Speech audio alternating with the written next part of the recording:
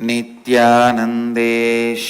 समारम्भाम् नित्यानन्देश्वरि मध्यमाम् अस्मदाचार्यपर्यन्ताम् वन्दे गुरुपरम्पराम्.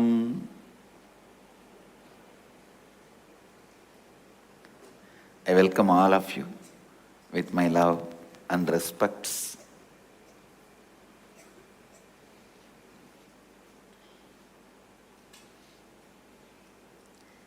I welcome all the devotees, disciples, Samajis, Satsangis, Sri Mahans, Mahans, Tanedars, Kotaris,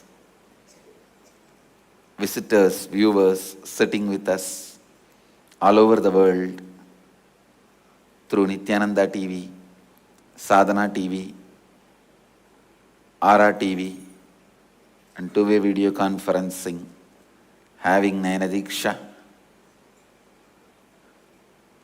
Cities sitting with us in two-way video conferencing, having Nayanadiksha. Kuala Lumpur Adinam, San Jose Adinam, Seattle Adinam, New York Adinam, Toronto Adinam, Guadalupe Adinam, Oklahoma Adinam, St. Louis Adinam, Melbourne Adinam, Wilmington, North Carolina, Ohio Adinam, Suva, Fiji, Los Angeles Adinam, Varanasi Adinam, Warrington, Houston Adinam, Calgary Amarnath, Singapore Adinam, Dubai Adinam, Doncaster UK, London, Surrey Canada, Bengaluru North, Hosur Adinam, Hyderabad Adinam, Trinidad Tobago, Hong Kong Sirgari, China, Guptakashi, Hyderabad, and some more cities. I welcome all of you with my love and respects. Today, first thing, we are launching a program of 10,008 minutes for peace. Please understand, people whose third eye is awakened, if they sit and do a sankalpa, create a will, it will simply become reality. So, not only I am going to create yogis whose third eyes are awakened, I am going to put them to use that energy in the direction of creating a world peace. We are not doing this for Nobel Prize. We are very clear. We are really, really interested in the world peace. We don't want to talk about it. We want to work for it. We are not interested in any award, reward, peace, prize. No. But we will do it. We will make it happen.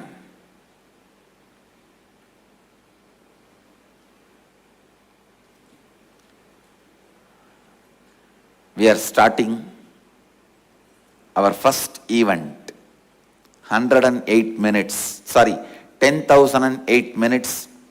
for peace for Kenya. We are going to do this first step of peace meditation for Kenya.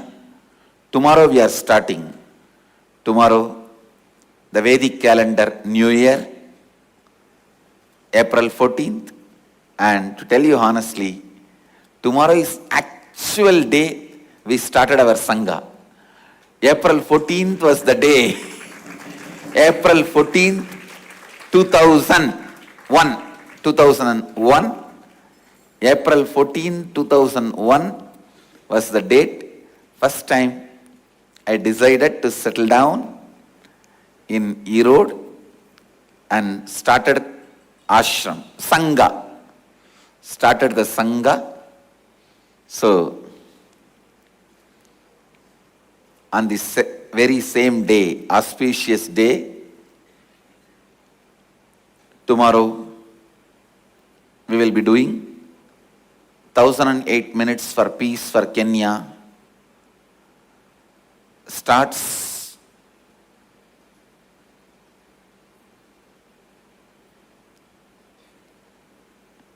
It starts from tomorrow, but we will be continuously doing till we make world peace as reality. World peace as reality. Vedic tradition beautifully describes yastu sarvani bhutani atmanyevanupashyati sarvabhuteshu chatmanam tatona vijugupsati. The inner peace leads to world peace. So, we will bring peace to the whole world. It is simple 4 steps. Light at least 108 or 54 Moksha Deepam, lamps for liberation. Most probably it should be mud, or it can be silver, gold. Now recently we found out from Agama, it can even be brass or copper. Even the brass lamps are accepted. Earlier we did not see the reference. Very recently we discovered it in the Kamikagama. Mahadeva accepts brass also as one of the sacred metal. Can be used for sacred purposes. Brass, bronze, copper, mud, silver or gold. Any one of these 6, you can have the lamps and you can light the lamps for Moksha Deepam, lamps for liberation, and 7 minutes sacred Brahmi Kumbhakam or Brahmi Dhyana, means intensely chanting the Mahamantra. That is called Brahmari Pranayama in the tradition, yogic tradition, to open the heart center. After the Brahmari Pranayama, Swasti Mantra, chant the mantra for the world peace and sit completion with yourself.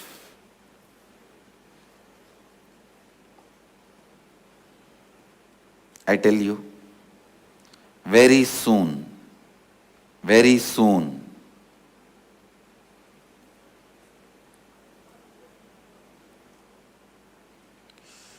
we will have at least 10,000 yogis whose third eye is awakened, who can read without the usage of eyes and light, without using the eyes and light. That is what is meant by blindfold reading. Blindfold reading is too cheap word, too small word. So, we will have at least 10,000 yogis sitting and radiating peace to the whole universe. We will generate more and more enlightened beings, Jivan Muktas, doing this to themselves and to the world. So, tomorrow we are starting this program. First, we are going to concentrate our energies to bring peace in Kenya. Next, Kashmir. Next will be Kashmir. We need lot of peace in India. Lot of peace in India. We will work one by one, bring peace to the whole world. We will do it. It's not for media gimmicks or any Nobel Prize or any other awards, rewards, pieces. Actually, I was thinking that I am going to decide and declare I will not accept any rewards, awards, anything.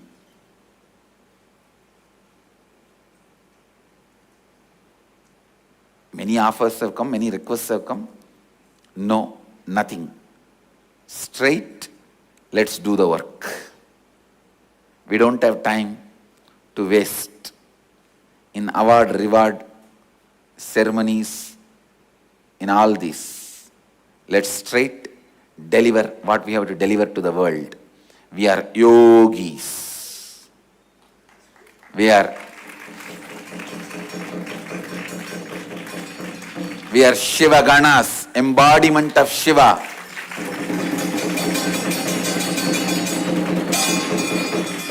Imagine Shiva stretching his neck out for any award, reward. Doesn't match. Rejected. Understand, we are Shiva Ganas. We will make it happen. We will make it happen. And Mahadeva is with us, within us, with us and within us. We will do this for world peace and constantly bring the peace really. Really let us bring the peace. With this, I'll enter into the satsang.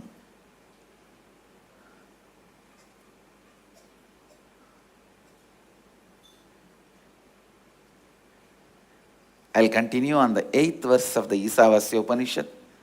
Saparyaka chukramagayavam avranam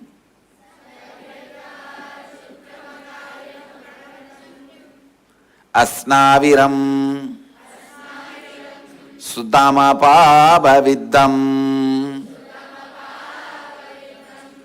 Kavirmanishi Paribuhu Swayambhur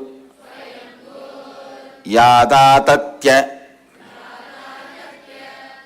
Yathorthan Vyatataschatvadibhyaha Samabhyaha. Pure consciousness is all-pervasive. Today I just wanted to give a literal meaning, an implicated meaning of this verse. Pure consciousness is all-pervasive, like space beyond the coming and going. Absolute radiant and self-effulgent. Absolute radiant and self-effulgent. Unembodied, boundaryless, whole. Understand? Consciousness is not embodied. Please listen. Consciousness is not inside your body or outside your body. It is everything. Whatever you understand. See, if consciousness is inside your body and your body and mind is there, then you can say embodied. But here, Upanishads are very clearly declaring everything is consciousness. Then how can you say you are embodied conscious? No. Embodied means something other than conscious should exist. But here it is not. It is not. Unembodied, boundaryless, whole. It is just boundaryless. How will you imagine? Try your best. Boundaryless. Like space.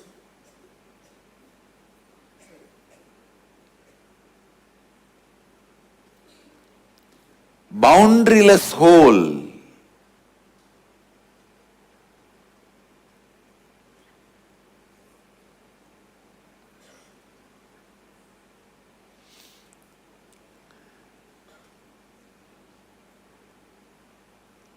Woundless, muscleless.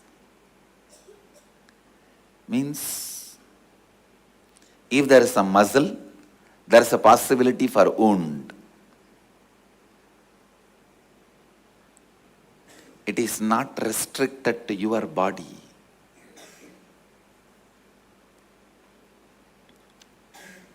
It's beyond any possibility of wounds, muscles,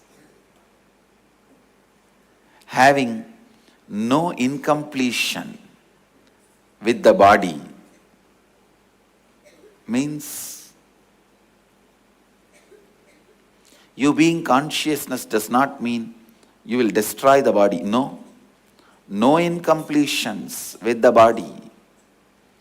Beyond the gross body, consciousness is the ever pure space, devoid of the dirt of ignorance,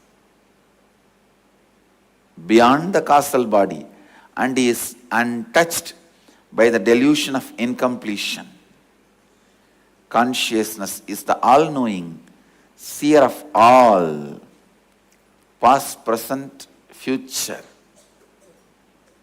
Kavihi, the Lord of all minds, Manishi. Consciousness transcends all beings. I think each line I have to spend at least 1 year to explain. Consciousness transcends all beings. Please understand, anything is can become not. Anything is can become not. Here, no is and not. Consciousness is isness, which is beyond is and not. It is like a Nitya is beyond Nitya Anitya. Beyond Nitya Anitya is Nitya. So beyond is and not is isness. The isness is consciousness. Consciousness is self-existent by itself. Swayambhu. Swayambhu. Kavi Manishi Paribhu Swayambhu.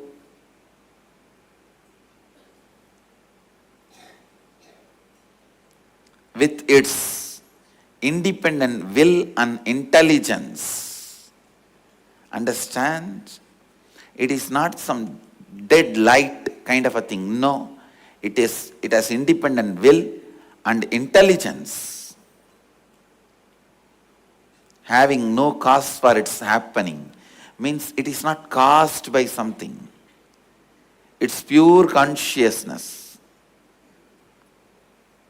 From time eternal, has enriched the ages and each being by ordaining desirable responsibilities unto them as per their nature and space and their actions and results thereof.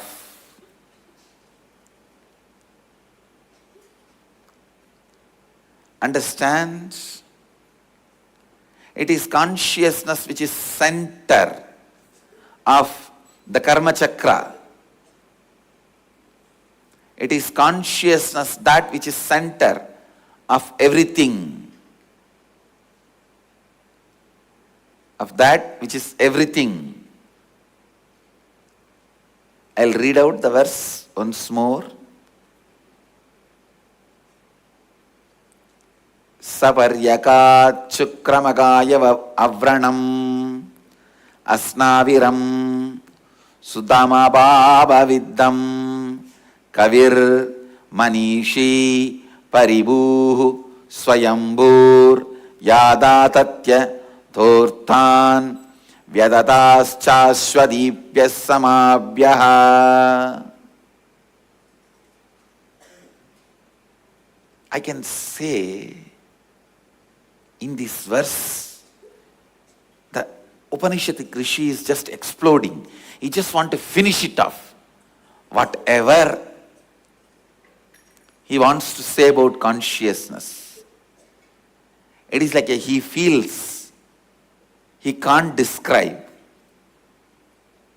he can't spell it out. Actually, whenever you feel you can't spell it out, you can't describe, you will go on be repeating the same line 10 times. Oh, you know, that is that, that is that, that is that. When you feel words are not enough, you will be repeating the words which has the same meaning again and again. You will be repeating the same word again and again.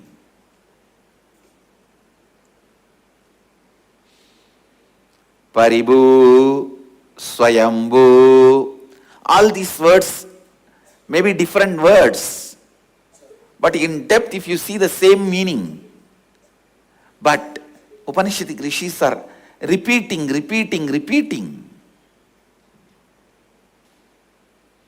One thing be rest assured, Upanishads are very clearly declaring you are untouched by delusion and incompletion. How much ever you imagine, visualize and pull the incompletion over you like a blanket in the early morning 4:30. How you pull your blanket early morning 4:30. Same way only you try your best to keep the incompletion on you because it feels very cozy. But you will be made to get up and go to Akada. So you will be made to throw away your incompletion, made to do the work of an enlightened being. Understand? How much ever cozy you may feel with your incompletion blanket. Actually, we can embroider incompletion blanket.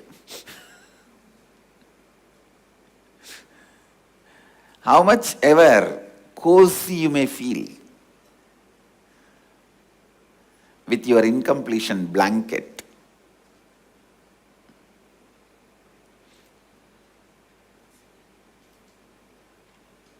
You are not touched by incompletions.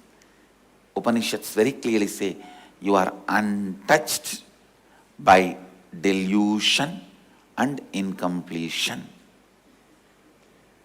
Untouched by delusion and incompletion. When Upanishads declare this about you, this is you.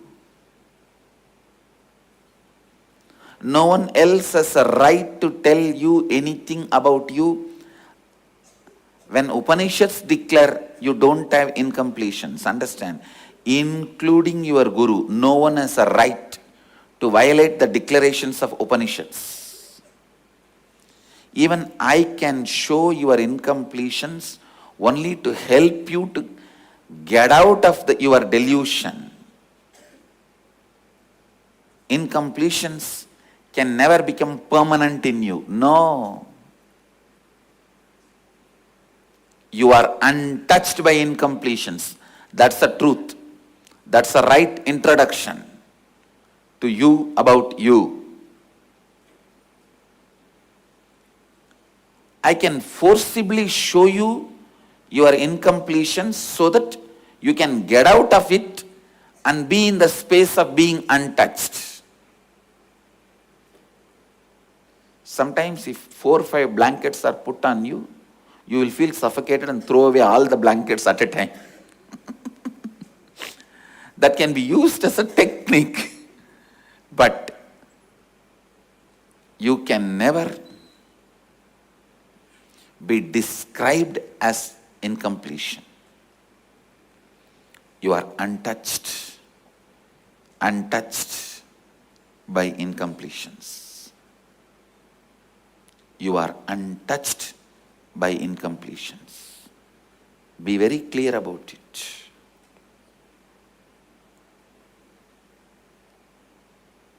Pure consciousness is all-pervasive and it's untouched by the delusion of incompletion.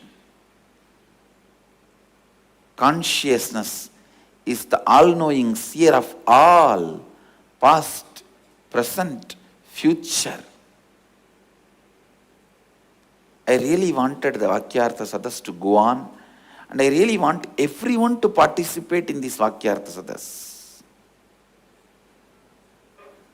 Because only when you sit and talk, debate, you will even spend your time on thinking about it. Otherwise, all the time, you are worried about your pickles.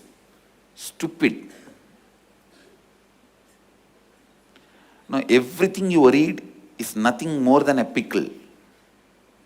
Whether you are worried about your house, car, all that is only a pickle for life. The rice of the life, food of the life is only enlightenment.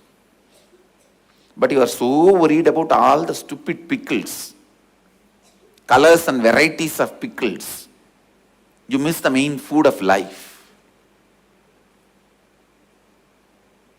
So please understand, everyone should spend at least an hour in your life on Vakyartha Sadas, debating, internalizing, discussing about the Upanishadic truths, because only when you sit and discuss, you will think about it. You forgot the process of contemplation. When you are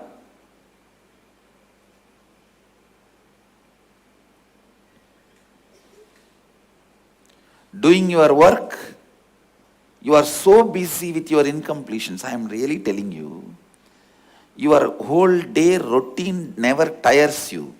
It is the incompletions and emotional turmoils you go through whole day that makes you tired and bored. Nobody's routine tires you. I am telling you,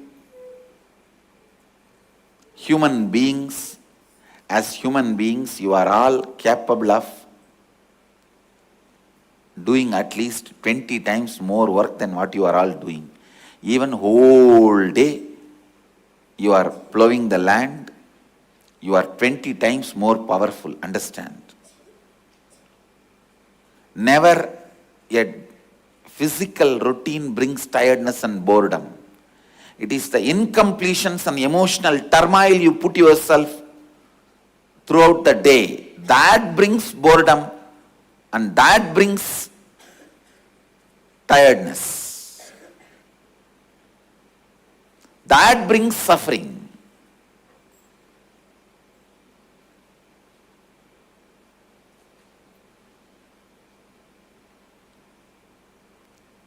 So when you do this Vakyartha Sadas, debate, that's the only time you will think about all these higher truths.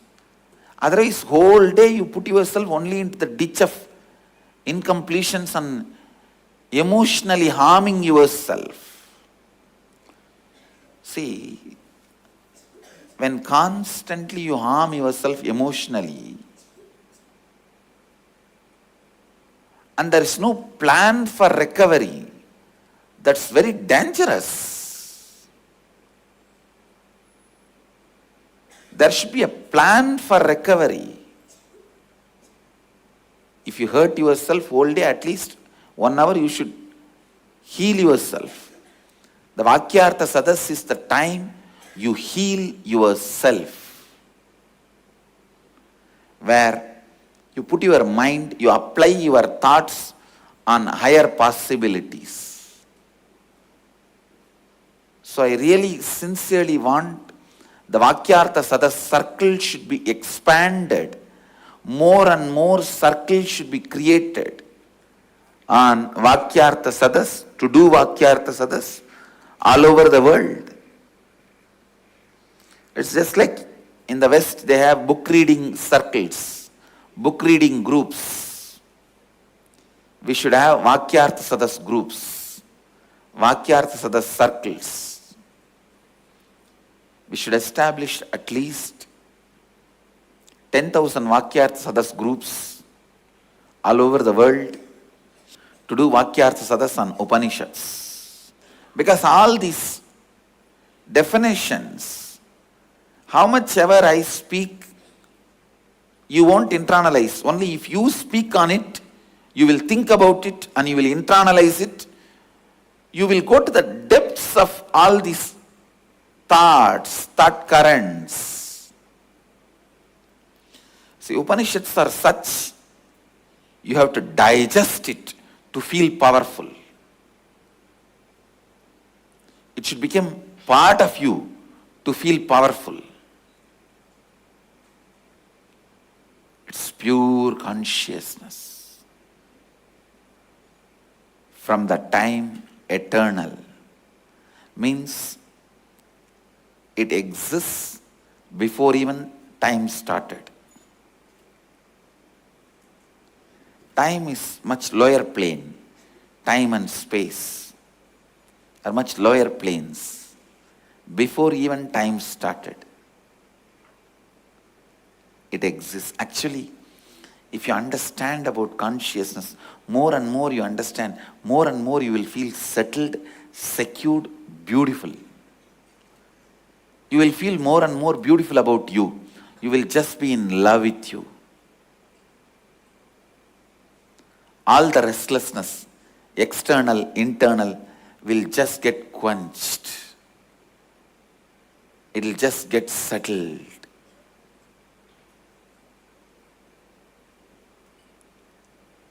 Vakyartha Sadas on consciousness, thinking about consciousness can bring so much of peace and joy.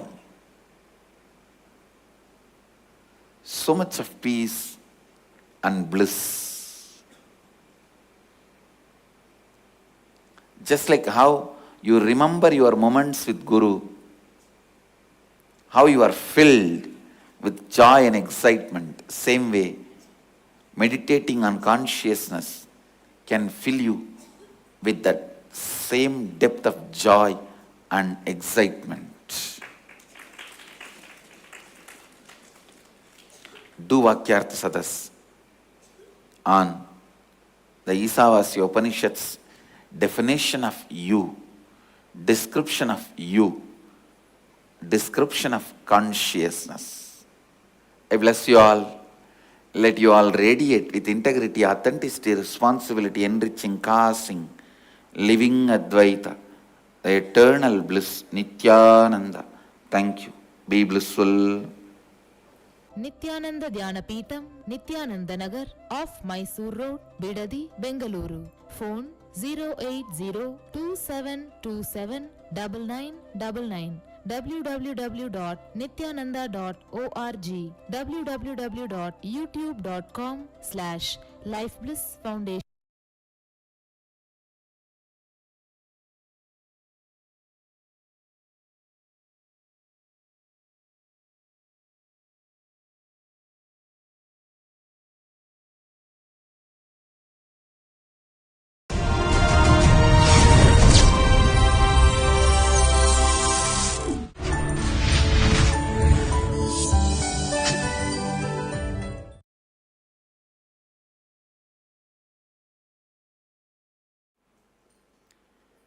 Nithyanandeshwara Samarambam Nithyanandeshwari Madhyamam Asmadacharya Paryantam Vande Guru Paramparam.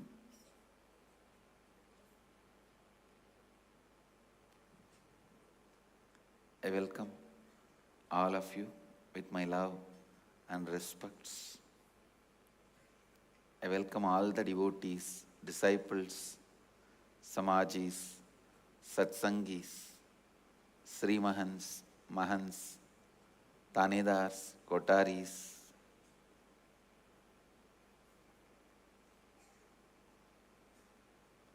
sitting with us through Sadhana TV, Nithyananda TV, Ara TV, and two-way video conferencing, having Nayana Diksha.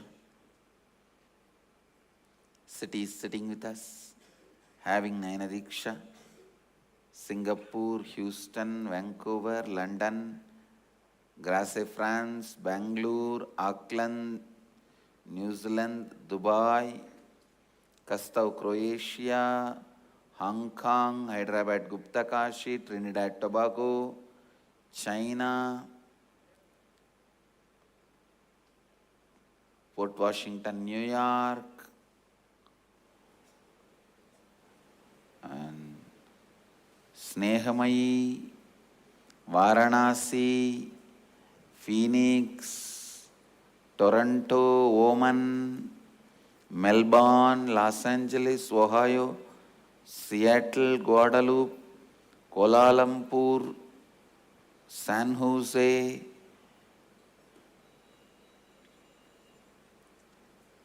St. Louis, and some more cities. I welcome all of you with my love and respects. I'll enter into the satsang.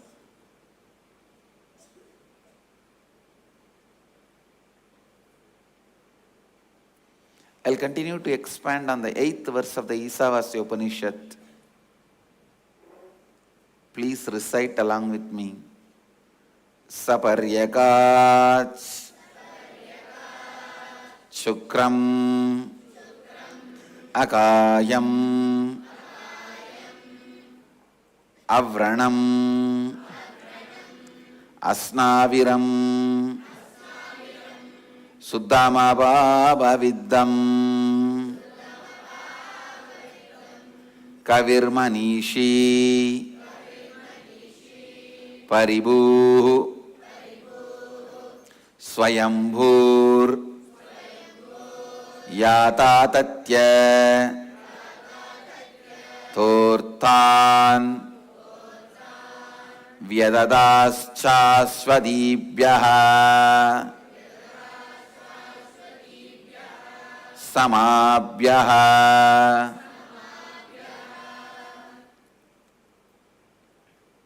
I was expanding. Pure consciousness is all pervasive, beyond the coming and going, absolute, radiant and self-effulgent, unembodied, boundaryless whole, woundless, muscleless, having no incompletion with the body.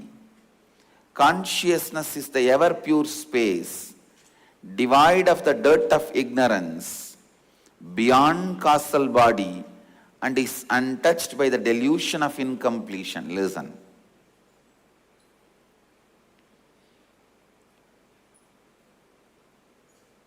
Today I wanted all of you to take up this as a Vakyartha Sadas. Subject and homework. Start working on unembodied, boundaryless whole, woundless, muscleless, having no incompletion with the body.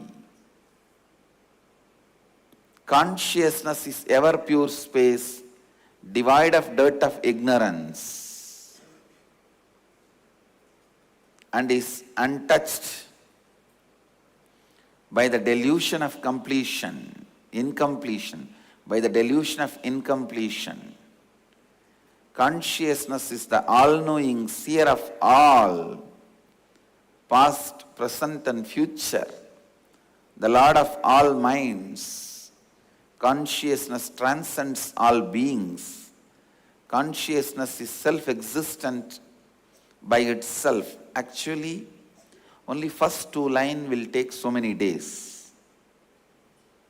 Once you know the knack, now you can work on all these truths in 1 or 2 days. So by today and tomorrow, finish off all this by doing the homework of what is the pattern which makes me experience otherwise the Upanishad is describing as me. Please understand, listen. Upanishads know you much more than you know you. Upanishads know about you much more than you know about you. So Upanishads are declaring who you are, what you are.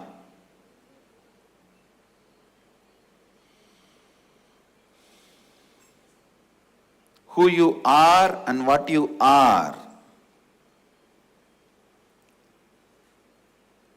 Start living it. Start living it.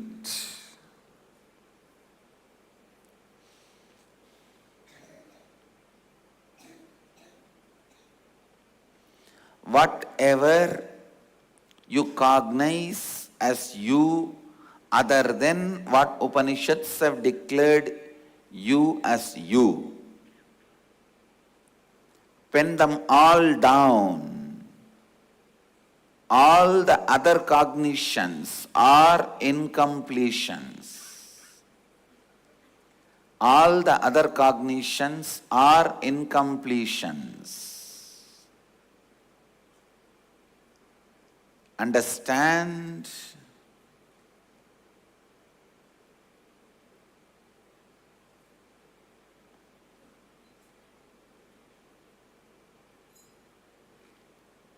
If Upanishads are declaring you are absolute radiant, anything tires you, anything brings boredom in you, anything stops your excitement, including your pains, sufferings, anything says otherwise, listen, is incompletion. You need to complete with it. Upanishad says you are devoid of dirt of ignorance. You are devoid of dirt of ignorance. But if you think you are still ignorant in some space, somewhere, in something, if you say, I don't know about that, then you need to get to the bottom of when you started uttering, I don't know. When you started declaring ignorance, I tell you, ignorance is declared first time in you when you do not want to know, not when you don't know. Listen. Go back to the first declaration of you on ignorance. When you declared, I don't know, first time in your life. Go back, you will see all that moments will be your conscious choice of not to know, does not want to know, or knowing feels like, oh, so much work. Or you hate knowing subtly, and you might be feeling you are only being used. Why should you know so much? For living, we don't have to do so much, and we don't have to know so much. Come on. What an embodiment of stupidity.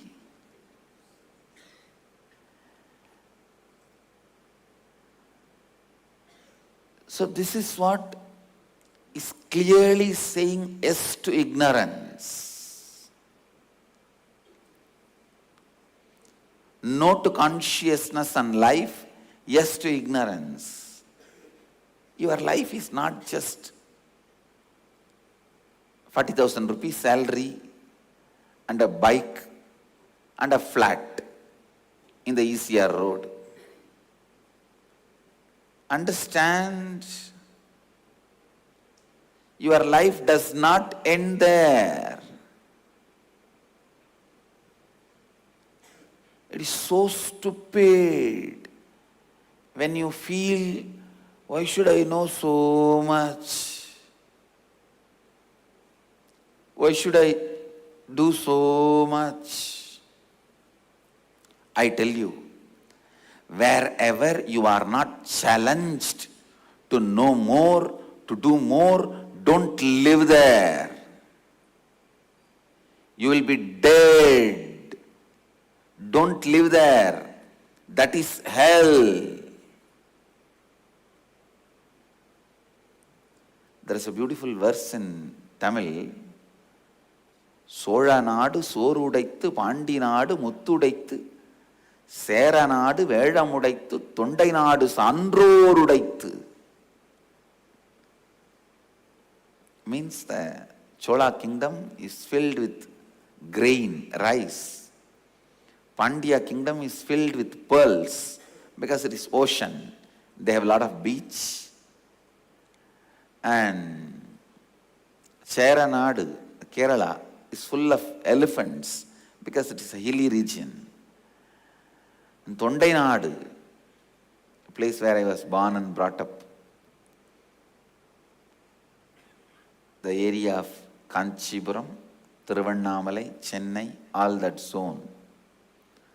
The Tondainadu, Sandrorudaithu, full of enlightened beings.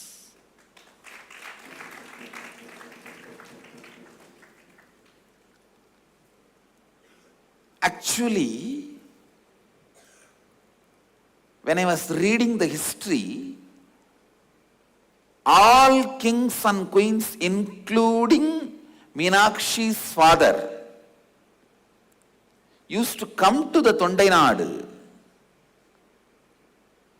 and take people from here and settle them in their zones. That is the way the Nagarattar community has moved from Tondainadu to Cholanadu.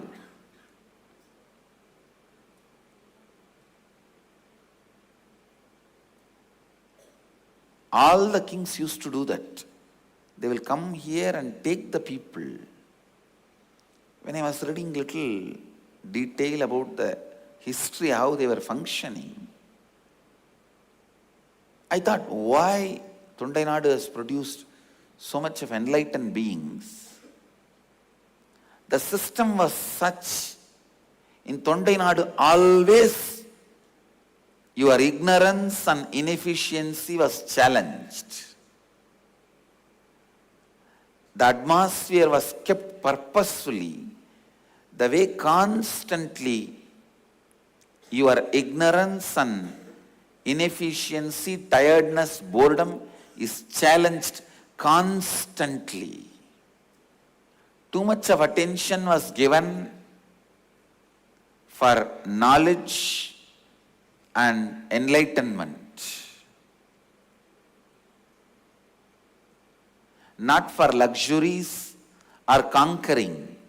Tondainadu never went around and conquered. They were more like a human nursery where beings have been cherished, grown. Tondainadu was full of Patashalas, Gurukuls, where people were growing, people were made to happen. Please understand, human beings are not just born, they are made to happen.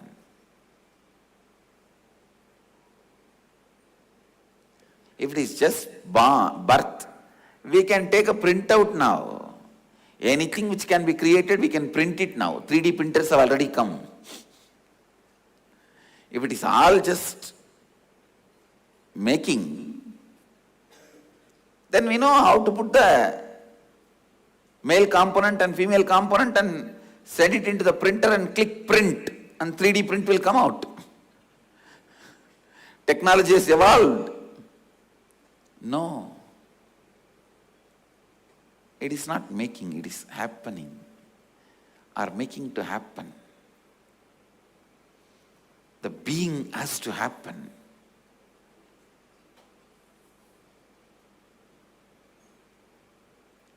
That whole Tondaimandalam was mainly constantly challenging. I am telling you, don't live where your ignorance is not challenged. It is a hell, because without even your knowledge, you would have been destroyed. After 5 years, suddenly you will remember, oh God, where am I? If I was with Swamiji and Sangha, where I will be? How much I would have known?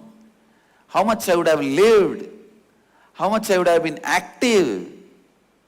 But your stupid mind thinks in a capitalistic way. Okay, even if I have known, done everything, what is there? The benefit goes to Sangha only. What is there for me? Stupid fellow. You being allowed to live here is the benefit for you.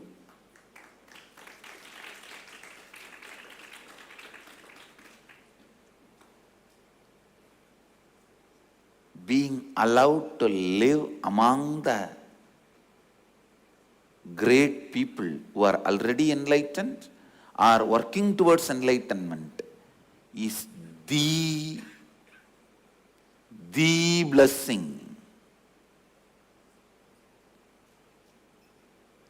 Where constantly people come back to authenticity, integrity, responsibility, enriching. I don't want to say that my Swamis never miss authenticity, integrity, responsibility, enriching, but they always come back at least after 2-3 days and declare, from now I will be authentic, integrated. Morning I will get up and come to the yoga, satsang. So there is a mechanism to stand up again. From today again I will become authentic, integrated. Everyone comes back once in a week. The mechanism to come back, as I said, till you become tired of falling, I will not become tired of raising you. Understand? My job is raising you, your job is falling. But naturally you will only become tired, I will not become tired.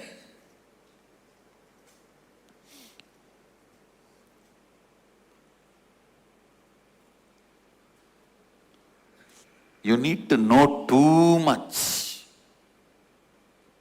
You need to know too much. You need to do too much. Not bringing your stupid incompletions about the results and the selfishness on the path of your knowing and doing is what Krishna says, karmanye vadikaraste mabaleshu gatachanaha. You have a right to work, not to expect results, because when you expect results, you mess up your working. You mess up your working.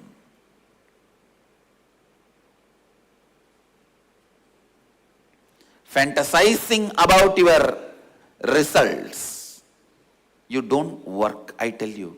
Once you completed fantasizing about your result, working will look very pale, dull, will not be inspiring, will not be exciting.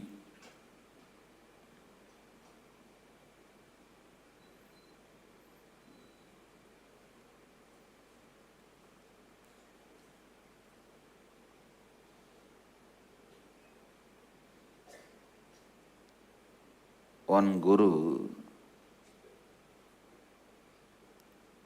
is a Matadipati, a head of one traditional mat.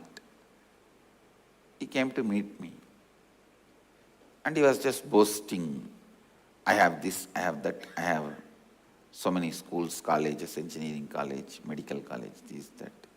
I just sat and listened. I just asked him, when you are being coronated? He said, 3 years before. in last 3 years, what did you do?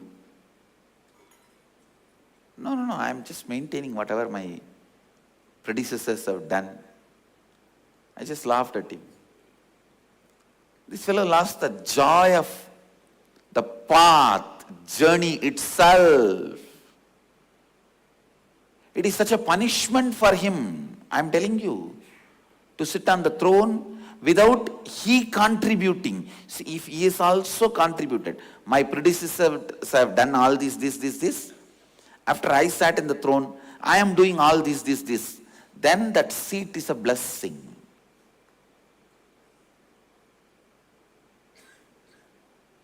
Please understand, the day you come to the conclusion, knowledge is not required for your survival, being active is not required for your survival, you are dead. You are waiting to be buried. You are just waiting to be buried. Catch it. Understand what I am saying. So, let these silly ideas, that's the word I will use, not even incompletion. We should not give the status of incompletion for this thought. Silly idea. For surviving, why should I know so much? For surviving, why should I do so much? If somehow I catch one small department, sit and as a Tanedar, or I run away and get one job in one office as a clerk and get some 30,000-40,000 salary and one two-wheeler and one apartment, that is enough. For surviving, why should I know so much? For surviving, why should I do so much? This is what I call most silliest pattern in your life, with which most of human beings are stuck. Knowledge is a knowledge is a knowledge. Being active is being active is being active. Should not be judged, scaled, measured based on the returns. Income or the luxury or the comfort it is expected to bring. Knowledge should be for the sake of more knowledge. Work should be for the sake of more work. Work to get more work. Have knowledge to have more knowledge. Don't understand, whenever you try to use knowledge to achieve comforts and luxuries, nothing wrong. Saraswati can always bring you Lakshmi. But when Lakshmi becomes the goal of Saraswati, then starts ignorance. Wealth can always be achieved by knowledge, nothing wrong. But if just wealth becomes the goal of your knowledge, there stops your knowledge and ignorance starts.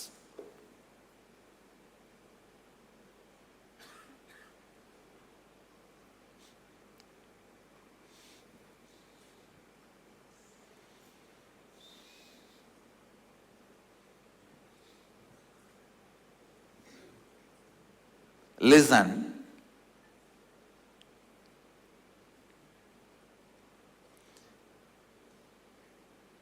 Let wealth and comfort not be the goal of your knowledge. The moment that becomes goal of your knowledge, your ignorance starts, because you start feeling, oh, others are all not that knowledgeable and they have so much of luxury. They have a big house and car, whatnot, and a private helicopter and everything. Then why should I have so much knowledge to have all that? How can I also get with less knowledge more luxury and comfortable? All this conspiracy, the conspiring tendencies and cunningness enters into your system. Please listen. the goal of the knowledge should not be wealth. Wealth can be achieved through knowledge, nothing wrong about it. But that should not be the decision-making factor for you constantly exploring knowledge. Knowledge itself is a taste, joy, excitement, experience. Only that person becomes embodiment of Saraswati, Maha Saraswati.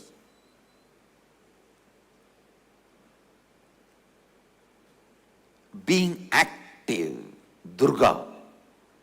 Being active, just to be more active. See, by being active, acquiring wealth is not wrong. Acquiring luxury is not wrong. But that alone should not be your goal. Then, the moment you have your basic needs and or wealth or luxury, you will just become inactive. You will plan cunning ways how to be less active, less doing, and more wealthy, more comfortable. World suffers just with this cunningness, silly thoughts.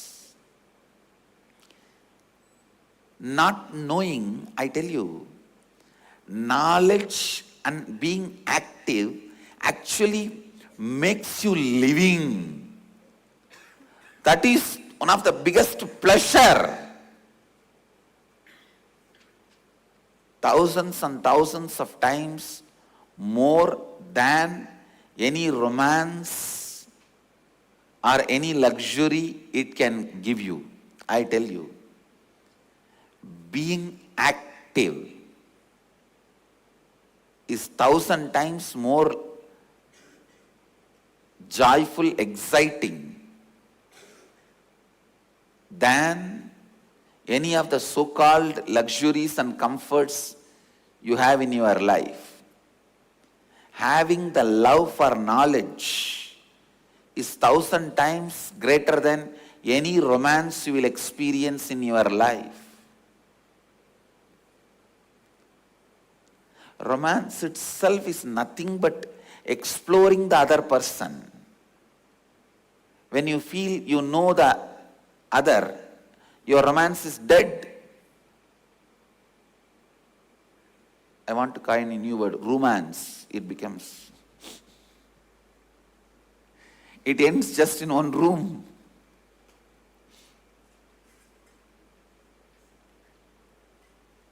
The excitement is not actually from the other person. It is actually from your excitement to explore and know. Excitement is always from knowledge. Understand? The moment you decide to have something else as the purpose of your knowledge, the ignorance starts in you, cunningness starts in you. When your teacher tells you to memorize the mathematic table and you think, wow, without the mathematic table itself, my friend has passed the exam, or my other friend is having his candy because his father is rich. Why should I memorize all this mathematic table? The moment you decide not to, that is when the layer of ignorance, the dirt of ignorance starts covering you. Maha Saraswati, the embodiment of knowledge, she is very clear. Only if you decide, she will put you in ignorance, not otherwise. Putting yourself in ignorance is out of your will. You are never pushed into ignorance. Listen. The 5 actions: creating, maintaining, destroying, putting in ignorance, and liberating. In these 5 actions, this putting in ignorance, you do it by your own. These three, creation, maintenance, destruction, these three Mahadeva does from his cosmic form. Putting in ignorance, you do it on your own. Giving liberation, he assumes the form of Guru.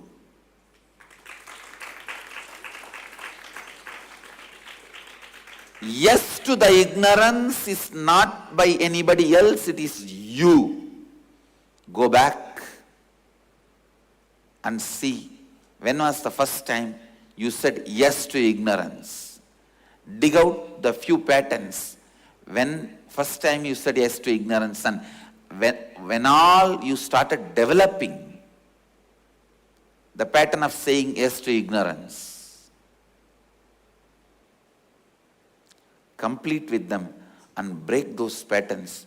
Suddenly you will see, it is not that you will know only what you study, read, no.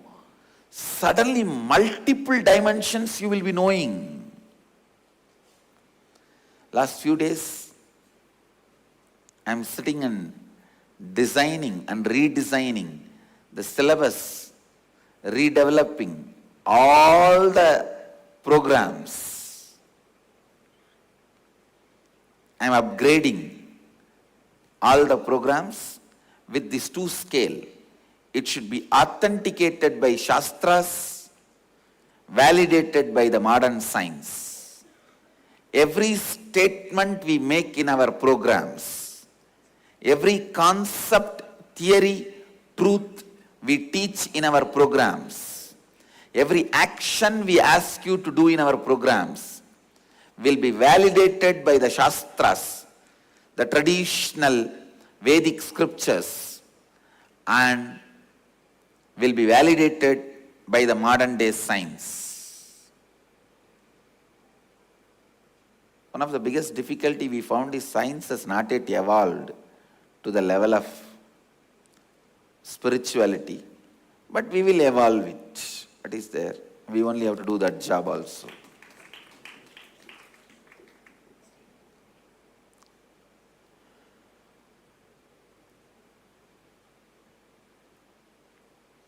I'm sitting with some of my Sri Mahants, devotees, Mahants, and dictating the syllabus. One of my Sri Mahants was telling me, Swamiji, really I'm surprised how much you know. Your intelligence is unmatching. And he was telling, if somebody comes and talks to you about the politics, you know the nitty-gritty and even the names of every individual who did what. And when you sit and give the quotations about the Shastras and Upanishads, you know the nitty-gritty of where, in which shelf the book is there to, which page you have to open and which line is the verse. Please understand, I have not earned this in a linear way. Knowledge is never linear. When you say yes to knowledge, you just break the ignorance which is linear. Ignorance is linear, knowledge is always vertical. It's just multidimensional. If you just penetrate the layer of the ignorance, suddenly the whole thing will be available to you. If you know about one handful of clay, you will know everything about the clay everywhere, anywhere in the world. If you just know few mental setups and source patterns, not root patterns, understand? Root patterns always makes you powerless. Source patterns always makes you powerful. The source patterns,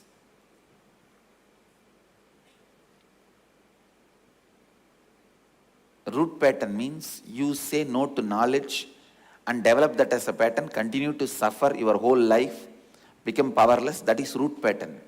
Source pattern means you will learn how the world says no to knowledge and suffers forever, and have the solution to break that pattern. That is source pattern. Source pattern always empowers you. Knowledge about the source pattern empowers you. Root pattern just makes you powerless.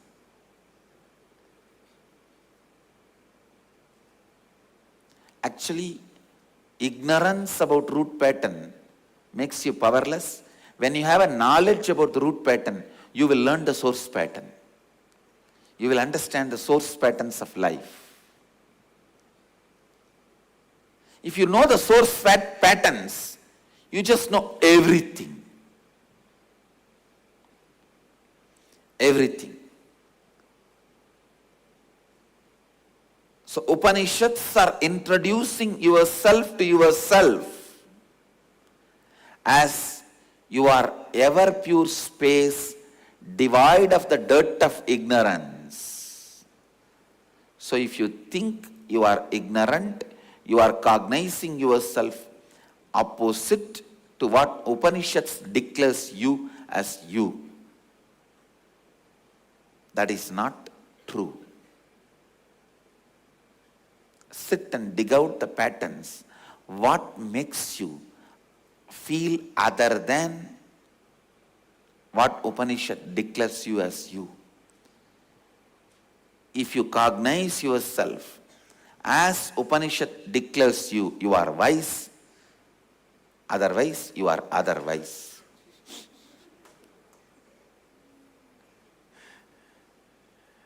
If you cognize yourself as Upanishad declares you, you are wise or otherwise.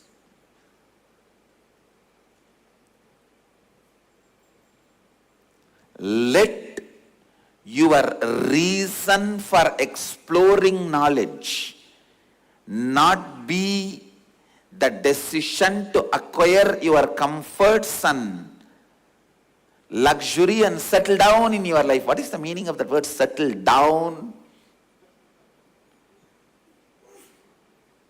Settle down means just being above the ground but doing everything as if you are already below the ground is settling down. That's the definition of settling down. If you are under the ground, sealed, how you will be? You trying to be in the same way, being above the ground is settling down. No, I have this big doubt about the great theory.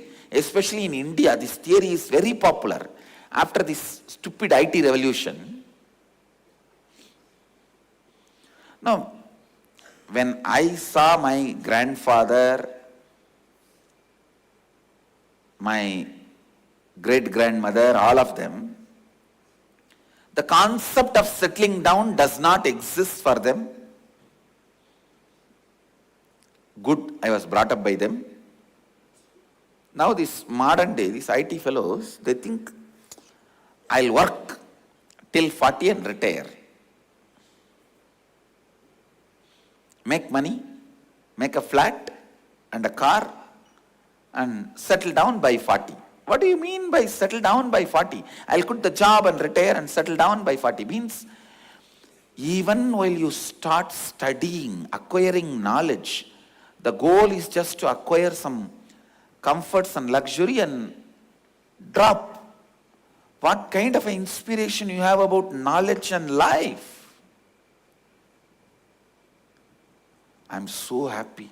I was brought up by my grandfather, who went to his office even when he was 92 till the last day of his death by walk. He went to his office by walk in the morning, attended all his office daily routine. Till the last day he had the bunch of keys, means the whole control over the whole organization which he built from the beginning. And noon for lunch he came back to the house by walk as usual, had his lunch, rested and left the body.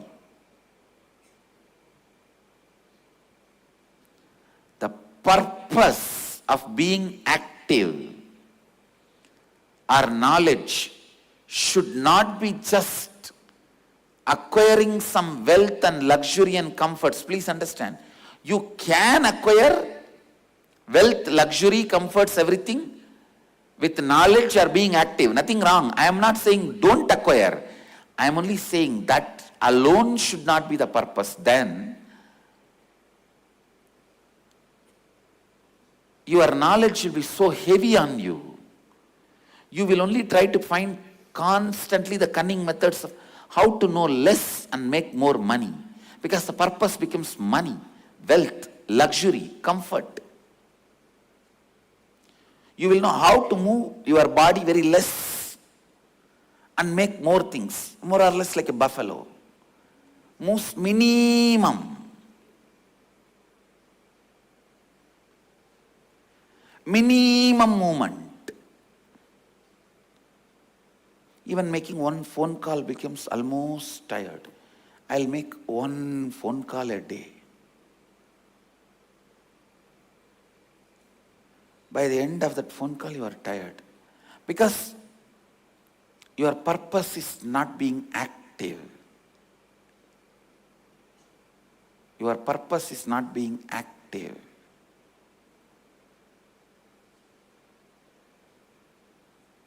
Understand? Let the purpose become being active. Durga. Being knowledgeable. Saraswati. Simply Lakshmi will happen. Lakshmi for the sake of Lakshmi. Durga for the sake of Durga. Saraswati for the sake of Saraswati.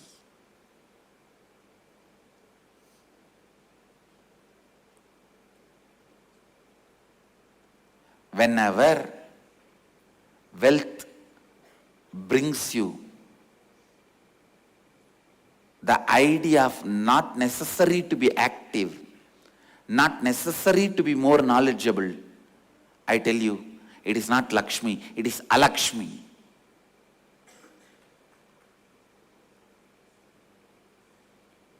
You are caught.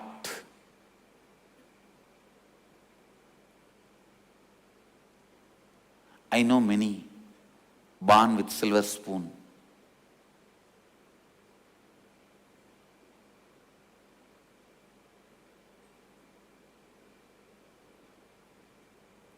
They are born, never grown. Anybody born with silver spoon, born but never grown.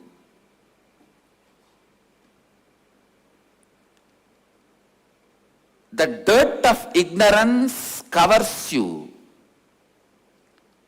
When the goal becomes something else other than the knowledge, when the goal becomes something else other than being active,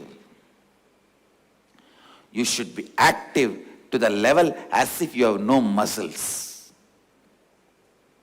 Remember, you don't have muscles. The muscles are just utility for you, like this hand key. I just pick up this hand key to wipe the face whenever I need. Same way, these muscles you pick up whenever you need to do something. Be very clear about that. That is what is the meaning of the word Dvata Shanta in Agamas, and in the Pada Puja mantras you chant Dvata Santa Kailasa Sonnata Dvata Santa Shyamala Pita. Dvata Santa means the source of you, which is neither inside you nor outside you, which is beyond your inside and outside. So be that. Then you will understand you are muscleless, woundless. The muscles are only there as your instruments, tools.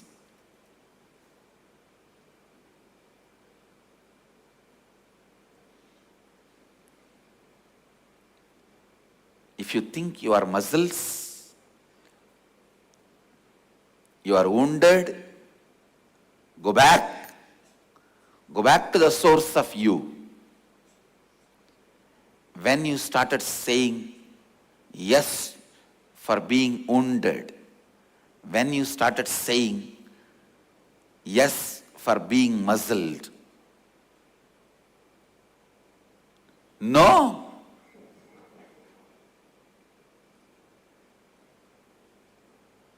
you are neither wounded nor made of muscles. You are muzzleless, woundless.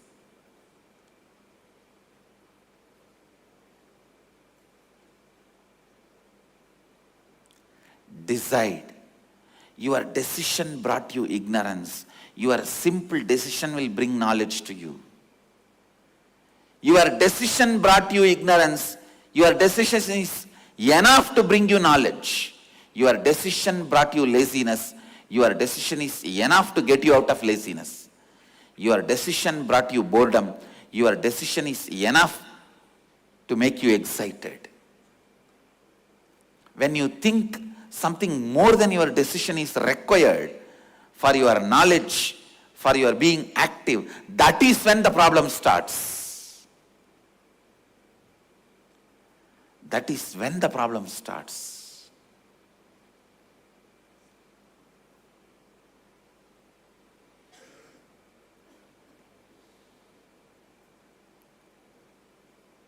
You needed a key to lock the door. You just need the same key to open the door, nothing else. You don't need an elephant and a big teakwood. If you have locked it by a key, you just need the same key to open it. That's all. You think, no, I locked it by the key only. I agree, Swamiji. But just key cannot open this door, Swamiji. It is too big, Swamiji. You are enlightened, Swamiji. Your door can be opened just by the key with which you locked, Swamiji. We are not like that, Swamiji. We need one elephant, Swamiji. We need one big teakwood piece, Swamiji. Tree, Swamiji. We need 20 people to carry the teakwood, Swamiji. And after we put the key, they will have to run and hit the door, Swamiji. Only then it will open. First, drop the stupidity that you need something more to undo the things you have done. No, you don't. If you have become ignorant, just know out of which you become ignorant. If you undo that, that is enough. If you become tired, just know out of which you become tired. If you just undo that, that is enough. If you become bored about life, just see how you became bored, undo that, that is enough. Thinking, you need more than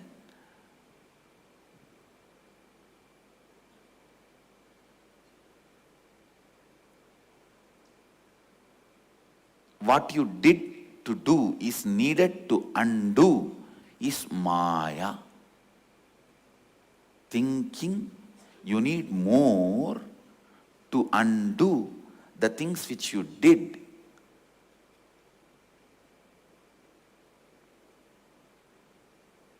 To do what was needed, more than that you need to undo is Maya.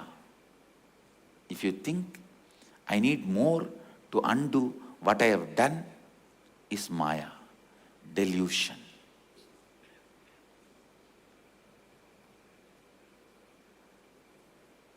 Delusion. Delusion. Understand, just know, in your life, if you lost relationships because of not having love, just undo, decide to be loving, you will have more. Don't bother about the people who left. You will have better people. Because now you know the signs of how to lock and open yourself. A person who always loved, never said no also, may be sweet but not spicy. But the guy who said yes and no both, not only become sweety and spicy. Now, when you start saying yes, you know how to be sweet and spicy. Don't worry. A man who is always saying yes to knowledge may be sweet, may not be spicy. Sometime you said yes, sometime you said no. Now start saying yes with this knowledge. You will be sweet and spicy, both. Who always said yes to being active, he may be sometime workaholic, but sweet, not spicy. You said yes and no. Now start saying yes. You will be sweet and spicy. You don't have to worry. So anything you have done, you just need to put the same level only to undo also. Undoing is not more difficult than doing. Sit today and tomorrow, work on all this, each point. Suddenly you will see so many patterns loosens, so many patterns completed, so much of clarity, depth, knowledge, experience, and the cognition. You are the consciousness. And you will also be gifted all the qualities of consciousness along with the knowledge you are the consciousness. Understand?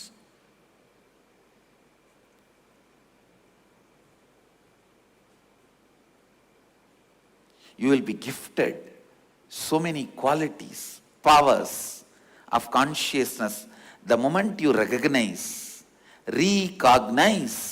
you are consciousness. You cognized and forgot. Now recognize, you are consciousness. You will have all those powers of consciousness.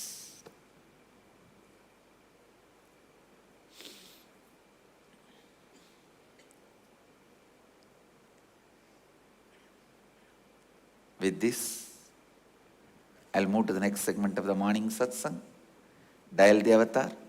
So by today and tomorrow, I want all of you to do this as a homework and Vakyartha Sadas. Each line of this 8th verse, each theory, each truth expressed in this 8th verse as you by Upanishads. With this, I bless you all. Let you all radiate with integrity, authenticity, responsibility, enriching, causing, living Advaita, the eternal bliss, Nithyananda. Nithyananda Dhyanapitham, Nithyananda Nagar, off Mysore Road, Bidadi, Bengaluru. Phone 08027279999. www.nithyananda.org. www.youtube.com/lifeblissfoundation.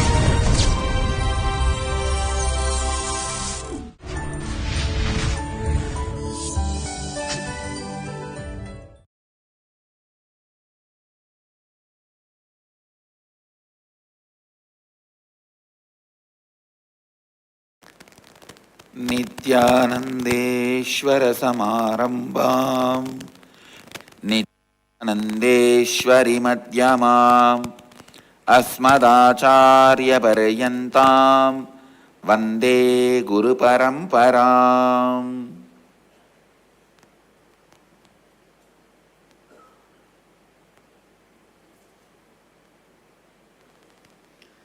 I welcome all of you with my love and respects. I welcome all the devotees, disciples, Samajis, Satsangis, Srimahans, Mahans, Kotaris, Tanedars, sitting with us through Nithyananda TV, Sadhana TV, Ara TV, and two-way video conferencing, having Nayanadiksha all over the world.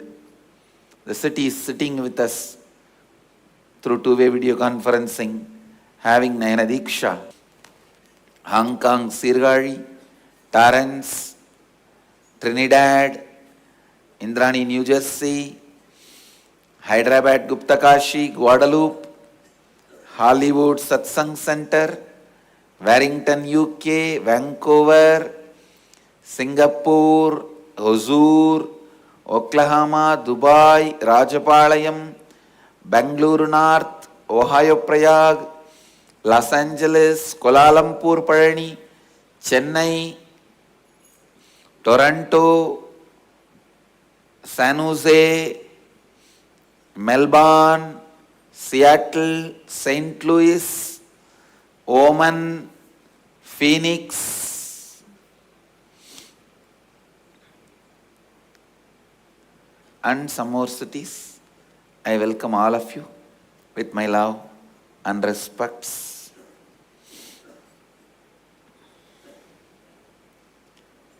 I'll continue on the 8th verse of Upanishads, the Isavasya Upanishad. Saparyaka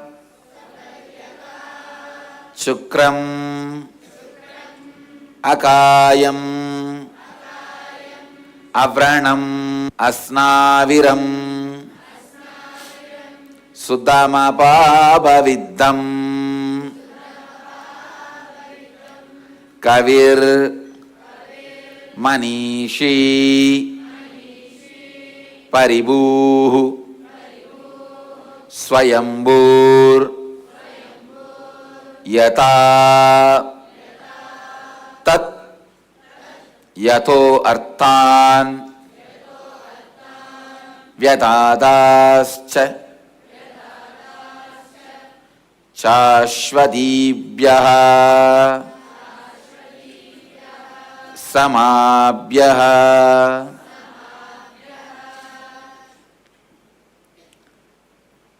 Pure consciousness is all pervasive, like space beyond the coming and going, absolute radiant and effulgent, unembodied, boundaryless whole, beyond the subtle body, woundless, muscleless, having no incompletion with the body, beyond the grass body, consciousness is the ever pure space, devoid of the dirt of ignorance, beyond the causal body, and is untouched by the delusion of incompletion. Consciousness is the all-knowing seer of all, past, present, and future, the Lord of all minds. Consciousness transcends all beings. Consciousness is self-existent by itself, with its independent will and intelligence, having no cause for its happening. It is pure consciousness that from time eternal has enriched the ages and each being by ordaining desirable responsibilities unto them as per their nature and space and their actions and results thereof. Now listen.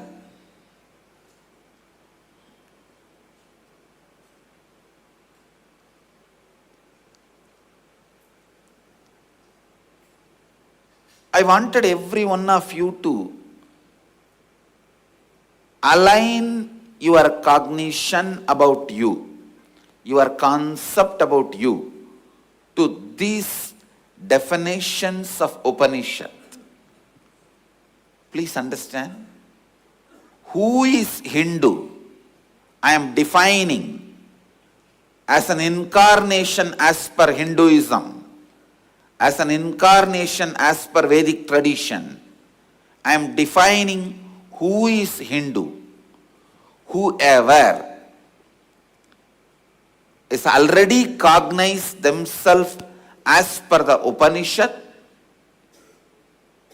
this Isavasya Upanishad verse, are working towards altering their cognition as Upanishad describes about them. Please understand, I am defining who is Hindu. Either you should have already cognized yourself as Upanishad declares you, or you should be working to cognize yourself as Upanishad declares you. Only then you are a Hindu. Whoever does this is a Hindu. Understand?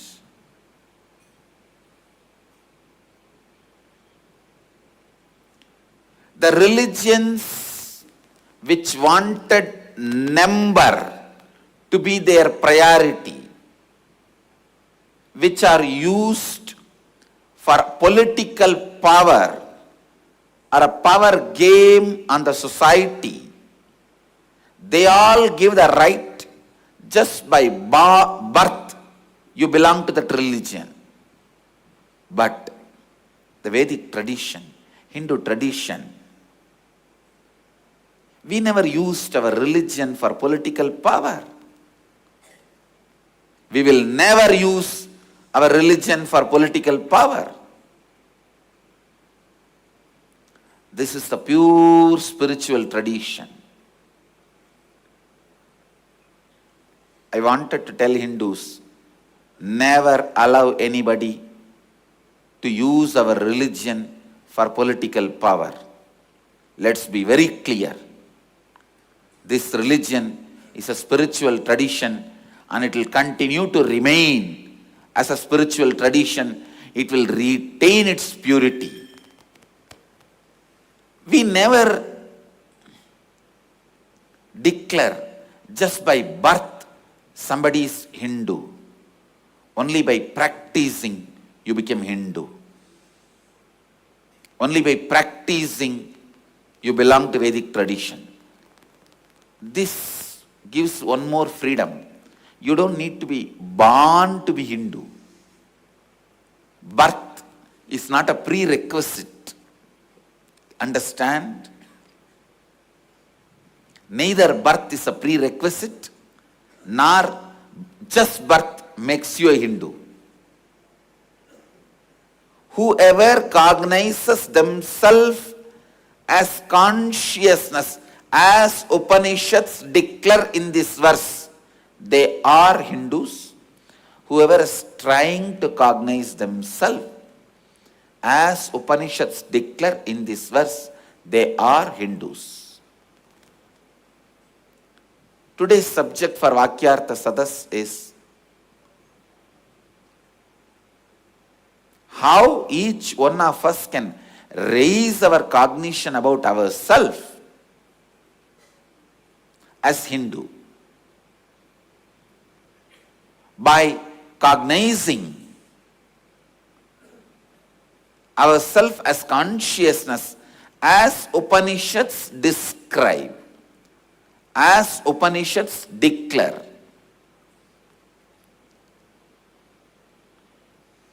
The first word, pure consciousness, is all pervasive, beyond the coming and going. Come on, now, whatever pattern you have which denies this belief that you are all pervasive, beyond coming and going, pen down all those patterns, start digging out. Let's start working on completion. Listen.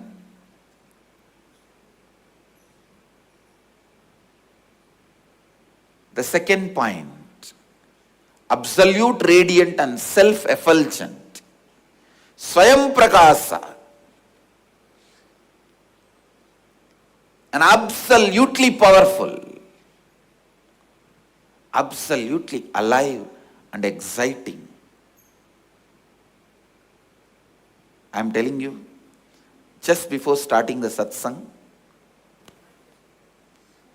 when Nithyananda Times video was going on, I called Jnanatma and told, play the recorded satsang. I don't think I'll be able to sit now. I just feel like resting the body into samadhi. And actually I'm working on a very important project of taking out all the initiations as described by Mahadeva without missing a single word, aligning them into our initiations, into our programs, and something more.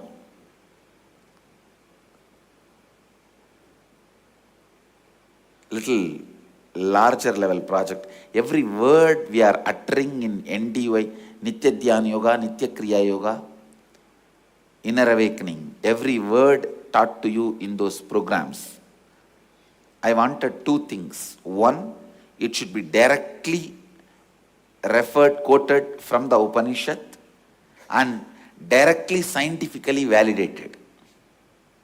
This two qualification has to be there for every word uttered in Inner Awakening program, or every word uttered in NDY program, every word uttered in NKY program. If an Acharya or me, if we make a statement, you are consciousness, I should validate that from Shastra and science. If I am uttering a word, this meditation awakens your Kundalini Shakti, opens your root chakra. This should be validated as per Shastra and the science. Of course, naturally I am designing everything as per my experience. It is already validated by my experience. But I am doing this project of validation by Shastra, validation by the ancient Shastras and modern day Shastras, both. Eastern science and Western science, both. So, I am preparing the body with deep samadhi so that all these informations can be downloaded and aligned. So just before the satsang, I told Jnanatma, I don't think I'll be able to sit for the whole satsang. Body feels like resting into samadhi. Please play that recorded discourse. But the moment I saw the Upanishad word, absolute radiant, I said, come on, I'm doing the satsang. You don't need to play. No, I wanted to convey, even just remembering absolute radiant, you are there radiating. Please understand, radiant is not just you radiating inside samadhi, constantly making the people that you are radiating. Please understand, even if I am resting in samadhi, I will be radiating. But that is not radiant. Radiant means people should experience you are radiant. An enlightened being can afford to be radiating in samadhi in a cave all by himself. An incarnation can't afford that. For an incarnation, people should experience you are radiating, because that is the purpose I assumed this body. Not for me to just reside in samadhi. For that I don't even need to assume the body.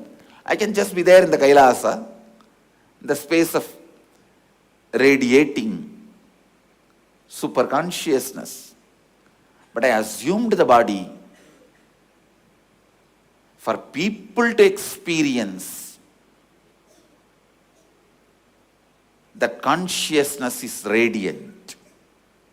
absolute radiant.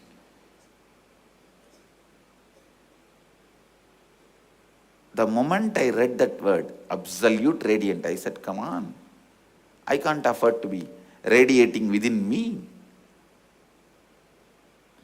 I should see to it. People experience that consciousness is radiant.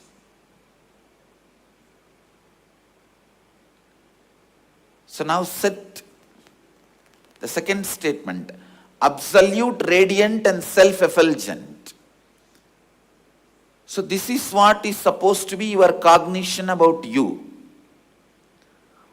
Whatever is denying this cognition, what all the other cognitions you are carrying other than this, what all cognitions are denying you being absolute, radiant and self-effulgent, pen down them. Let's find the root of those patterns. Don't worry. Oh, if I make the list of all the descriptions as per Upanishad, I may have 25,000 patterns, I can publish a book on it. No, don't worry. It is not true. The cotton bags may look 10,000, but you don't have to burn one by one each one of them. No, just put one matchstick. The whole thing will be burned. Just because, 10,000 cotton gunny bags are there, how will I be able to burn them one by one? Even if I use my hand and throw, how will I use each gunny bag? I have to throw 100 times. And 10,000 gunny bags are there. How will I throw? When will I burn? Just put one matchstick. Burning matchstick over.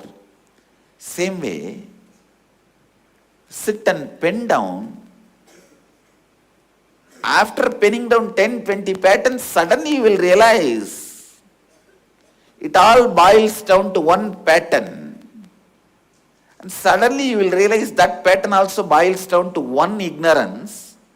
Suddenly you will realize that one ignorance needs to be completed only with one concept. That suddenly you will realize that concept also does not have so much have power over you. You are already powerful. And suddenly you will realize not only you are enlightened now, you are enlightened forever. I tell you, it is just digging that makes things happen. Manana makes enlightenment happen. Just internalizing makes enlightenment happen.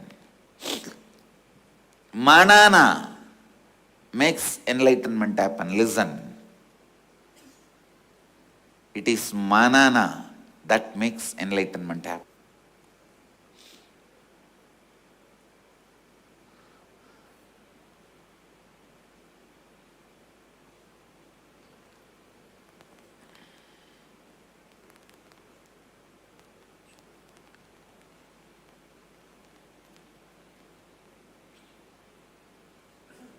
Next few days, I wanted every one of you to do this homework. This will be the subject of the Vakyartha Sadas. Topic by topic you will pick up. Pure consciousness is all pervasive beyond the coming and going. So this should be my cognition. What else do I have as my experience about me? Other than this, what is the cognition I am carrying about me? Where am I denying my existence as Upanishads declares me? Please understand, beyond coming and going means birthless, deathless. Birthless, deathless. You don't come to some place and go away from that place. So what is it which is constantly making you believe you come and go? What is the pattern you need to complete to realize that you are beyond coming and going? Sit and list those patterns. I wanted the Vakyartha Sadas to be happening today on this subject. Each one should dig out the pattern you are having which makes you believe other than what Upanishads declare you as you. Upanishads are saying you are all pervasive. You are pure consciousness. You are beyond coming and going. You neither come nor go. You are beyond that. Then what is that? Makes me believe. I come, I go. Pen down those patterns. Discuss about those patterns.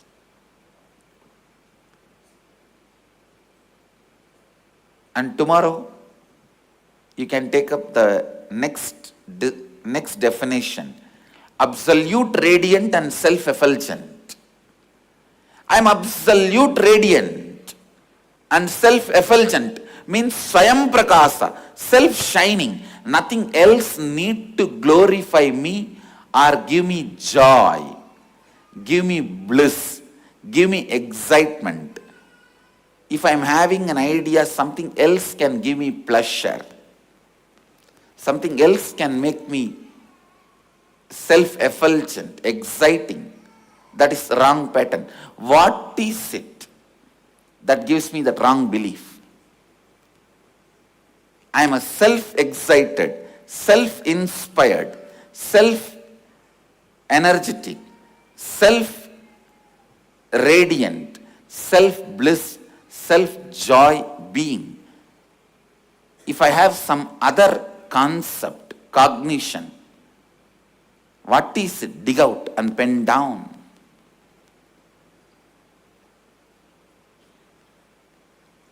Let's work on this Upanishad, Isavasya Upanishads, 8th verse, one by one.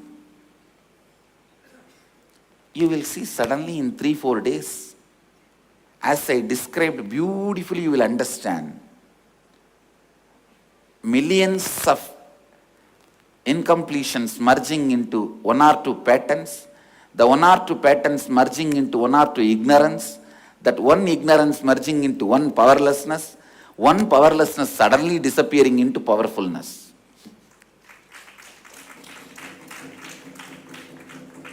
So internalizing itself leading you to liberation. I tell you, any intelligent man will understand. Many times, even if you internalize and intraanalyze your problem, you will find a solution. And then you will have only one fear. Will I remember this solution forever, or will I forget this again and be in the same ditch? Don't worry. How many times you fall into the ditch? More number of times I will raise you out of the ditch. Fight, it's a challenge between you and me. You go on declaring, no, I will fall. I will go on declaring, I will get you out. Don't worry about that. And one more thing, after some time you will be tired of falling. I will not be tired of raising, understand? You will be tired of falling, but I will not be tired of raising. So that is the hope and assurance you have. Don't worry about, oh, I may fall down again. No. You have somebody tirelessly raising you up. So you don't need to worry. And any number of times you may fall. At one time, you have to become tired of falling. But you have a person who raises you who can never become tired of raising. So you have that assurance. Don't worry. You can see in your life many times when you internalize, suddenly the problem disappears and you have a solution. That same technology, now I am using it to help you to realize even the ultimate problem can be solved. Ultimate truth can be realized.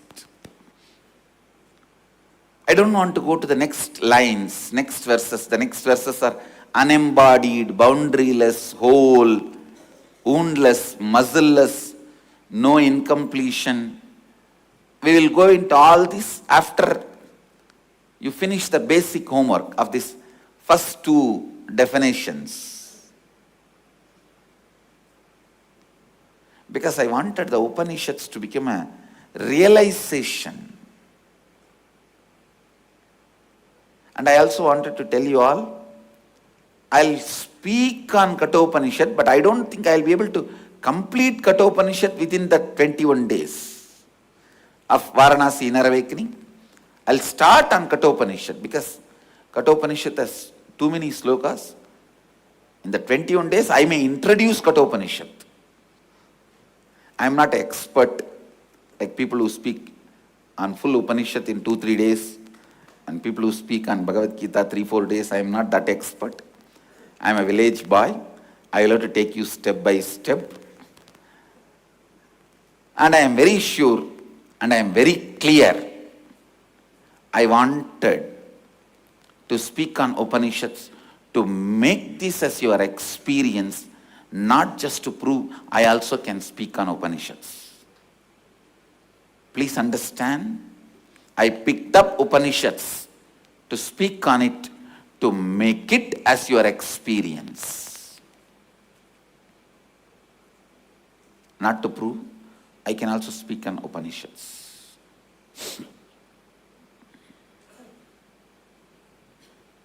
Let me be very clear. So, I wanted every one of you to do this as a homework for next few days. I bless you all. Let you all radiate with integrity, authenticity, responsibility, enriching, causing, living Advaita, the eternal bliss, Nithyananda. Thank you. Be blissful.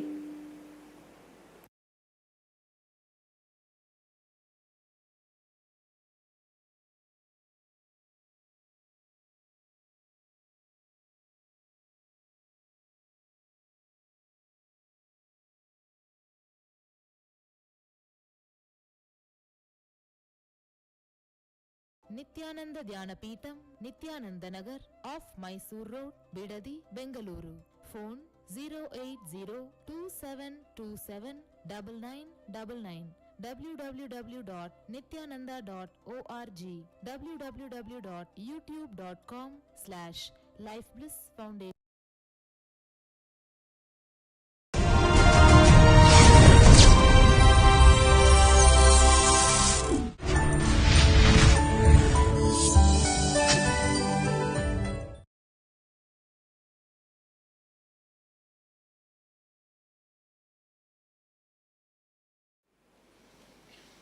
Nithyanandeshwara Samarambam Nithyanandeshwari Madhyamam Asmadacharya Paryantam Vande Guru Paramparam. I welcome all the devotees, disciples, Samajis, Satsangis, Sri Mahants, Mahants, Tanedars, Kotaris, sitting with us all over the world through Nithyananda TV, Sadhana TV, Ara TV, and two-way video conferencing, having Nayana Diksha.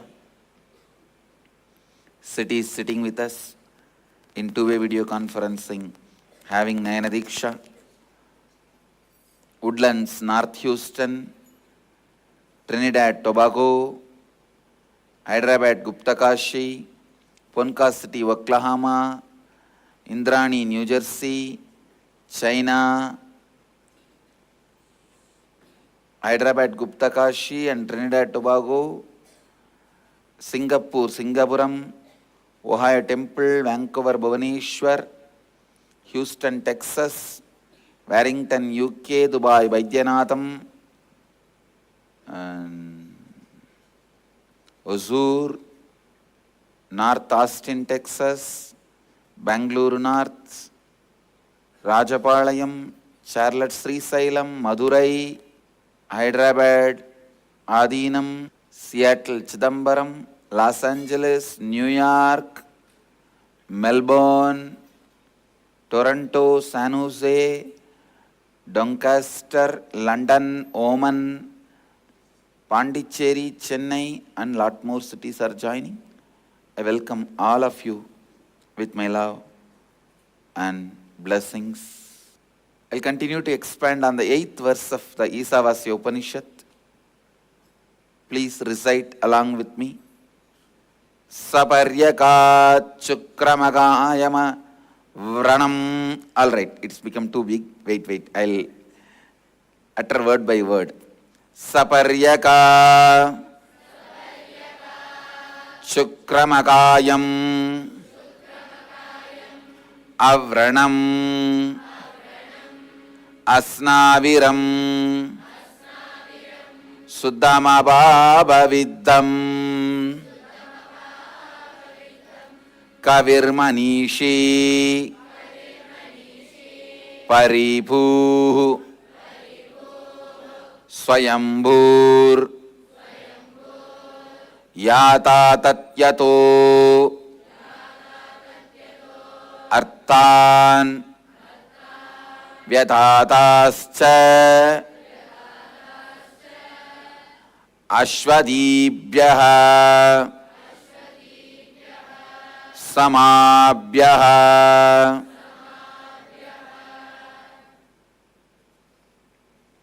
Listen. First, I wanted to explain this one truth.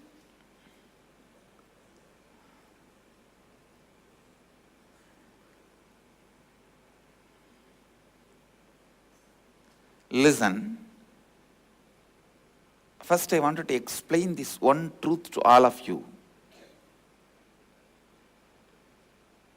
Please internalize. Internalize this one truth. Listen carefully. How you function, how you perceive, what you did, you are doing, you are going to do, how you thought, thinking, going to think, everything is dependent on one axis. That is your concept about you. Please listen. What you think as you, if you just look inside, what you think as you, a bunch of worries, or a bunch of failures, or a bunch of failures and successes put together, or a kind of a confusion. What is that you perceive as you? Listen. What you perceive as you, that decides whether you are going to perceive the world as good or bad, right or wrong. Once I asked my Guru Mata, Vibhudanandapuri, I asked her, why such hard tapas is required? Why so much of tapas is required? Means so much of austerity, facing difficulties, all this, why is all this required? She laughed and said, when you go through the tapas, the kind of understanding you will develop about you, even small things comes from the society, you will feel that's a blessing. A small comfort from the world, you will feel that's a great blessing. So to set a standard of what you feel as you, or for what you are qualified from the world, so that forever you live in contentment. Mahadeva describes contentment as one of the important yama. Understand, Patanjali missed it. When he described yama, he missed that. He put that in niyama. Mahadeva puts that in yama itself. And soon you can expect me redefining yama, niyama, everything as per Mahadeva's instruction, direct instruction. In Kamikagama, see the contentment, I tell you,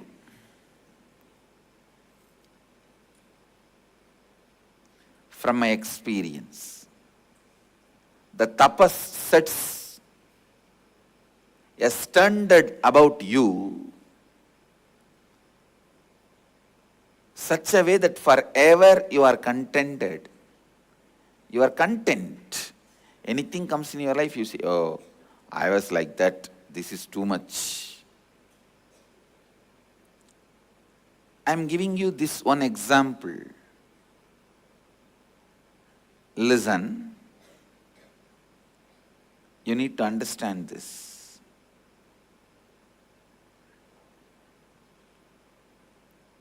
It's a one benefit of tapas I explained. But having a right idea,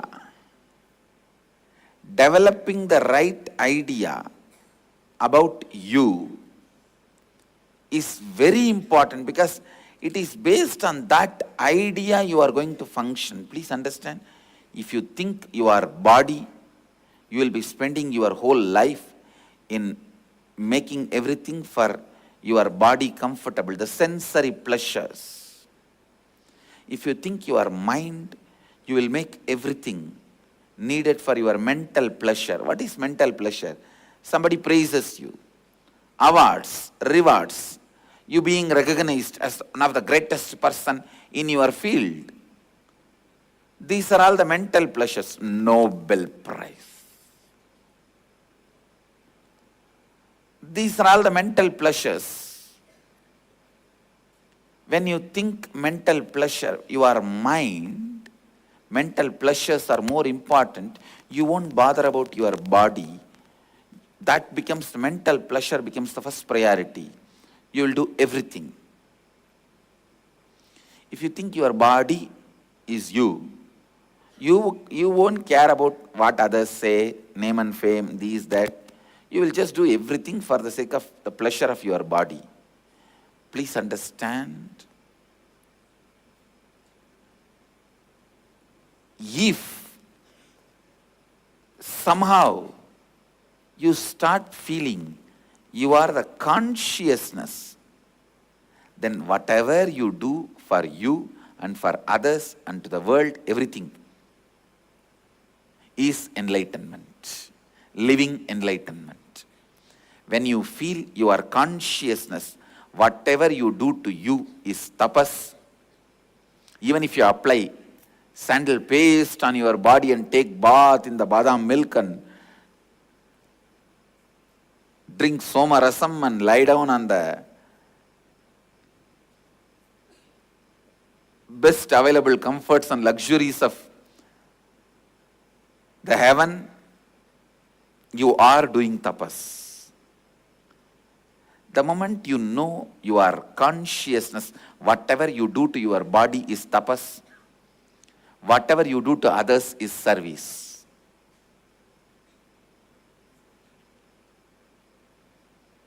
Even if you are beating somebody. Please understand, I am not encouraging beating. But Mahadeva has liberated many people by beating.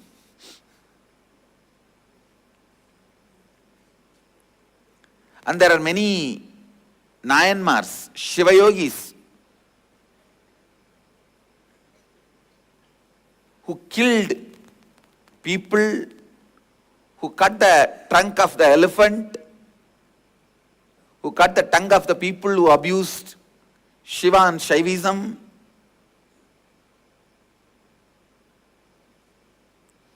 I can't hide the history. Whether I want or not, I have to tell the truth.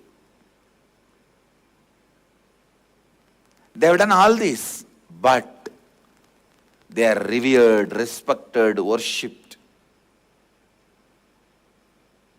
And surely they have reached the space of Shivoham, and they are one with Mahadeva. How? How can that be? Understand.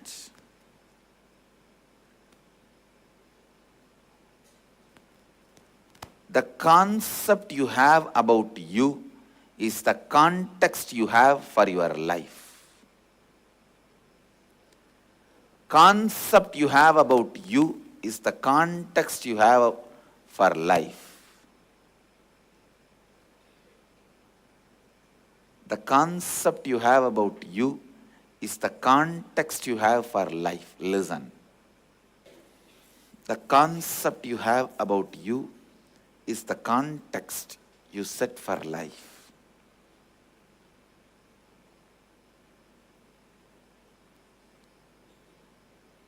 Good news is, what you think about you can be diagnosed immediately. You can find it out immediately. The great news is, it can be changed just by your will.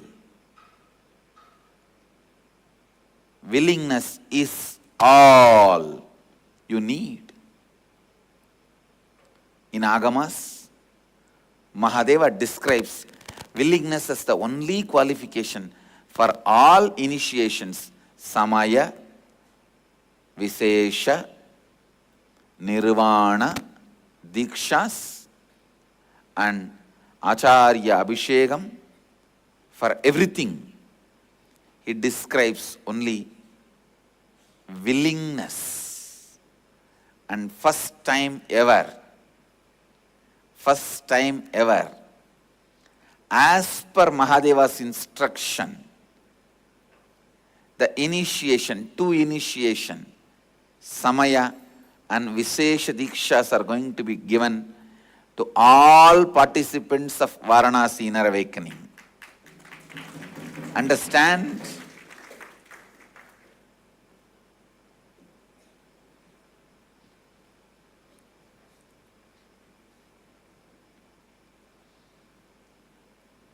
First time the initiation is going to be as per his instruction. Recorded, followed instruction. Of course, whatever I am doing and I did also is his instruction. But the instruction revealed only to me. But now we are going to do as per the instructions revealed to one and all. Because instructions revealed only to me and revealed to one and all, both matches. Completely both matches, context is same. It's only instruction revealed to me, whatever kamandalu available. Instruction revealed to all of us, have a copper kamandalu, that's all. Those kind of things only. So now we are capable of procuring everything as per the instruction revealed to all. So we will have the initiations as per the instructions revealed to all. Listen. The concept you have about you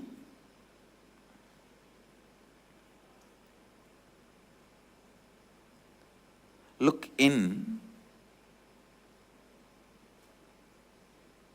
If you are not clear about the concept you carry about you, be very clear, you are carrying confusion as you.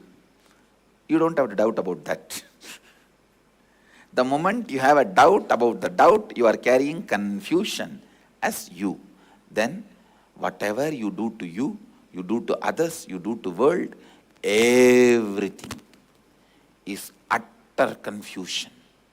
People around you are in chaos and confusion, don't know what you are, what you mean, what you want, how they have to be with you, or how you will be with them. No.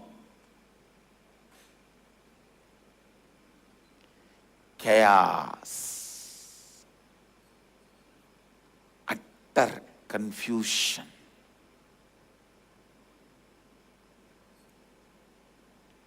Utter confusion.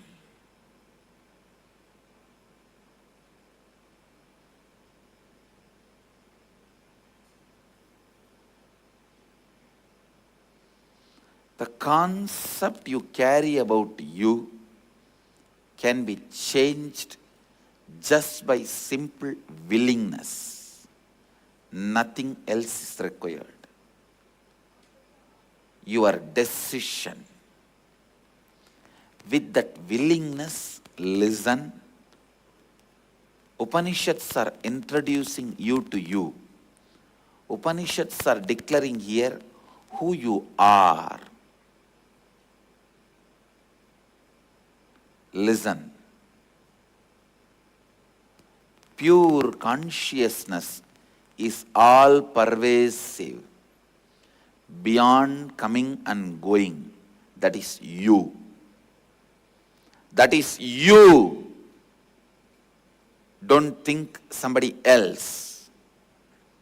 Don't say, after I realize that I'll become that. You are playing with the mud. You come and sit in the center of the house. Your mother tells, hey, what happened to your skin? Everywhere it's all mud. If you say, oh, once I realize I am the skin, I am the body, then I will understand. Till then I am only mud. If you talk like that, you are stupid. Same way. If you say, when I realize I am consciousness, I am consciousness. Till then, I am only body and mind. You are stupid. Whether you realize or not, mud is a mud is a mud. Body is the body is the body. Knife is going to hurt your body, not the mud. Life is going to touch your consciousness, not your body and mind. Listen. Upanishads are talking to you. It's introducing you to you. Decide from now, all my thinking, action, planning about me, life, everything is from this one truth. I am pure consciousness, which is all pervasive, beyond the coming and going. First thing will happen is your death fear will collapse. Absolute, radiant and self-effulgent, your fear and anxiety about your ignorance will collapse. This fear of anxiety, listen, fear of anxiety means fear, you will be caught in fear in future at some point, and anxiety about your ignorance. Listen, I am using different words. Fear of anxiety, anxiety of your ignorance. Fear of anxiety means feeling at some day I will be caught in the fear. I don't know how I will handle myself. I may go mad. I will lose my mind, as if you have one now. And anxiety of ignorance. Oh, I am so ignorant. I don't know what I will do in my life. I don't know what I will be able to do.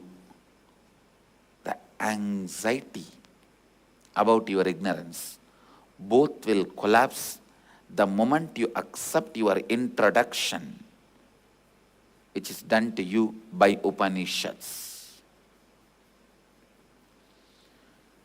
Tremendous strength in your perception, strength in your cognition, strength in your thinking.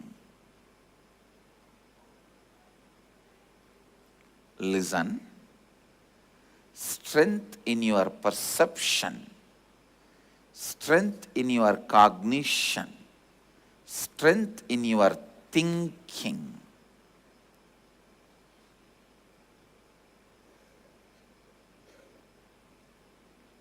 Strength in your thinking is the basic need of life. Yesterday I made a statement, whether you are a brahmachari, grihastha, sannyasi, kotari, tanedar, mahant, all that is not defining your spiritual growth. Only the most subtlest concept of consciousness you can grasp defines your spiritual growth. Immediately many hypocritical fellows in the Facebook are uploading, "Thank you Swamiji for clarifying it." I tell you, but don't ever think without becoming any one of these, brahmachari or sannyasi or kotari or mahant, you will be able to catch the most subtlest concept of consciousness. I am not fooling people here. People are not fooling me here by becoming brahmacharis, sannyasis, kotaris or mahant. If you do it by becoming any one of these, brahmachari or sannyasi or kotari or mahant, I'll do it for you, or you do it on your own.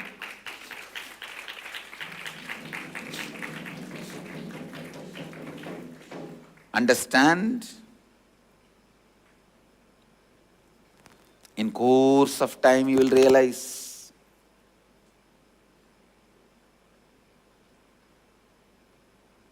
we should have taken Swamiji's help, which would have been much better. The difference between me doing it and you doing it on your own, me doing it for you and you doing it on your own. If you want to see the difference, please come and see my Gurukul kids.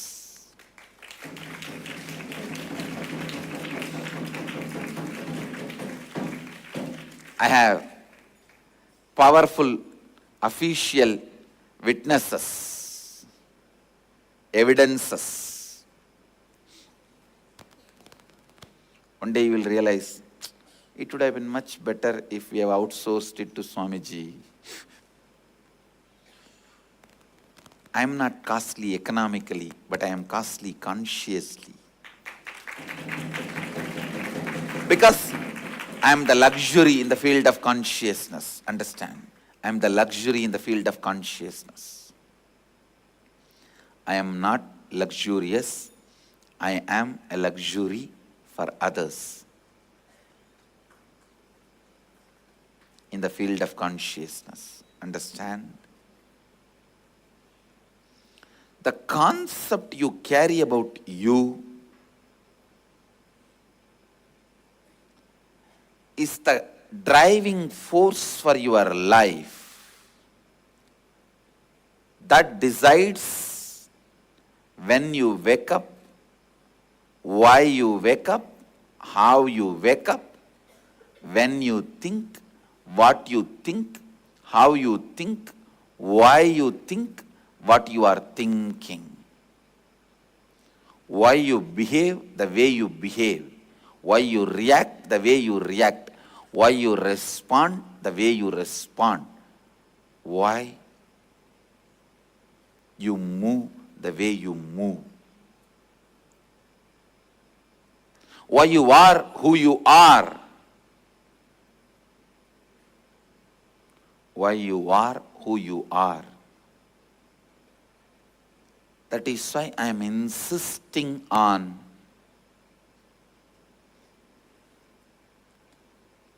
pure,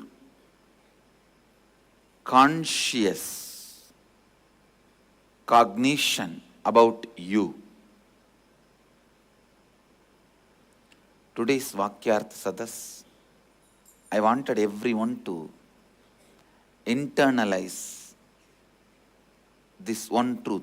What are we feeling about us, and how can we catch the truth about us as introduced by Upanishads? Pure consciousness is all-pervasive, beyond the coming and going, absolute radiant and self-effulgent. How can we realize that? Yesterday's Vakyartha Sadas, still I have not got a single explanation by anybody which everyone appreciates as, at least one group of disciples appreciate as the best understanding about the consciousness. So still I have not decided who is going to receive the turban. So let's continue today also. Maybe by the end of today we will have an idea who is going to receive the turban. The head which grasps, it is pure consciousness and all-pervasive, beyond the coming and going, absolute radiant and self-effulgent, is worthy of turban.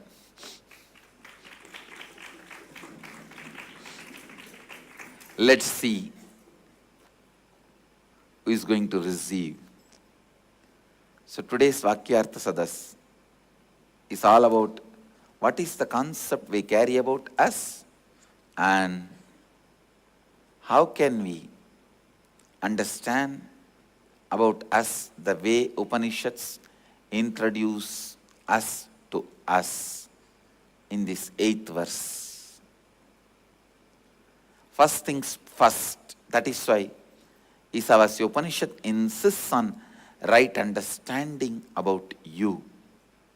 With this,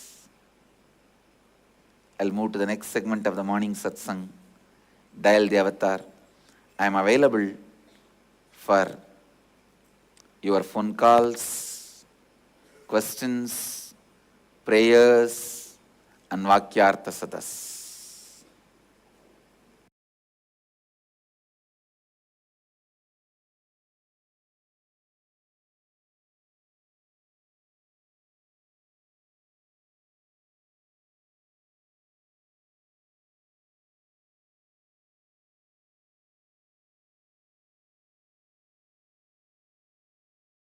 I bless you all. Let you all radiate with integrity, authenticity, responsibility, enriching, causing, living Advaita, the eternal bliss, Nithyananda. Thank you. Be blissful. Nithyananda Dhyanapītam, Nithyananda Nagar, off Mysore Road, Bidadi, Bengaluru. Phone 08027279999. www.nithyananda.org, www.youtube.com/lifeblissfoundation.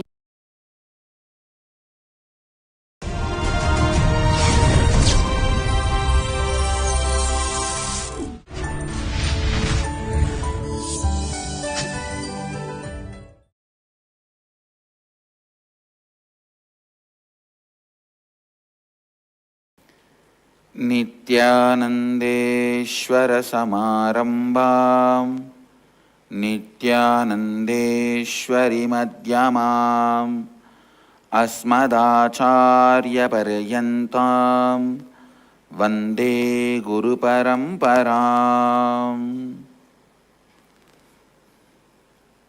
I welcome all the devotees, disciples, Samajis, Satsangis, Sri Mahants, Mahants, Tanedars, Kotaris,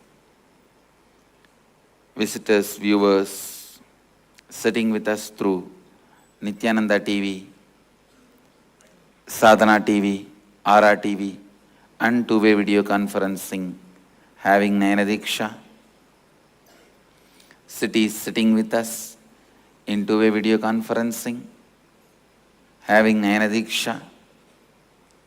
All over the world, Houston, Huzur, China, Trinidad, Hyderabad, Gupta Kashi, Singapore, Madurai, Dubai, London, Charlotte, Ohio, Los Angeles, Seattle, Phoenix, Oklahoma, Kuala Lumpur, Palm Desert, California, Chennai, Tiruvanmiyur, San Jose, Madurai, Oman, Sivagangai, St. Louis, Tirumala, Toronto, Tirukailayam, Dubai, and some more cities.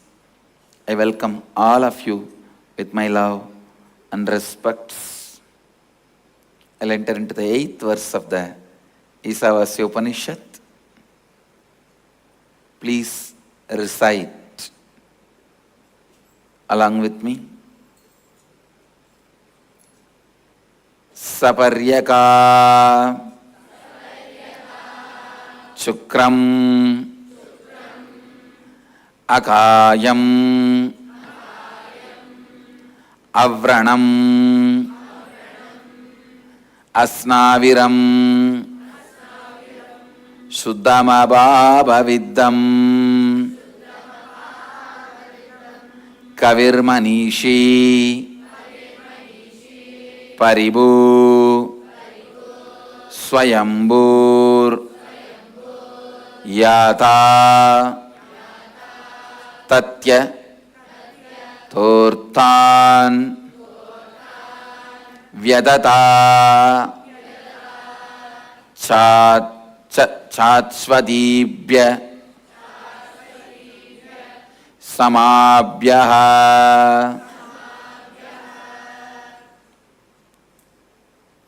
Saparyaka Chukramakayam Avranam Asnaviram Suddhamabhaviddam Kavir Manishi Paribu Swayambhur Yadha Tatya Dortan Vyadadas Chat Vadibhya Samabhyaha. I'll read out the translation. Pure consciousness is all-pervasive, like space beyond the coming and going, absolute radiant and self-effulgent, unembodied, boundaryless whole, beyond the subtle body, woundless, muscleless, having no incompletion with the body, beyond grass body. Consciousness is the ever-pure space, devoid of the dirt of ignorance, beyond causal body, and is untouched by the delusion of incompletion. Consciousness is the all-knowing seer of all, past, present, future, the Lord of all minds. Consciousness transcends all beings. Consciousness is self-existent by itself, with its independent will and intelligence, having no cause for its happening. It is pure consciousness that from time eternal has enriched the ages and each being by ordaining desirable responsibilities unto them as per their nature and space, and their actions and results thereof.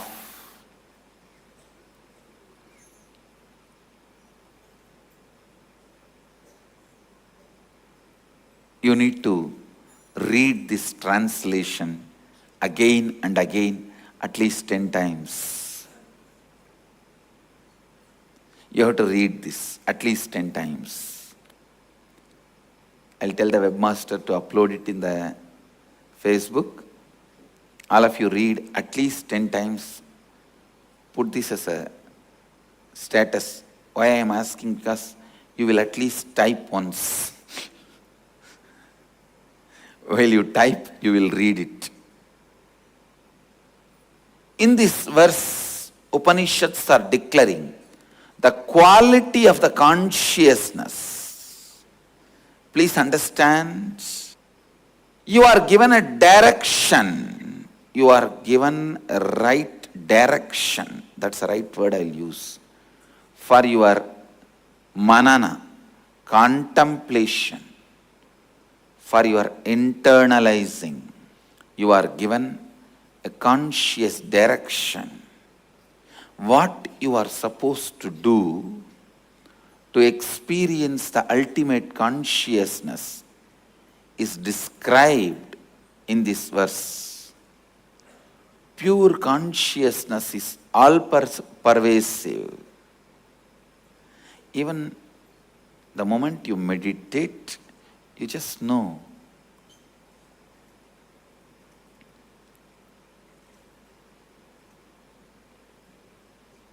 You are something more than the body, because all-pervasiveness, the amount you can experience, only that much you can visualize. Please understand. Physical things, for example, this seat, this asana, even if you don't experience what it is made of and how it feels, you can see it. You can grasp it. But the more and more things become subtle, it's the depth of your experience, how much you feel one with it, that much only you will know it. For example, physical, I already gave the example. You don't have to become one with this seat to see this seat or to use this seat, but a mental idea. You may need to become one with that idea to grasp the emotion and context behind that idea. Spiritually, how much you experience oneness with that idea, that much only you will even understand it. If there is a thought or a poetry about love, it's a thought.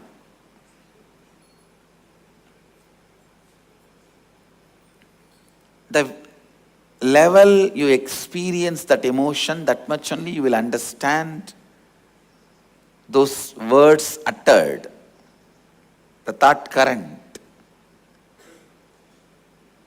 Otherwise you will be like, that day I shared the story of Shiva sitting with Vandi and eating the roadside idli. One of my Swamis said the moral of the story is, even Mahadeva ate roadside idli. Eating roadside idli is not wrong. When you don't understand the emotion, this is the word, this is the meaning you will make for the words. Understand?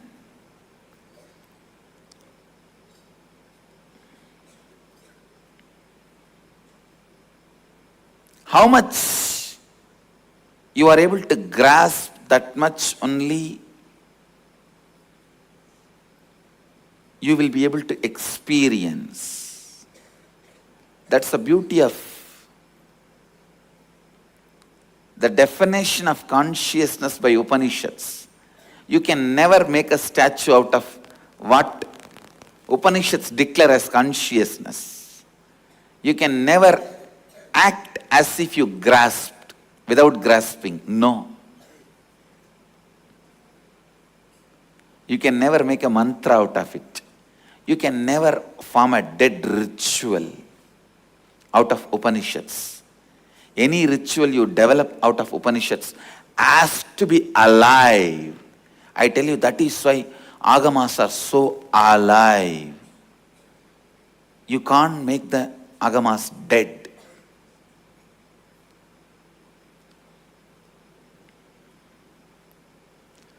How much ever you try to kill them, again and again, we will happen and make it as alive. Agamas can never be dead. Nigama means Vedas. Agama means applied Vedas. User-friendly version of Vedas. Manual, how to use Vedas, is Agama. Please understand, pure consciousness is all-pervasive.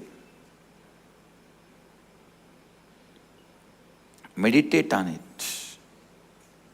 What is it? All-pervasive. Is it ocean? No. Even water is not all-pervasive. Is it air? No. Beyond the Valimandala, the air field. It's not all-pervasive. Then what is the all-pervasive? Space? No. Like space. Because even in our space only there are some few billion planets. But universe is much beyond.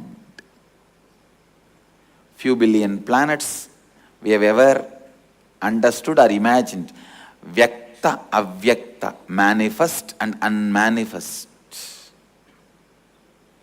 Manifested and unmanifested. Vyakta, avyakta. Manifest and unmanifest.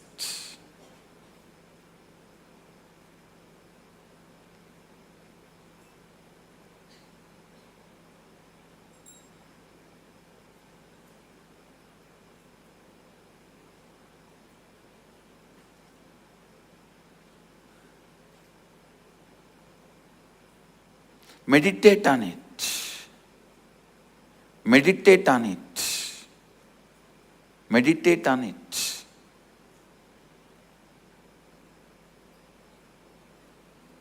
Pure consciousness is all pervasive, beyond the coming, ongoing, absolute radiant and self-effulgent, unembodied, boundaryless, whole. I am not teaching you theology light. I am not teaching you even how to live. I don't care about living. I care only about enlightenment. Please understand. I am very clear. I wanted to be branded as otherworldly guru. It's all about beyond what you know as life and death. It's all about enlightenment, the other world. Beyond.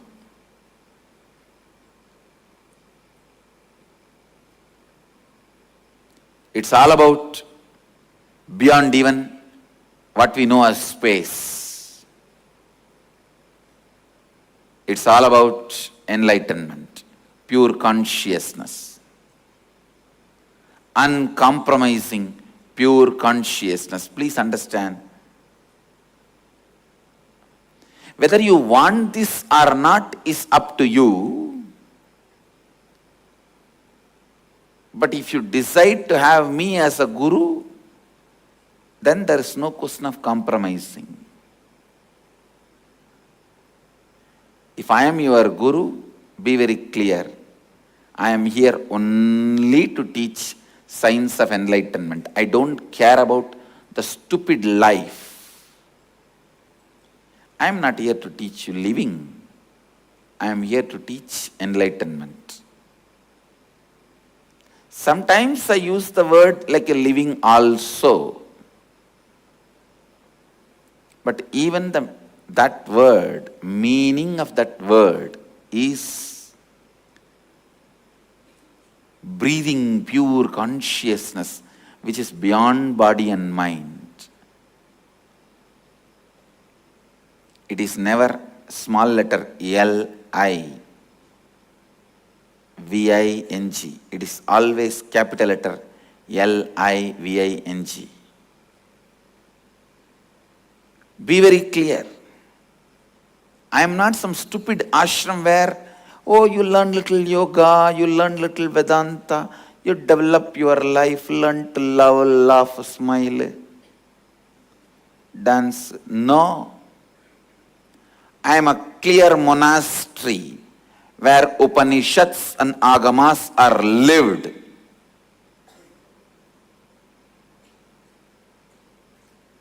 Where a strict celibacy is practiced.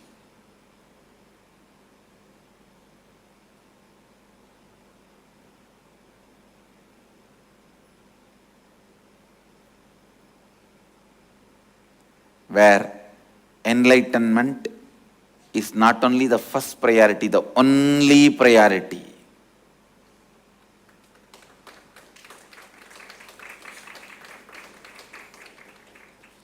I think Upanishads are reminding us again and again with this verse. The context of this verse is, by defining consciousness, Upanishads are asking us to align ourselves again to the context.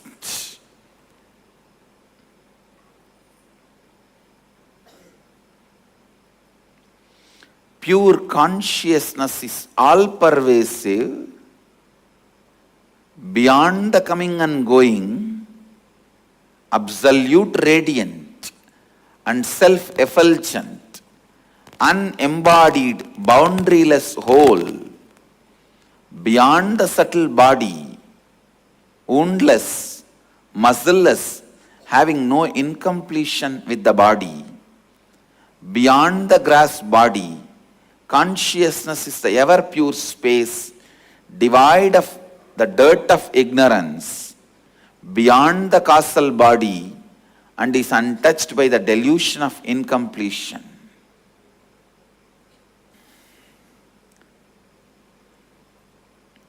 This description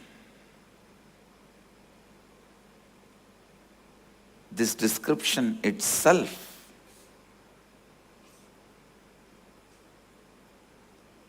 need to be meditated.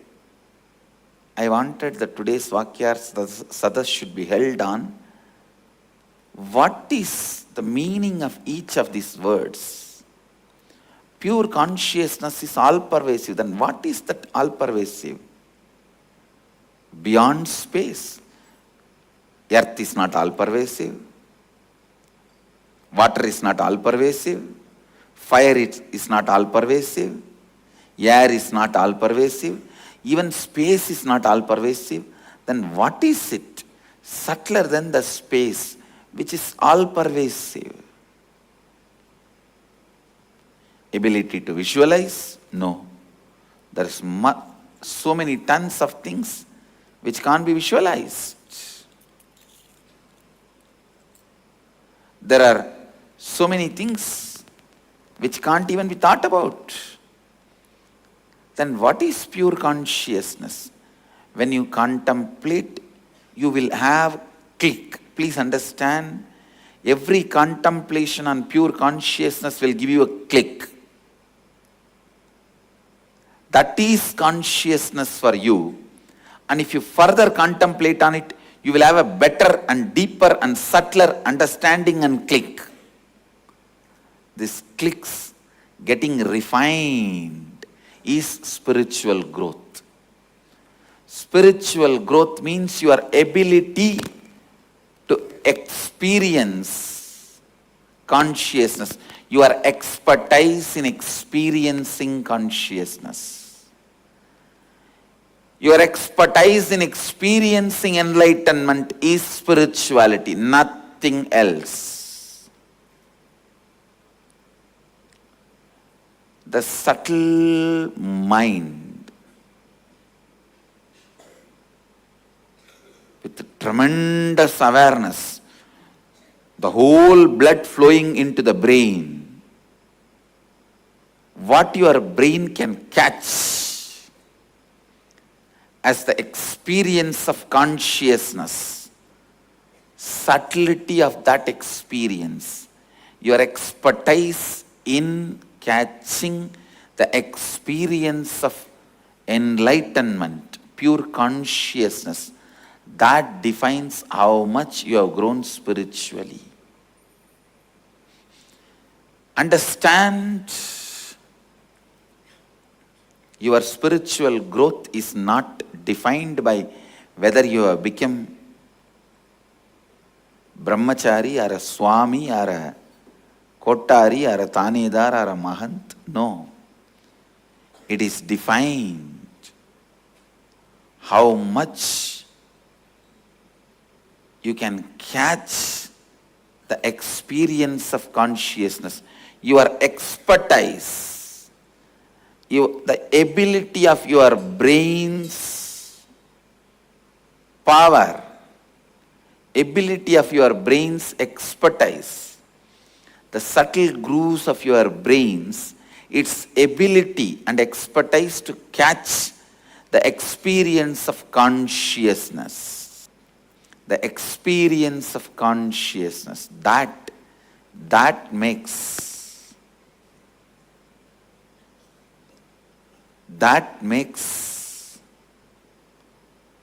experience of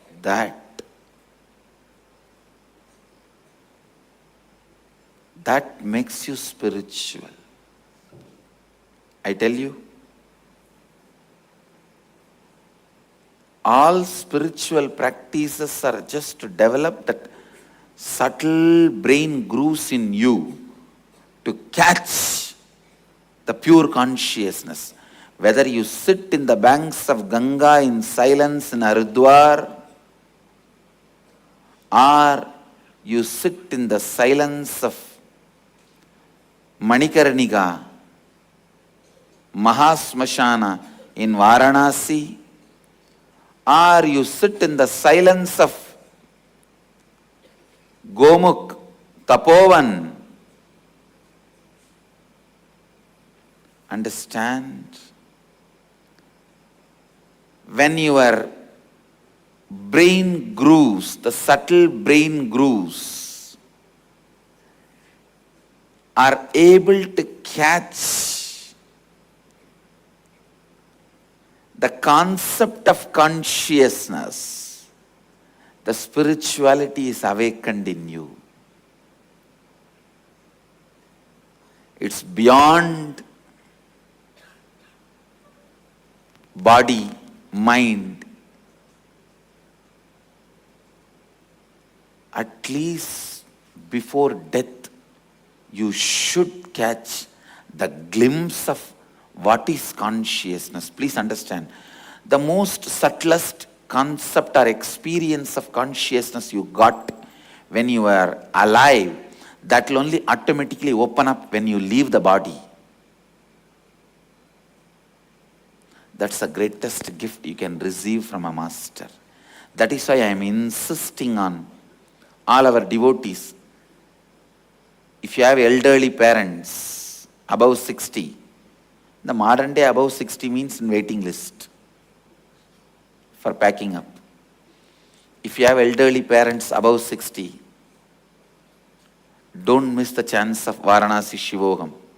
Make sure they are there sitting in Shivoham in Varanasi, because the strongest glimpse of consciousness which their brain can withstand, their body can stand, they will have it in Shivoham process. That will be the greatest gift you can give it to your parents from the master. Many people, when they come and attend the program, they try to take the Rudraksha, something from me as a gift to your family and friends and parents. I don't know about others. If you have parents above 60, do not miss. This is your responsibility. See to it they are sitting in Varanasi Shivoham. They catch the glimpse of what their brain can grasp. Understand, once you are above 60, lot of your time should be spent on grasping what is consciousness, the subtlety of the consciousness should be grasped.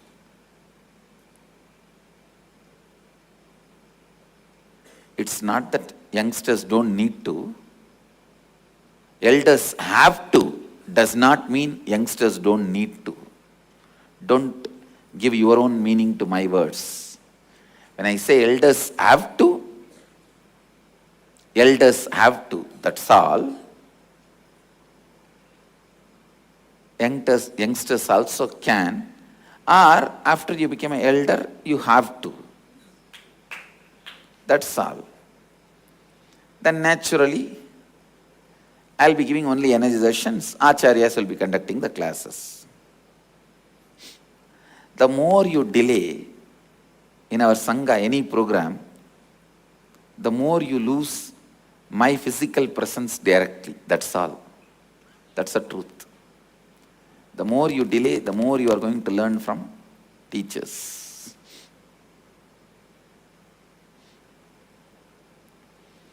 Pure consciousness is all-pervasive. Beyond the coming and going, absolute radiant and self-effulgent, unembodied, boundaryless whole, woundless, muscleless, having no incompletion with the body. Consciousness is the ever pure space, devoid of the dirt of ignorance.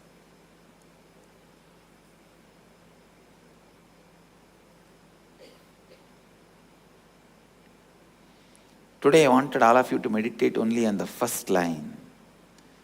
Pure consciousness is all-pervasive like space beyond the coming and going, absolute, radiant and self-effulgent.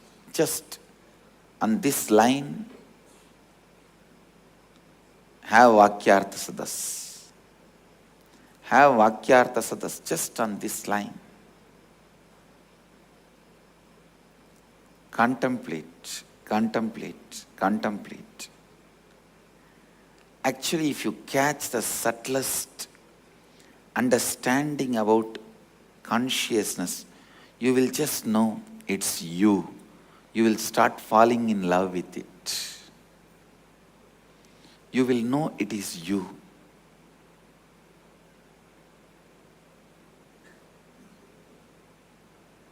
You will fall in love with only things which you feel as you are part of you, not anything else. Consciousness always stays itself. Only by itself.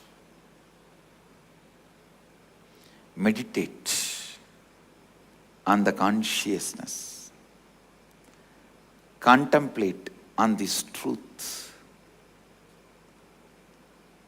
Think morning, evening. Have Vakyartha Sadas about it. Whoever gives the most subtlest understanding about pure consciousness in today's Vakyartha Sadas, which is accepted by all, will receive my turban as a gift. Your head is worthy of this turban.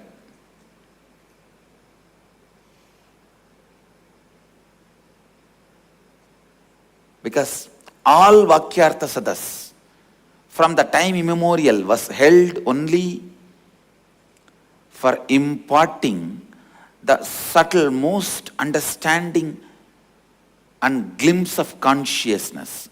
When you contemplate, contemplate, contemplate, what is it beyond space, out and in? What is that fills everything? What is it that makes everything run? What is it that is source of me?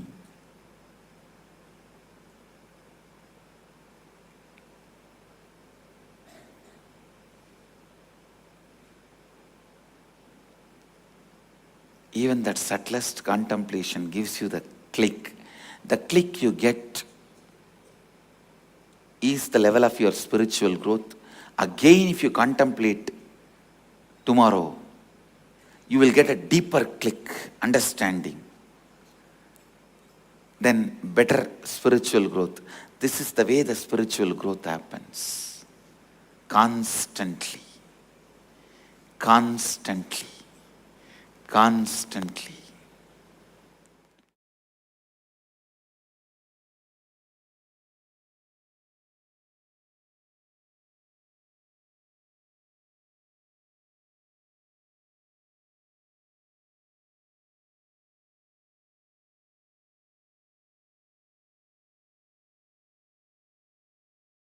I bless you all. Let you all radiate with integrity, authenticity, responsibility, enriching, causing, living Advaita, the eternal bliss, Nithyananda. Thank you. Be blissful. Nithyananda Dhyanapitham, Nithyananda Nagar, off Mysore Road, Bidadi, Bengaluru. Phone 08027279999. www.nithyananda.org. www.youtube.com/lifeblissfoundation.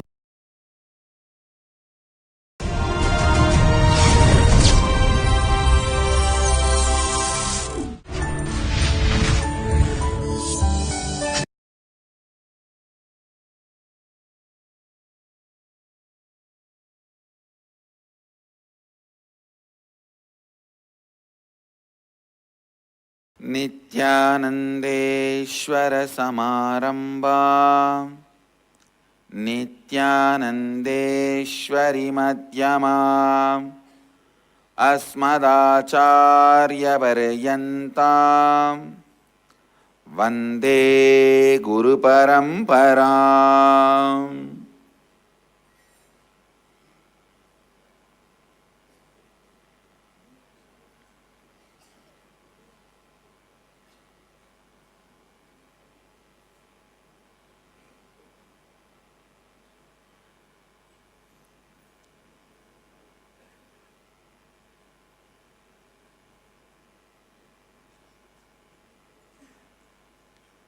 I welcome every one of you with my love and respects. I welcome all the devotees, disciples, Samajis, Satsangis, Sri Mahants, Mahants, Tanedars, Kotaris, sitting with us through Sadhana TV, Nithyananda TV, Ara TV, and two-way video conferencing, having Nayana Diksha. Cities sitting with us in two-way video conferencing, having Nayana Diksha, Coimbatore, Pondicherry, Dubai, London, France, Grasse, France, San Diego, Devon, UK, Singapore, Hyderabad, Houston, Los Angeles, Hong Kong, Hyderabad, Gupta Kashi, Trinidad, Tobago, China, Torrance, California, San Antonio, Texas, Slovakia, Košice, Hong Kong, Toronto, Seattle, Kuala Lumpur, Puchong, Malaysia, Chennai, New Jersey, Oman, Los Angeles, Arunachalam, New York, Varanasi, Guadalupe, Ohio, San Jose, Phoenix, Melbourne, and some New York, Varanasi, yes. And some more cities. I welcome all of you with my love and respects.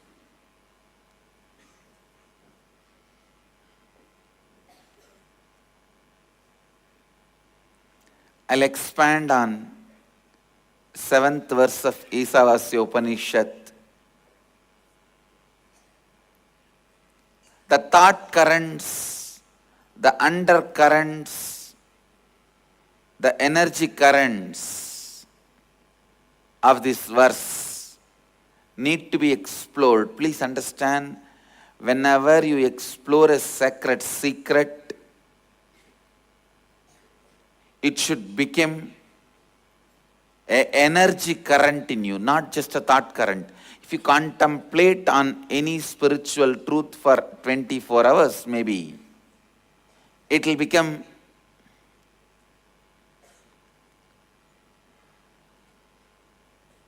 thought current.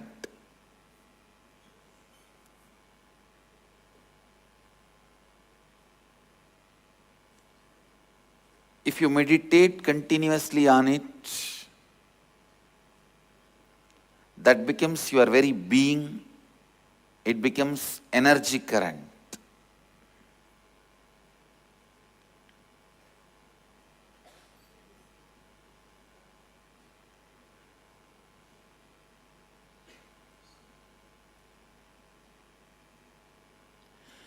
Till it becomes energy current, listen, till it becomes energy current, you have to meditate on the sacred secrets revealed in those verses. This Upanishad verse, energy current of this verse, I'll try to explain. Please recite the verse along with me. Yasmin sarvani bhutani atmaivabhut vijanatah tatra ko mohaka shokah ekatvam anupashyatah yasmin sarvani bhutani atmaivabhut vijanatah tatra ko mohaka shokah ekatvam anupashyatah.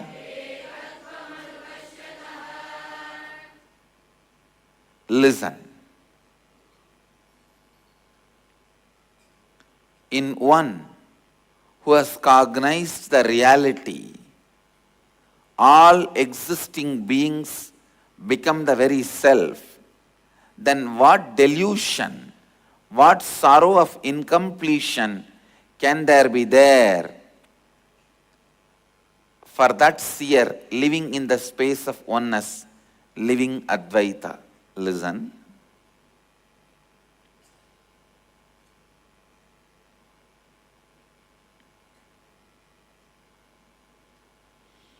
The oneness which makes you powerful, empowers you, should not be just a thought current.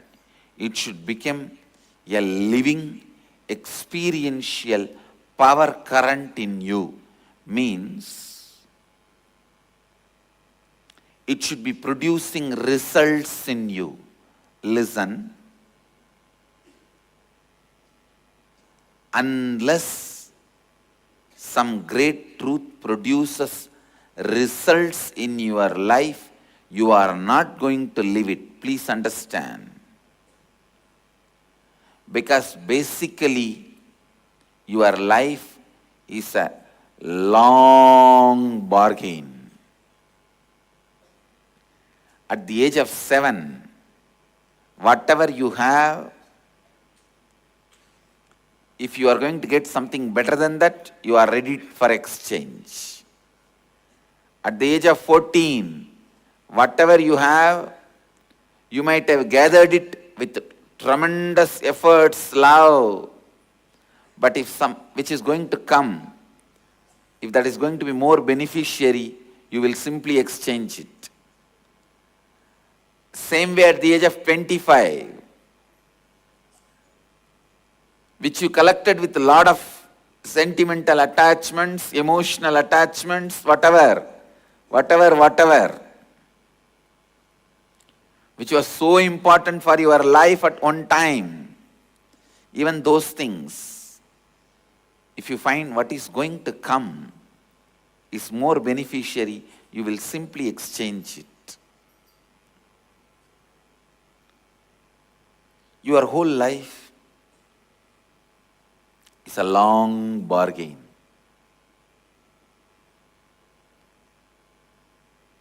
Watch any Indian movie, this problem of father asking the daughter whether I am important or your lover is important.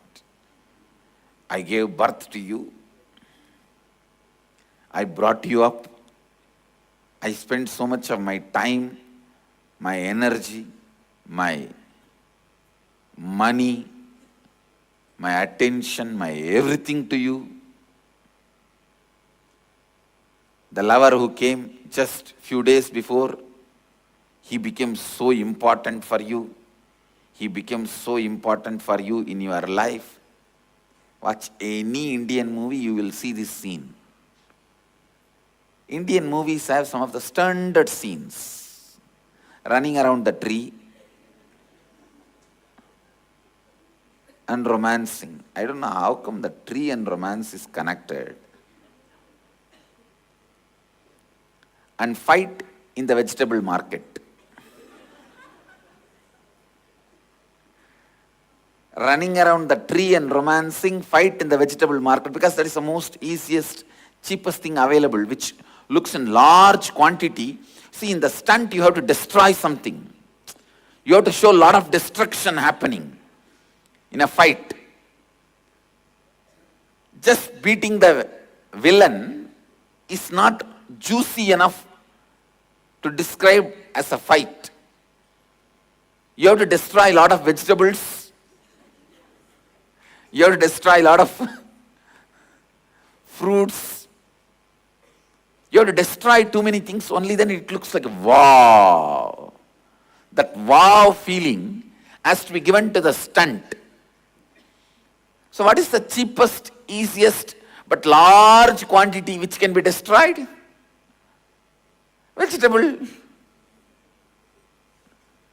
There is a logic behind why in almost every cinema, Indian cinema, as fight in the vegetable market.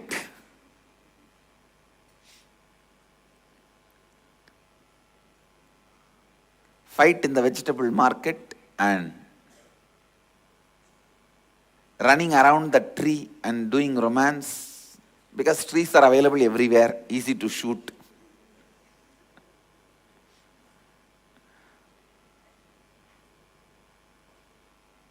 Above all, an important thing, this scene, father asking the daughter,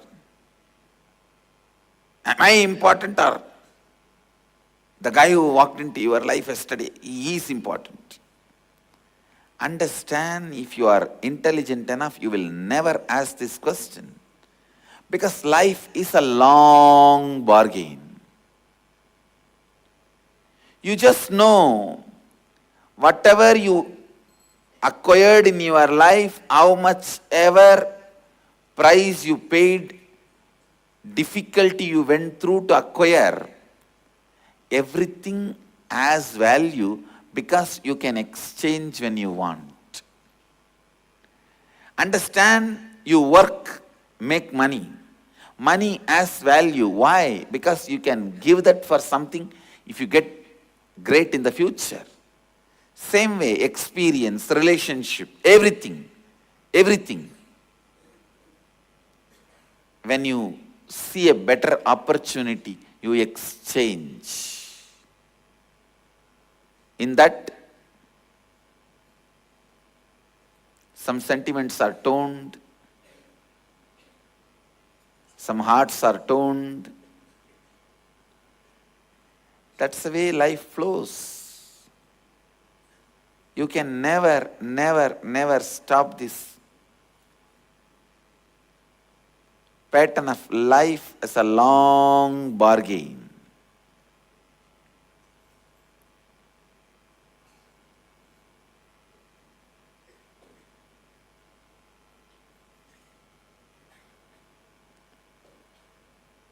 Father asked the daughter upon her announcing her engagement, what does he do? Does he have any money?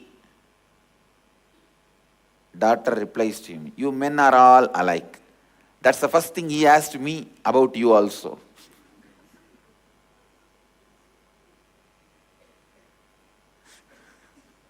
understand? You need to know life is a long bargain. That's the truth. Not reality, but truth.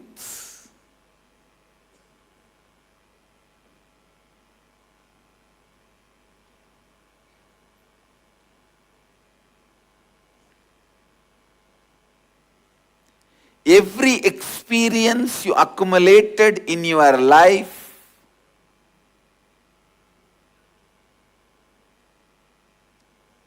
is worthy to be given up for the experience of oneness. Please understand.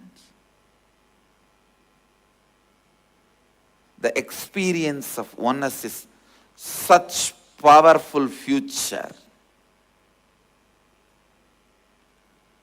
Every experience you earned in your early life can be can be exchanged. But you will decide to exchange only if this oneness becomes your experience, not otherwise. Because human mind moves only based on experiential bargains. Listen.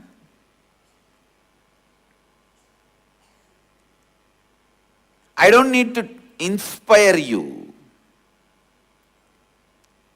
If I can give you one glimpse of this experience of oneness, if I can give you one glimpse of this oneness, I don't need to inspire you to give up your whole past experiences as myth and reality. You will just exchange because you are brilliant enough to go for amazing exchange offers. You are intelligent enough to go for any exchange offer. The moment you know something better is coming, you will simply give up the past. That is what now I am sitting and doing. Giving you the experiential glimpse of what is oneness.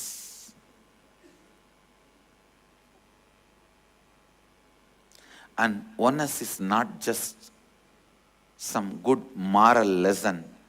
Oh, everyone is one, just love. No. It is a spiritual power. Please understand, I am not teaching oneness as moral teaching.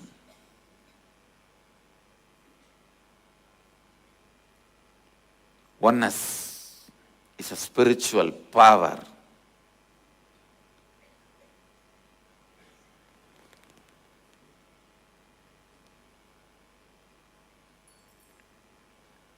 Many times people think, oh, how can there be oneness? I am separate, he is separate. Please understand.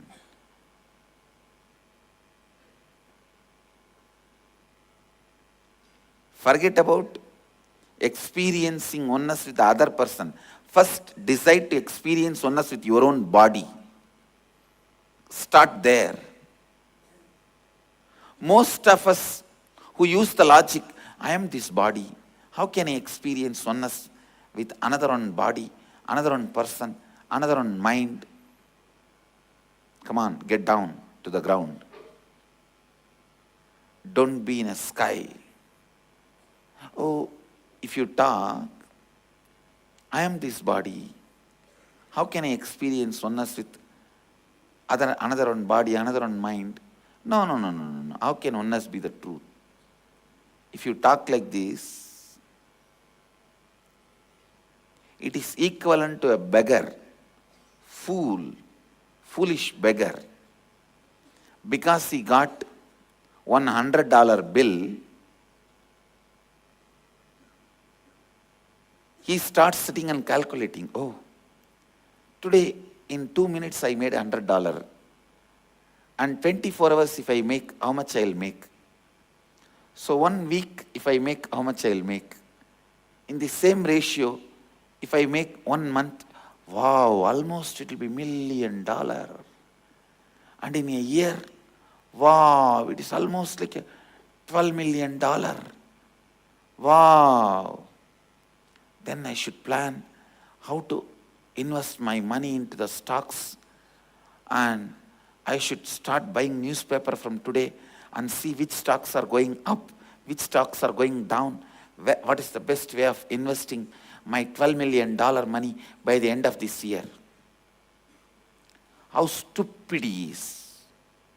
You are in the same stupid level.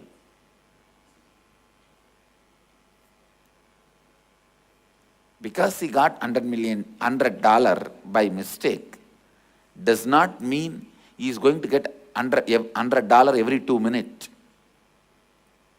He is not going to make thousands of dollars in a day. He is not going to make millions of dollars in a week.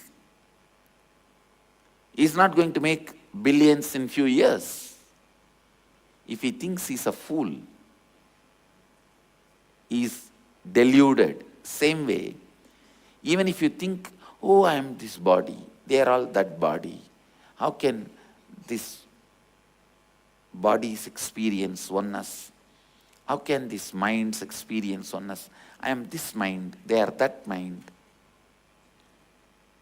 You are deluded exactly the same way like this stupid beggar. You are not even your body. Decide to experience oneness with your body. Understand, this oneness should give you the power to handle your body first.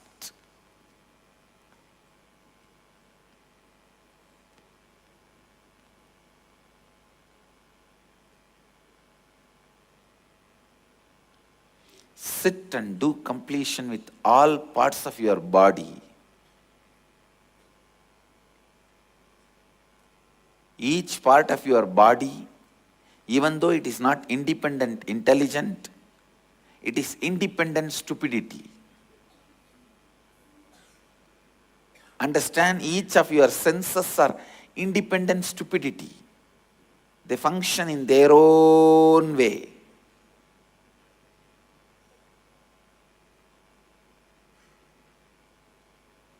Bring completion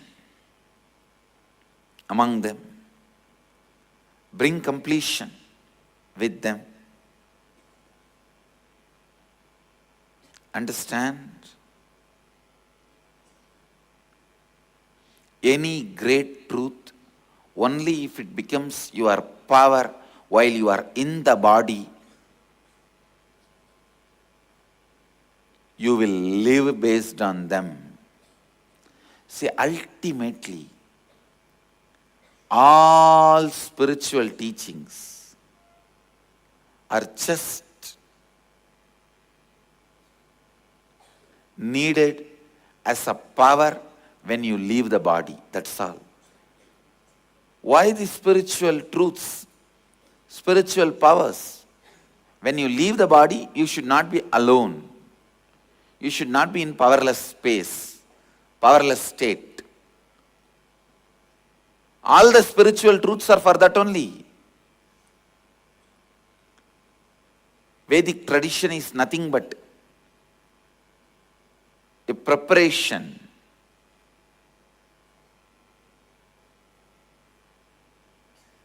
to leave the body in a best way and needed assume next body till you achieve oneness with the cosmos. The day the child is born, the first day, the child starts getting prepared to leave the earth. Please understand. Even in the first rituals, before the birth, Garbhadana rituals, even Garbhadana rituals, the child is told about death.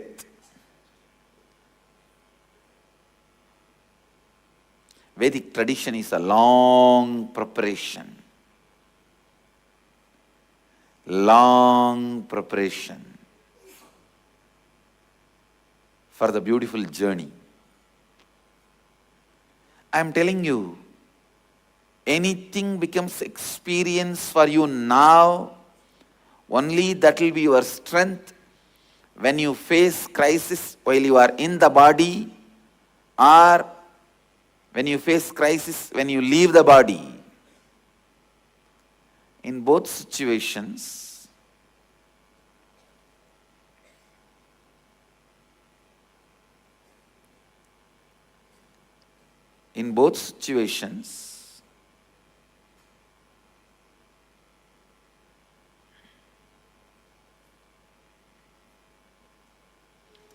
any truth should become your experience.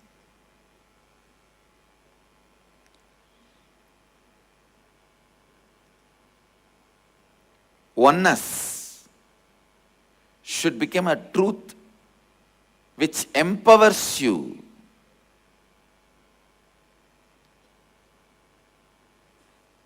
Then you will never drop it, you will never miss it, you will continue to live it.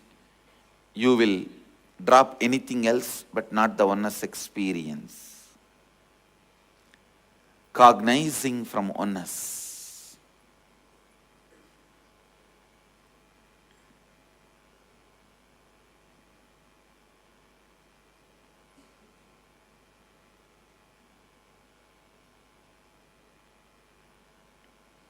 Yasmin sarvani bhutani Atmaivabhut vijanatah tatrako mohakah shokah ekatvam anupashyatah.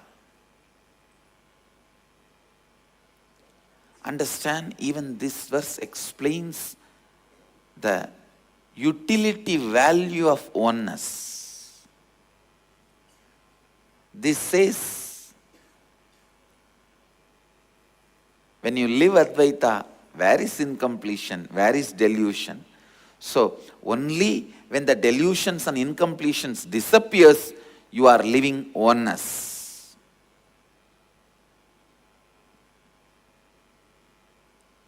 Niranjana nirvigalpa niramaya nijananda bodham.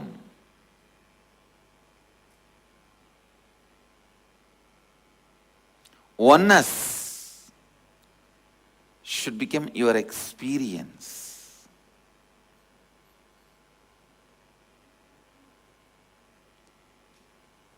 Many of us have questioned, yes, I also want oneness in my life. Tell us how to make it into experience. That's why we are here. No. If I tell how to make it, then you will ask, how to make this, how to make it. How to make this, how to make it. If I give a technique, then you will ask, how to do this technique, tell me.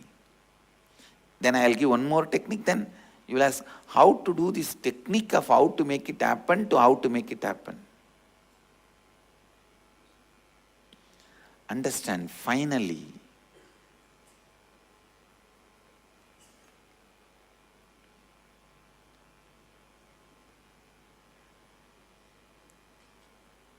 ultimately, your decision for any experience makes that experience as reality to you. Please listen. Your attention is your energy. Towards any experience you pay attention, that becomes your reality. Listen, this is the technique. Any experience, to any experience you pay your attention, that becomes your reality. If you constantly pay attention to your SDHD, self-doubt, self-hatred, self-denial, because it was taught to you by some great intellectuals whom you respected in those days. Most of you learned this SDHD from your school moral teacher. See, all of you would have had one teacher who has really impressed you. That stupid fellow would have been the greatest hypocrite on the planet Earth. He was able to build an amazing brand about himself and in front of all of you, where he was able to show himself as an ideal moral man of you. He would have been the source of your SDHD, I tell you.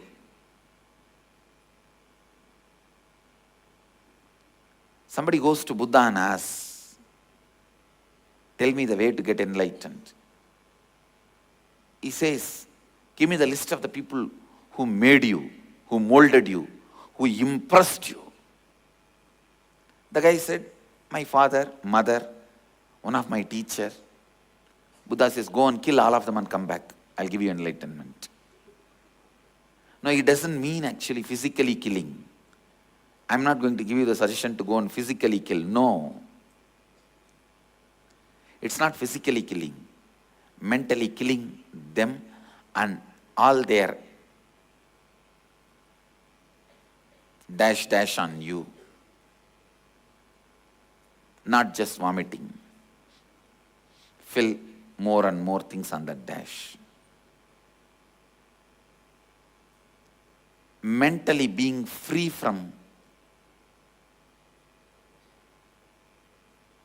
the ideas put into you by them. Listen.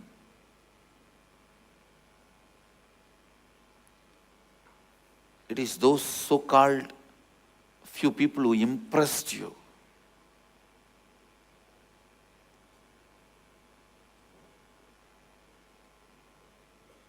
It's from them you learn self-doubt.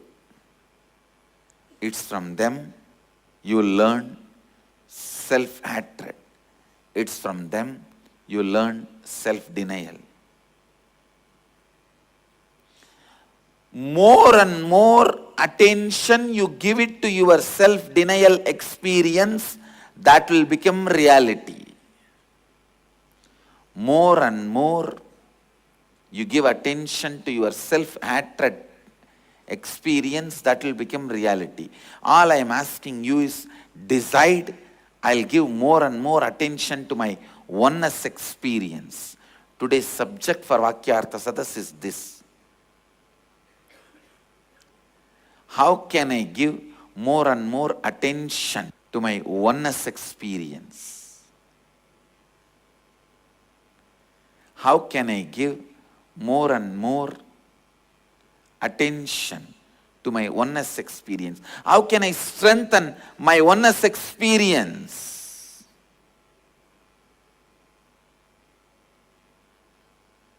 There is a one-liner. Behind every successful student, there is a good teacher. Somebody asks, then what about a failed student? A beautiful teacher.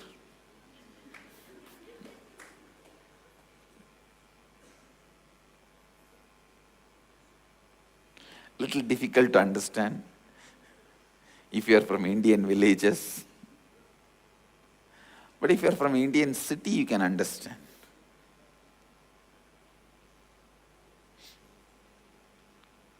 Listen.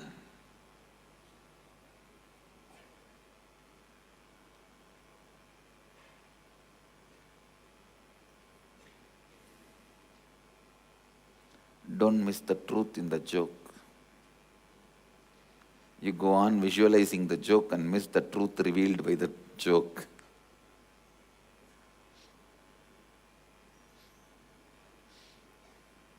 Joke is a joke only when it reveals the truth in you.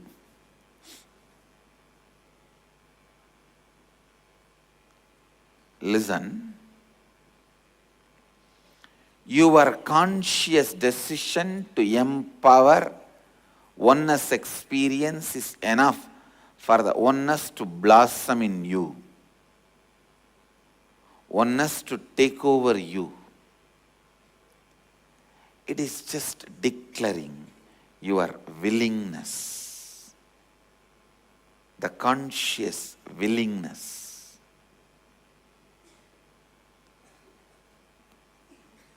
Look at your life. What you make it as fashion, whatever you look upon you travel only towards that, and only that is becoming reality in you. Few days before, when I was traveling in the car, I just saw a scene. Just the car in front of me, that guy was throwing the Coke cans, empty Coke cans. First 2 came out. I thought, oh God, this fellow drank 2 Coke at a time. What will happen to him? And then I saw tatak, tatak, tatak, tatak. Some 4 or 5 cans came out and fell. Then I looked little deep and saw 4 people were sitting in the car. In Indian Jugad, 25 people can go in one Omni. 50 people can be there in one Toyota Innova. That is Indian Jugad. That is okay.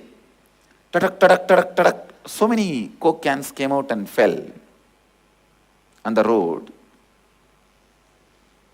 And I saw another one, garbage collector, coming and picking up all the garbage and putting it in a bag. I just looked. See this whole scene. The guy who drinks and throws the garbage out, he is looked upon by society, he is looked as a decent, modern, educated man. And the guy who is collecting the garbage and cleaning the floor, he is looked as uneducated, poor, low-class man. See the context from which society approaches both the persons, but the results they are causing to the society. See, understand, context is always not decided with a logical thinking of the results caused by those people. When the context is not set as per the logical results caused by the person, it is called fashion. All your so-called stupid fashion. Why McDonald's? Fashion. Why pizza? Fashion. Why jeans? Fashion.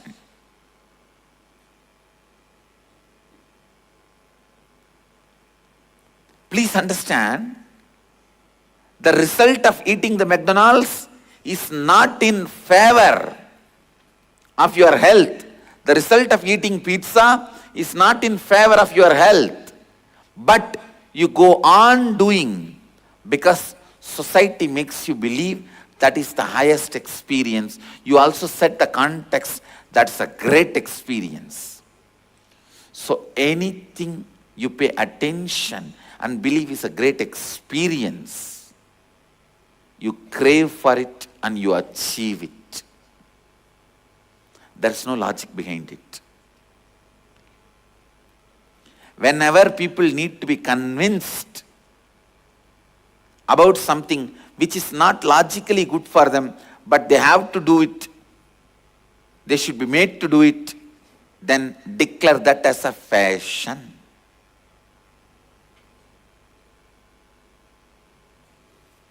Understand how you are exploited. In every step, the people who decide what should be fashion for you are the greatest exploiters of you. This whole theory, concept of money, bank balance. The other day I was reading,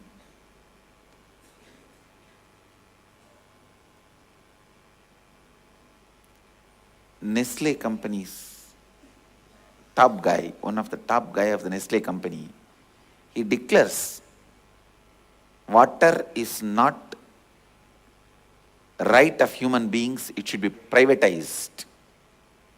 Oh God.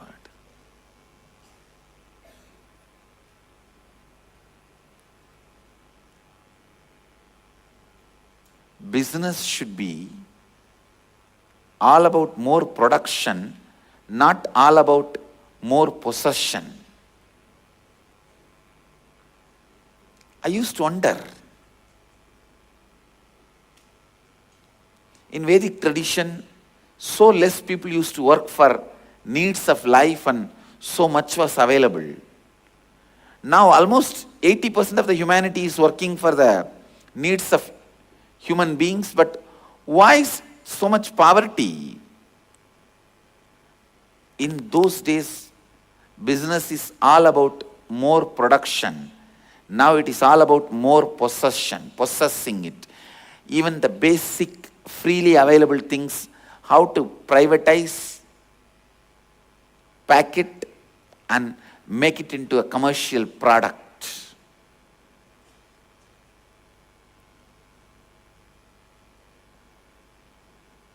Actually, in the Shiva Leelas, in one of the story, Mahadeva comes down as a wood seller. He cuts the wood in the forest and sells in the cities. The first question, the lady in the street asks him, "Oh God, the times have become so bad, even wood is being sold." Means what? It was a right of human beings. It was not privatized in those days. More and more time passes, more and more corporate culture evolves, more and more the capitalistic mentality spreads. Don't think more and more production is happening. No, only more and more legalized snatching and possessing is happening. I am all supportive of the producing corporate companies, productive corporate companies. I am only against stealing and privatizing, possessing, making things more difficult for people and encashing on it.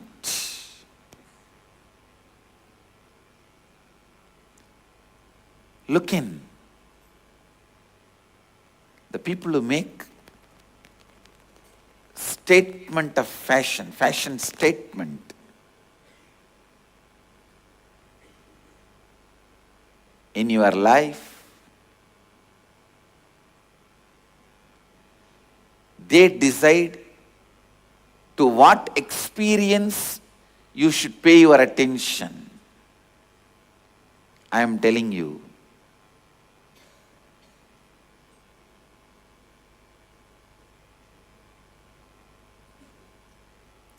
pay your attention to oneness experience.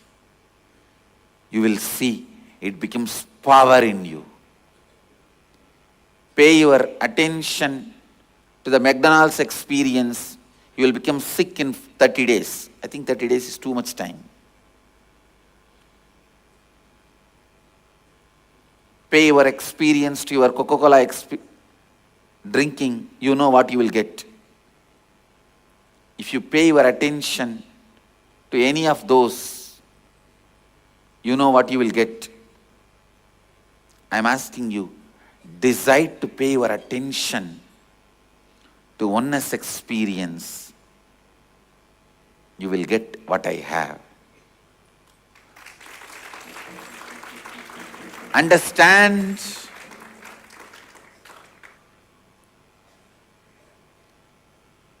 Guru is a being who makes the fashion statement about oneness experience.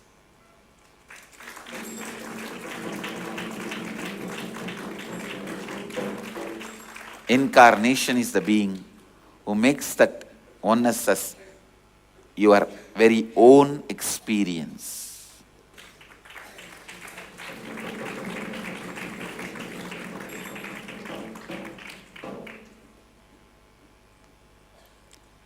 Anything becomes experience when you are alive only becomes your strength when you leave the body.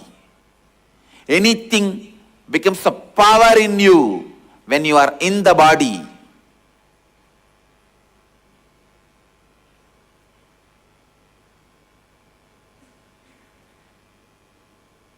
Anything becomes power in you when you are in the body.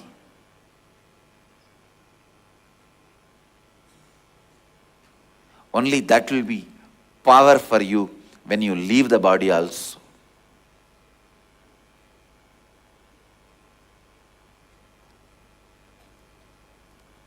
That is why inner awakening in Varanasi, the land of living and leaving, the Shivoham experience which becomes your power when you are in the body, the oneness, cosmic oneness which becomes power when you are in the body, will be power even when you leave the body. Understand? Decide to pay attention to the experience of oneness. That very decision will make you constantly flow towards that oneness experience. You will make that into reality in your life. As a guru in the satsang, I can only make a fashion statement about oneness experience. As an incarnation in Shivoham experience, I transmit that very experience into you.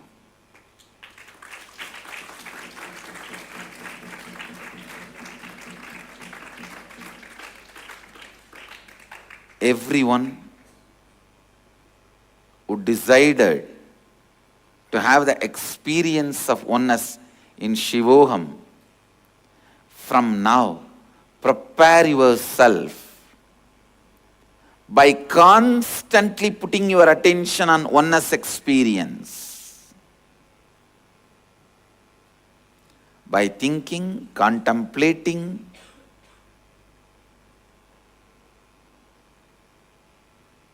empowering oneness experience. How? You are one with the whole. Let this oneness become empowering experience in you. Oneness is higher than highness or holiness titles. Understand? The highness and holiness titles are nothing compared to the experience of oneness.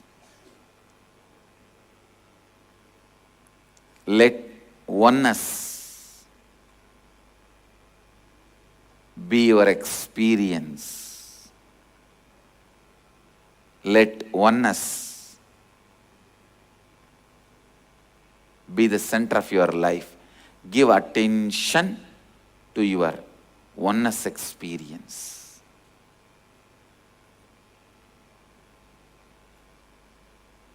Prepare yourself before even you come to Varanasi by paying attention to oneness. So that becomes reality in you when you sit in the Shivoham process in Varanasi.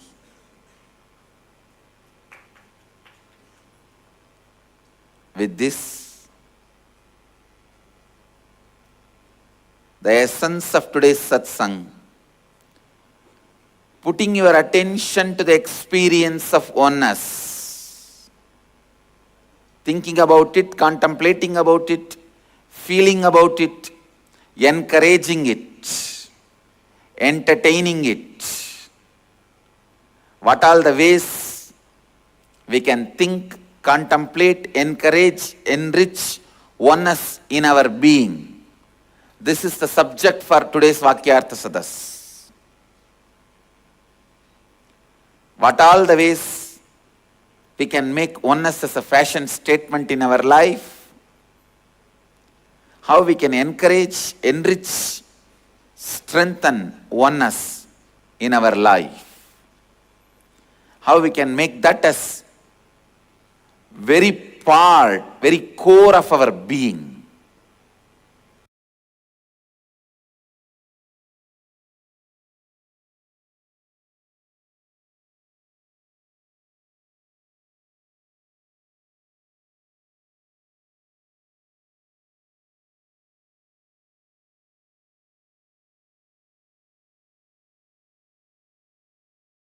I bless you all. Let you all radiate with integrity, authenticity, responsibility, enriching, causing, living Advaita, the eternal bliss, Nithyananda. Thank you. Be blissful. Nithyananda Dhyanapitham, Nithyananda Nagar, off Mysore Road, Bidadi, Bengaluru. Phone 08027279999. www.nithyananda.org, www.youtube.com/lifeblissfoundation.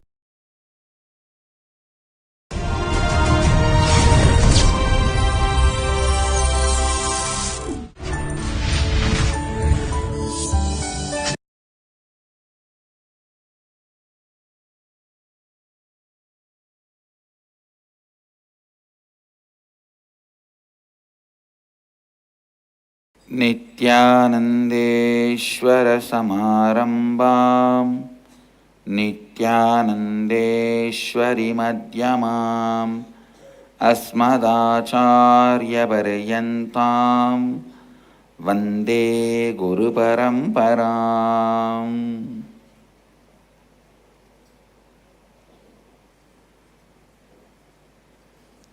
I welcome all of you with my love and respects. I welcome all the devotees, disciples, Samajis, Satsangis, Sri Mahans, Mahans, Tanidars, Kotaris, sitting with us through Nithyananda TV, Sadhana TV, and two-way video conferencing, having Nainadiksha. Cities sitting with us in two-way video conferencing, having Nainadiksha. Seattle Chidambaram, Los Angeles Arunachalam, Toronto Tirukkailayam, San Jose Madurai, Guadalupe, Suva Fiji, Oklahoma, Kuala Lumpur, Ohio, Chennai,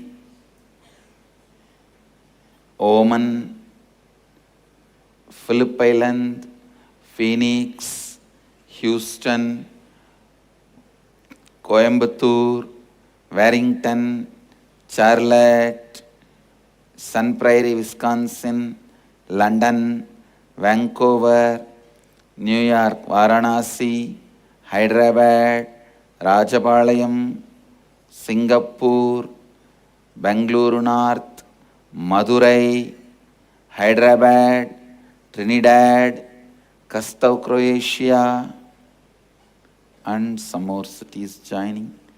I welcome all of you with my love and respects. I'll continue to expand on 7th verse. Please recite the 7th verse along with me. Yasmin sarvani bhutani atmaiva bhut vijanatah tatra ko mohaka shokah ekatvam anupashyatah. Listen, in one who has cognized the reality all existing beings becomes very self, then what delusion, what sorrow of incompletion can there be for that seer living in the space of oneness, living Advaita? Listen. Last few days I was expanding on how the love current, constantly engaging yourself in love current, all your actions centered on love current, how that can make you experience oneness with everything, everything in oneness. Oneness with everything, everything with oneness. This oneness experience can be gained.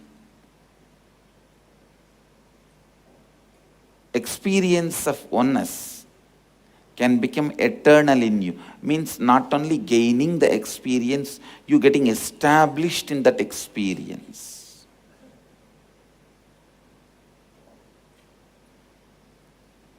When you just soak constantly in the experience, you radiate extraordinary powers.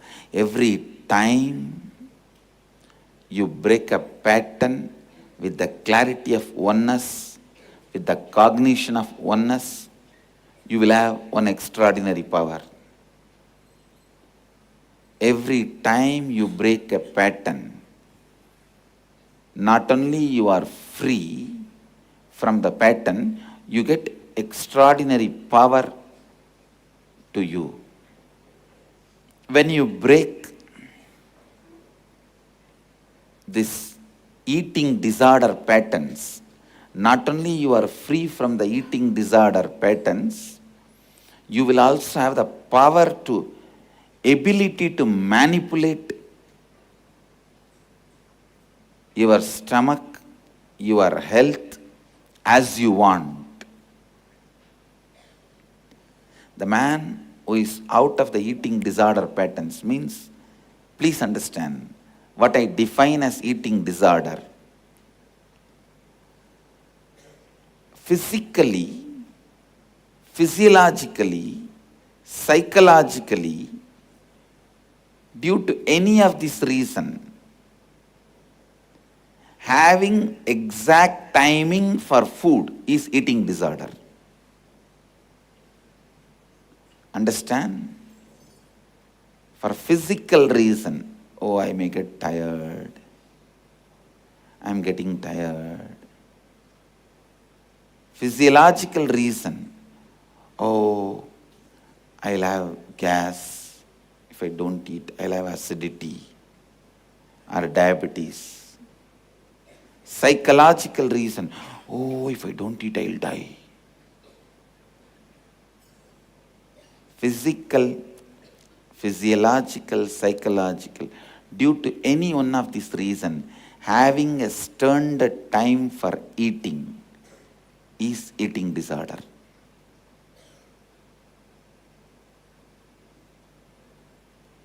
The right eating is beautifully described by a great saint from Tamil Nadu, the Valluvanayanar. Beautifully is described. மருந்தென வேண்டாவாம் யாக்கைக்கு அருந்தியது அற்றது போற்றி உனின் means you don't need medicine for your body if you eat the food knowing that earlier what you have eaten has left the body. If you eat after the earlier eaten food left the body, you don't need medicine forever to your body. Before the next meal, be very clear as it left the body. My earlier meal has been digested and cleaned. So every time Before you plan for eating, just see whether what you have eaten earlier has left your body. It has become part of you as energy. Whatever energy needs to be absorbed, whatever remaining has left your body. If it is not, use jalabasti, get it out, then go for the next meal. I think this is one of the important discovery I found from my own experience. This is what I will describe as orderly eating. So for all my disciples who want to eat properly, orderly eating, I'll prescribe this as one of the important rule. Whether you are a Balasant, Sant, or Kotari, Tanedar, follower, disciple, whoever wants to follow me, please take this up as a rule. After every meal, if you take little haritaki powder, very little, before the next meal, clean your stomach, clean your bowels. If you are not able to, then have at least enema jalabasti, then go for the next meal.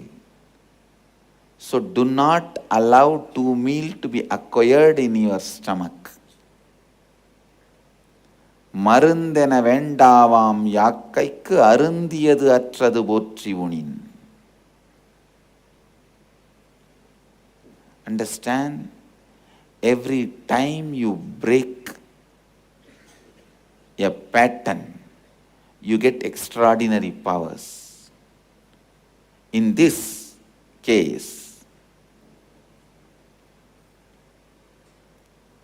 about this eating disorder pattern, if you break your eating disorder pattern, not only you will be free from that pattern, you will have powers to manipulate your body and mind as you want. If you have done at least one Disamyama, then you will know how you can manipulate your body. You can just play with it. You can play with it. All the stupid theories of acidity, diabetes, tiredness associated to food are true as long as you associate them, not otherwise. I was reading in the Facebook, somebody wrote, one of the biggest prison human beings suffer is what others think about themselves. I tell you, no, there is bigger prison, what you think about you. What you think about you is the bigger prison than what others think about you. What others think about you is able to give you suffering because what you think about you gets altered based on what others think about you. If what you think about you stays stably, so what others think about you will never be a prison for you. Because what you think about you is so lucid and lucid.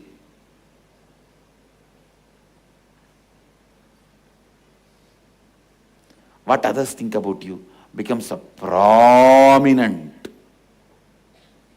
prison. Be very clear. If what others think about you is a prison in which you are stuck, what you think about you is the cell inside the prison where you are stuck. It is much more suffocating.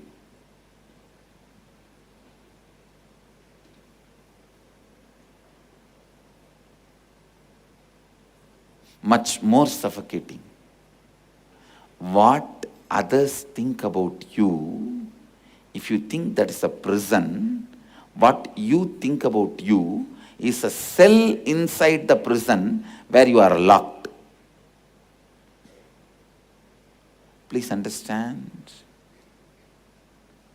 What others think about you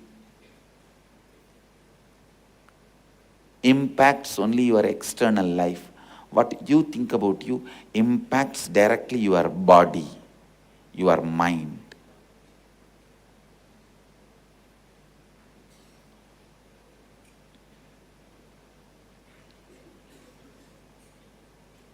Anybody who has done one Samyama can just play with their so-called diabetes, so-called gastric or acidity, all problem related to hunger. They can cause miracles.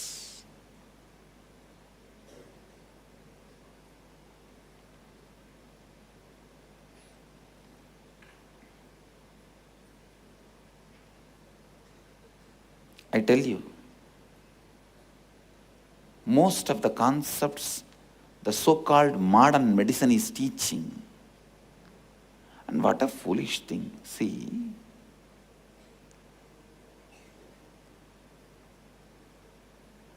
all the ancient systems of living healthy life just by handling your food properly, herbs,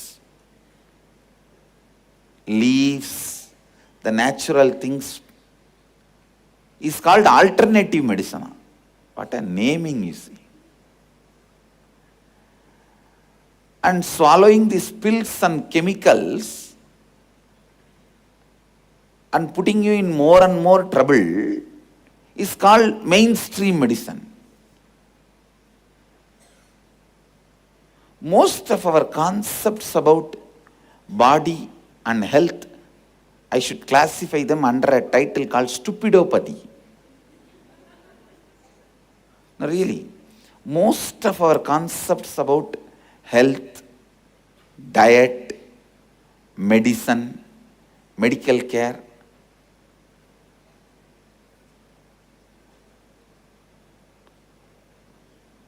we trust metal more than currency because for ages we have been a metal civilization, not currency civilization.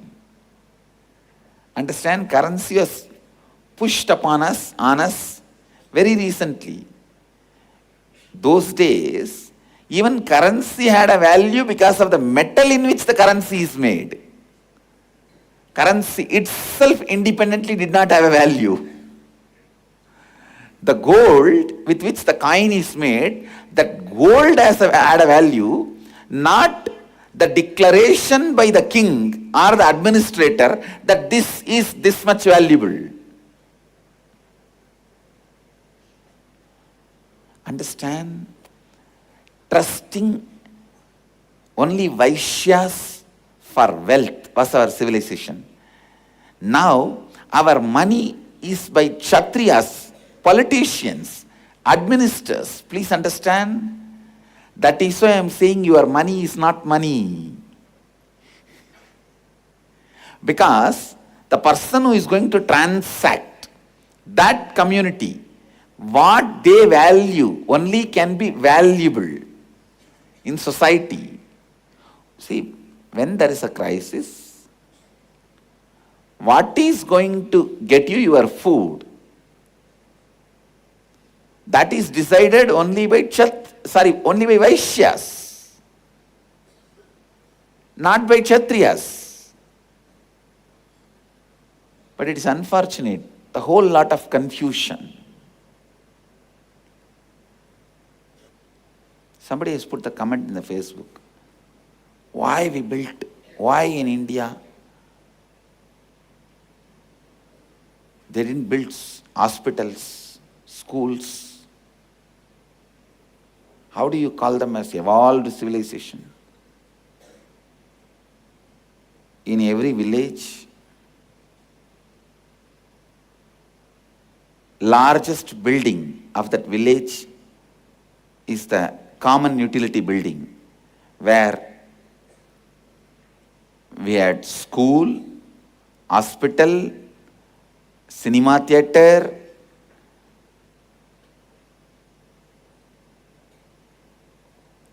art gallery, life science teaching place, and ultimately teaching enlightenment.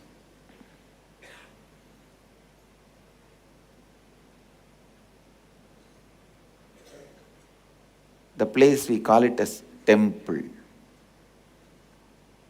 Understand? We call that as a temple. All. It is not just a mall. It is all. Everything about life is done there. Whether storing the grain, teaching principles, or medical care, everything is done there. And moreover, our lifestyle was such, we did not need so much of hospitalization. From the beginning, we were taking care of ourselves. And an important thing,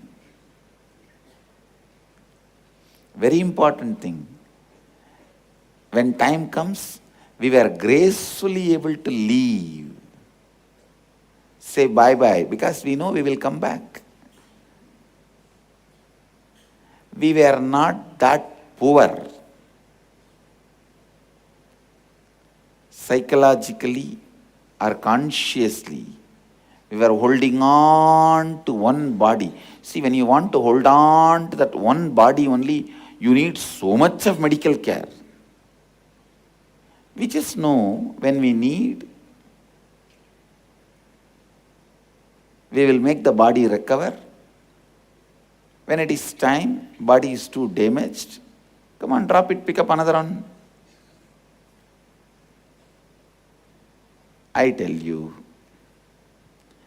till the science about the life, the true science about the life is taught to humanity, humanity is not going to get out of this addiction to medicines.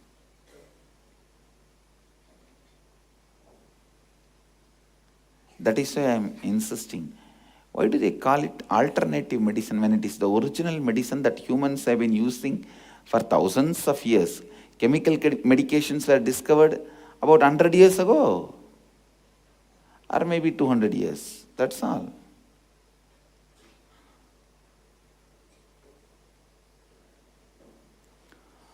Brutally destroying the zonal food practices, brutally destroying the regional dressing practices, brutally destroying the regional medical practices, brutally destroying the regional religious practices, by brutally destroying the regional education practices, by brutally destroying the regional physical, mental, conscious belief patterns.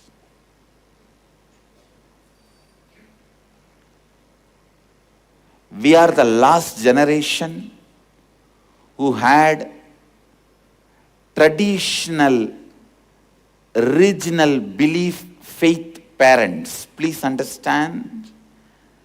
We are the last generation who had parents, had the best Vedic traditional understanding about body, mind and consciousness.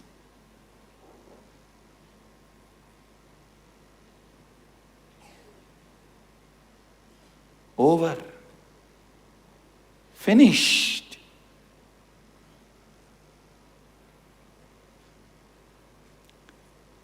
I know the kind of a faith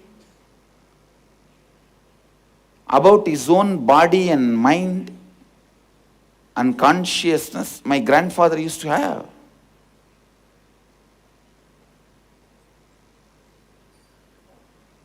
My grandmother's mother, I have seen her. I have seen my grandmother's mother.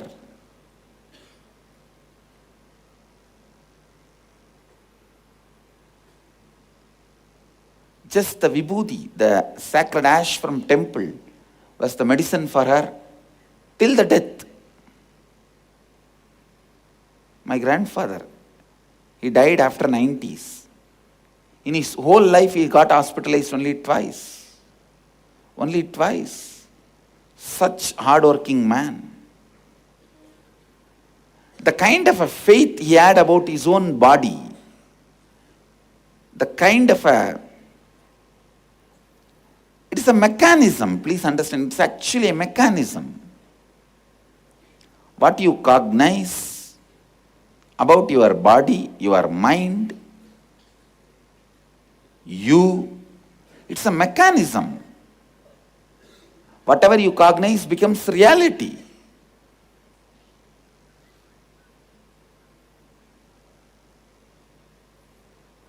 And I have seen the faith he had about himself. I'm so thankful to him because he took care that the idea of sickness never settles inside my system. By seeing him and living around him,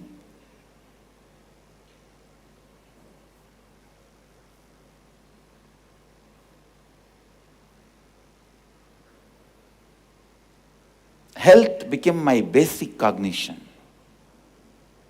Of course, my Guru Raghupati Yogi is extraordinary. Forget about him. He is totally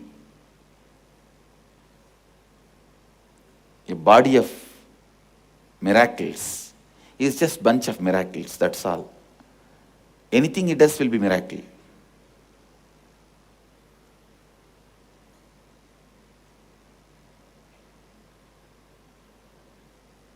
He will just sip the cold water through the nose and spit that water through mouth and it will be boiling water. I have seen the kind of a play he will do. And he will sip the hot coffee through the mouth and just start releasing that through the nose. By the time it reaches the ground, it will become an ice bar. Please understand, ice cube. Means he can play anything with his body. He can make his body as the hot boiler or the freezer.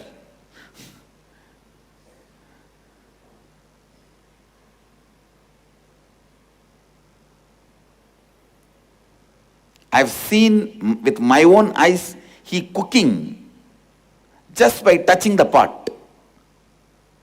The mud pot, he will put the water, rice and just touch it. In 2-3 minutes the rice is ready. He will tell, come on, eat. The kind of a heat he can generate through his body, or a cold he can generate through his body. His body was a boiler, freezer, all put together. Early morning, when he wakes me up and takes me to temple to teach yoga, during this Margazhi months, the water will be very cold. I have seen him doing this multiple times. He will just point the area where I am taking bath, that area will be warm, sometimes even hot water. In the temple tank, he will just put his finger and say, come on, take bath. It will be warm water or hot water. Never I felt the cold. That is totally different level. I am talking normal, so-called your plane, my grandfather. The kind of a faith he had about his body. We are the last generation who have seen those kind of people.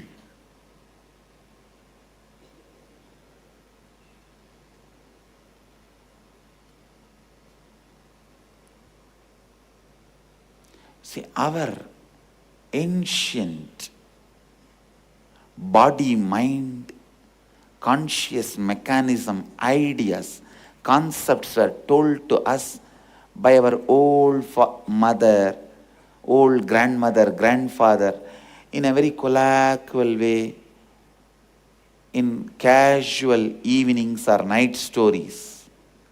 Hey,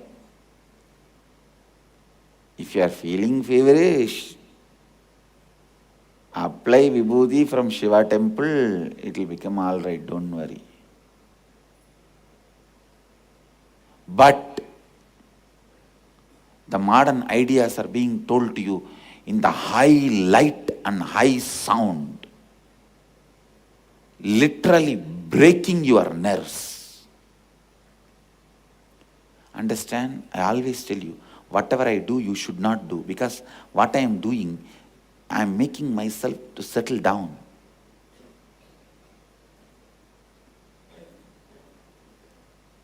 Whenever I find I am not able to sit and do the administration work, I will switch on the TV.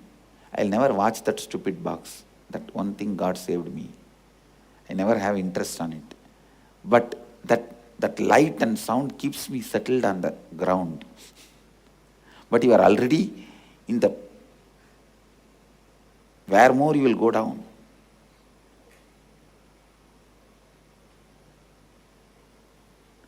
Anyhow,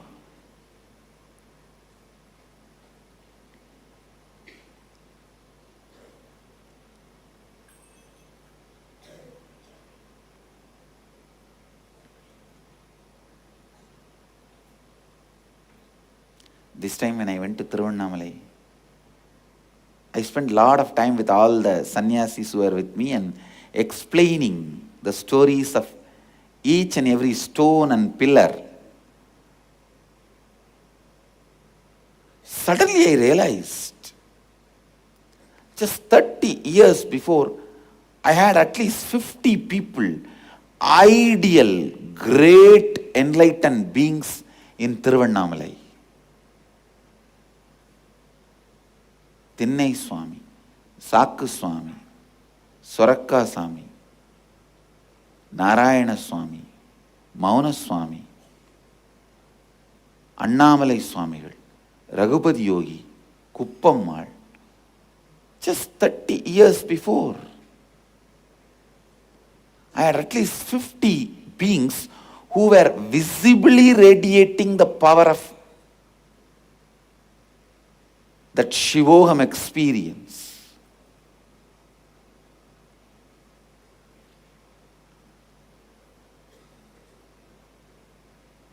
See, in my case, if you come to a program and see your Kundalini gets awakened, see hundreds of people's Kundalini getting awakened, healing happens, then you feel, oh, I think this guy has power, I think he has enlightenment. You come to a conclusion only indirect way. But I have seen the masters who are so visibly, directly, shamelessly declaring the power of Mahadeva. That's the right word I'll use. Shamelessly declaring the power of Mahadeva. I've seen on Swami Suraka. He was called Suraka Swami locally. Suraka means bottle gourd. Why, because in front of him on half bottle gourd, that shell will be there, in which people will put food. Whenever he feels like he will eat, and otherwise he won't. And next person who wants to offer food to him, he will empty that bottle gourd and clean it and put the fresh food and keep it and go. He had some 25-30 dogs, his friends.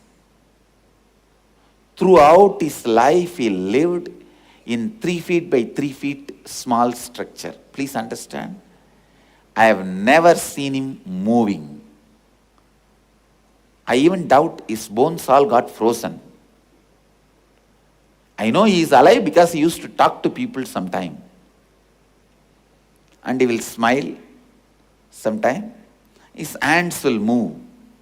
Because of that, I know he is alive.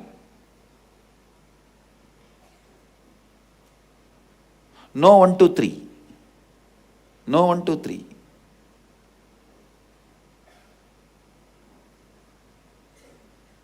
Because the birds have started sitting on his head and eating from his hair, some of his disciples followers have made a small stone-pillared hall. You can't say hall and all, just 4 pillars around his body and 2 stone on the top. If you see that structure, you will understand. It's only 3 feet by 3 feet.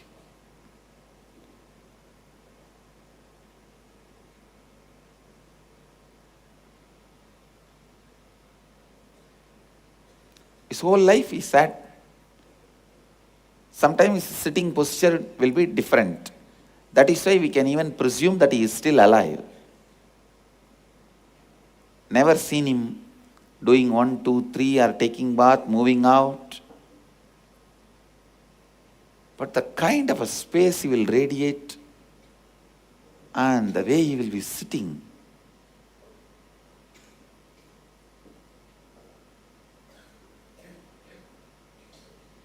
It was so visibly declaring the powers of yogic tradition.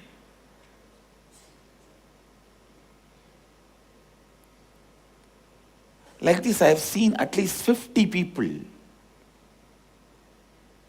through extraordinary lifestyle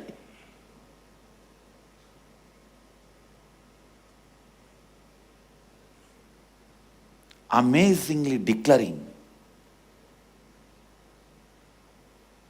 the yogic powers.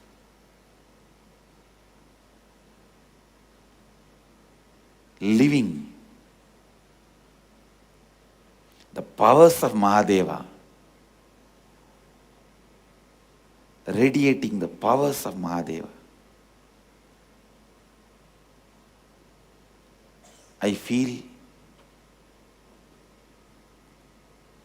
I don't want to say anything about Arunachala because Mahadeva never tolerates.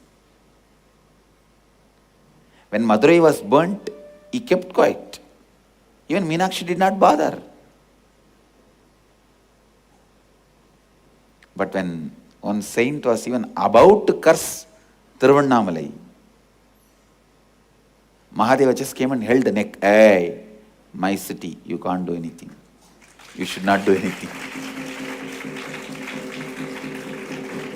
So I don't want to tell anything about Tiruvannamalai. I feel this generation looks so poor without that 50 of them. Without that 50 of them, this generation looks so poor. I told Mahadeva, it's now my responsibility to put again at least few hundred people as a garland to you who are in the same state of those 50. I'll do it. I'll do it.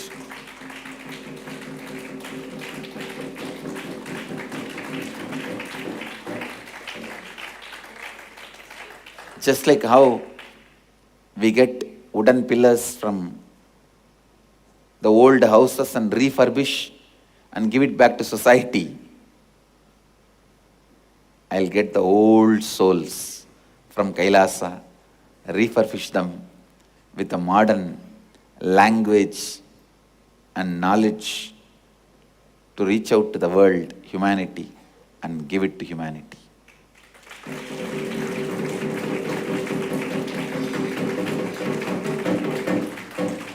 No, I really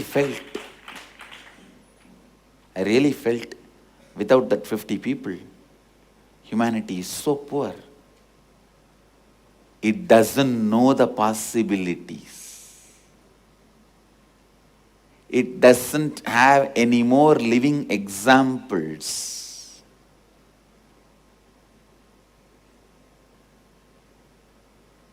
By living as an example the things Ram Surat Kumar used to teach, the Swaraka Swami, Mauna Swami, Annamala Swami, Thinnai Swami, Sadhuvom,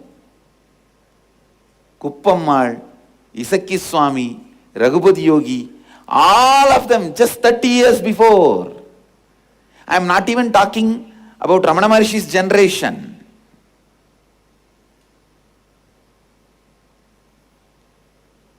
Humanity has become so poor without them. Because now none of you even have one single living example to see and learn. To see and learn. Right concepts about body. Right faith, cognition about mind. Right biomemory.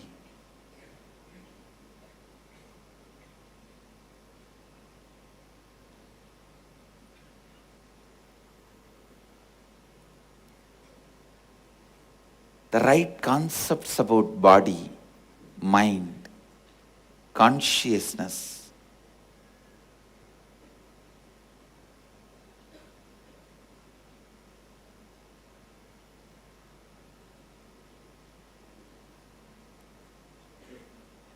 Is the richness, ultimate richness.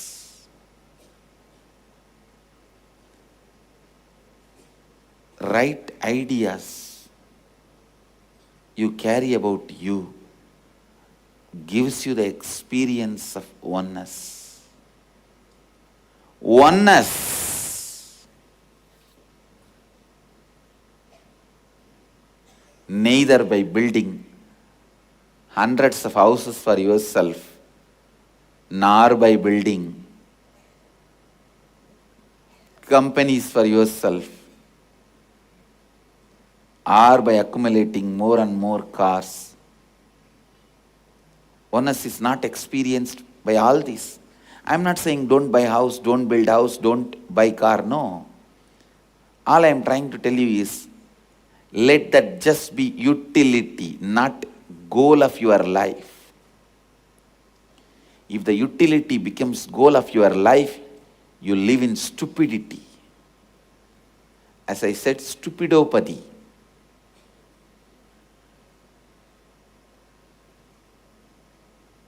Where elongating your life becomes goal.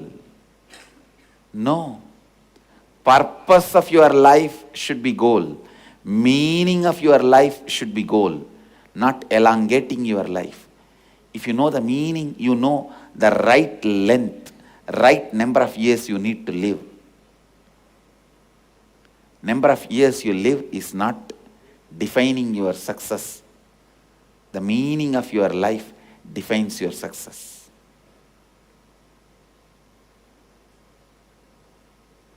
With this, I'll move to the next segment of the morning satsang.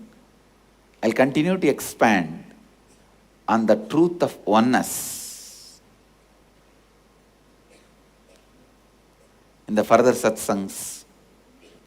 Today's subject for Vakyartha Sadas, the right concepts about body, mind, consciousness, which leads you to experience oneness. How the concepts others carry about you impacts the concept you carry about you. How the concepts you carry about you is important to experience oneness. Tomorrow's subject for Vakyartha Sadas is stupidopathy. How we eat stupid ideas and vomit disease.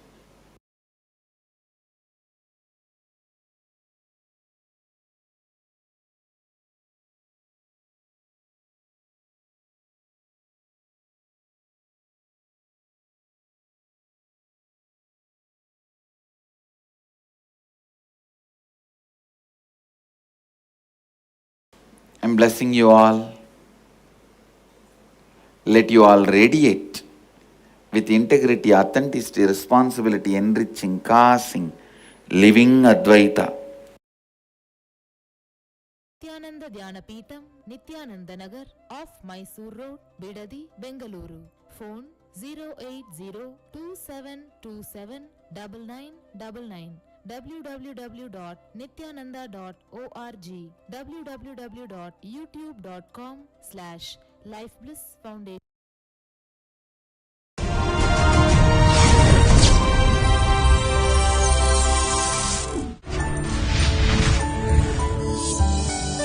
नित्यानन्देश्वर समारम्भाम् नित्यानन्देश्वरि मध्यमाम् अस्मदाचार्यपर्यन्ताम् वन्दे गुरुपरम्पराम्.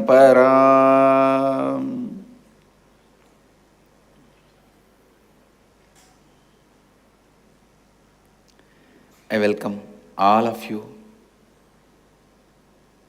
with my love and respects.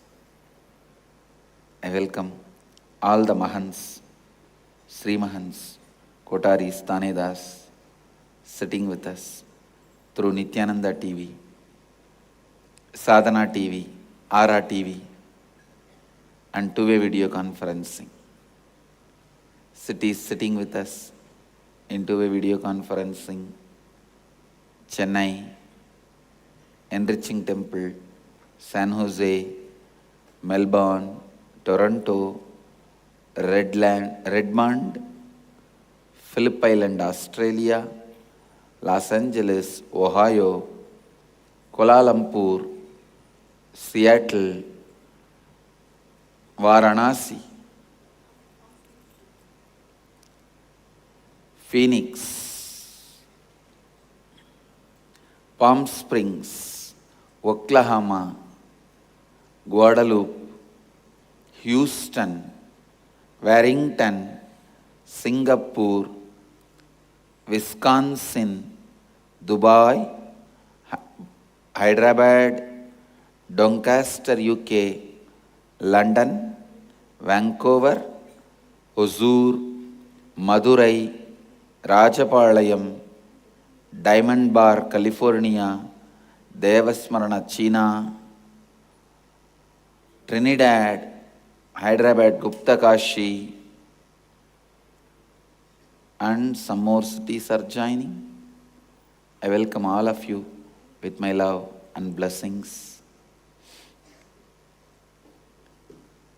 I'll continue to expand on love current of Mahadeva. Because the Advaita, please listen, oneness becomes your reality with the love current of Mahadeva. Please understand, when you authentically experience love current of Mahadeva,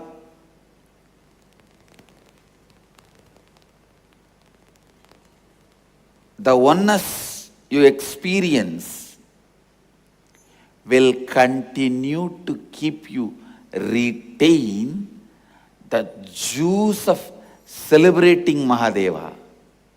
Understand?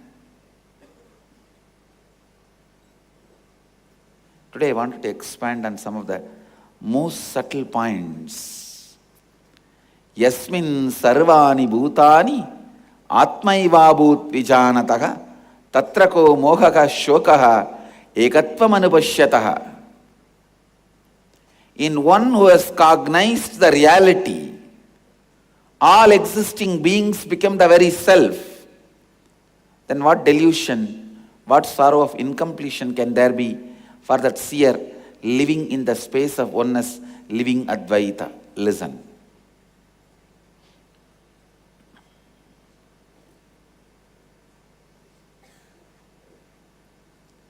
The love current of Mahadeva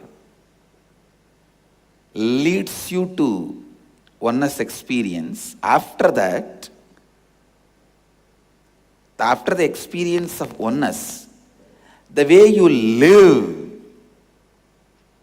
will be the love current of Mahadeva. Understand? Love is not just a path for experiencing oneness. After experiencing the oneness, the utility value of life itself is love.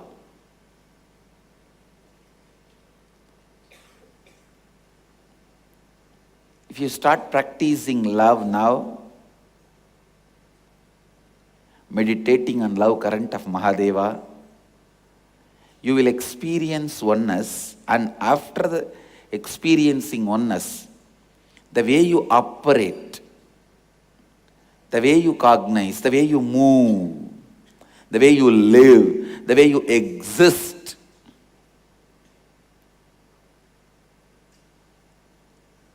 the whole thing will be same love in a different dimension.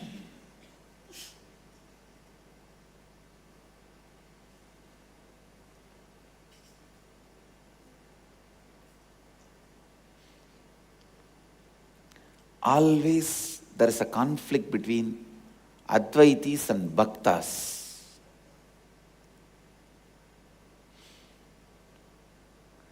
Saying that, always Advaitis declare these Bhaktas as Mayavadis.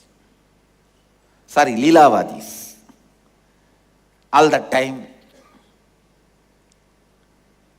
talking about devotion. They never experience the oneness. And always these Bhaktas go on criticizing the Advaitis, Mayavadis, delusionists. They don't celebrate devotion and love. And there is also a subtle, deep fear. If you experience oneness, you may lose devotion. It may all become all me.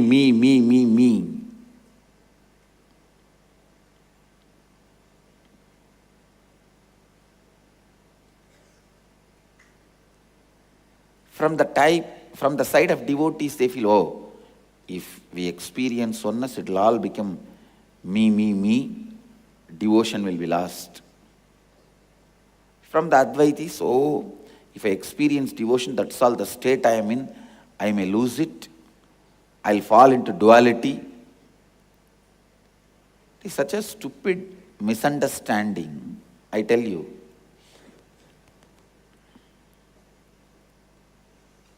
The oneness strengthens your ability to radiate love. Oneness, experiencing oneness, strengthens your ability to radiate love. And when you become all me, you lose the ability to celebrate the devotion. Understand?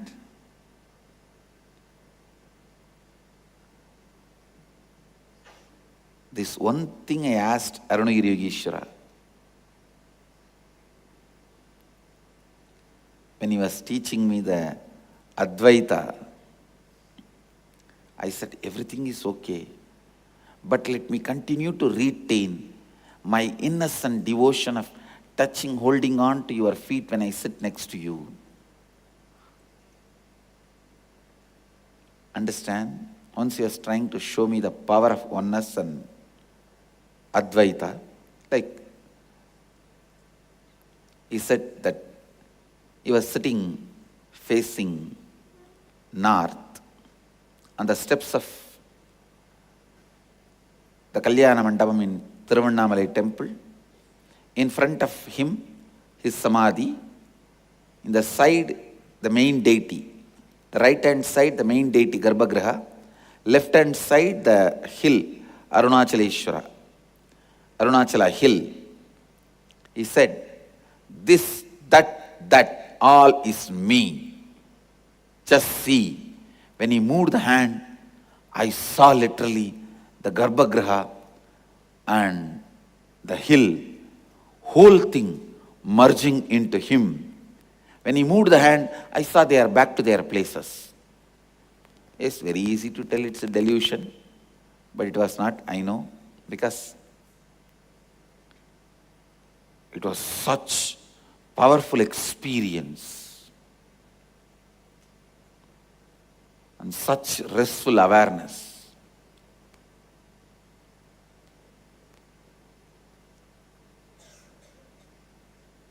During this whole thing, I was sitting holding his one feet in the leg, saying that if I hold on to his feet, a lot of energy will come, power will come.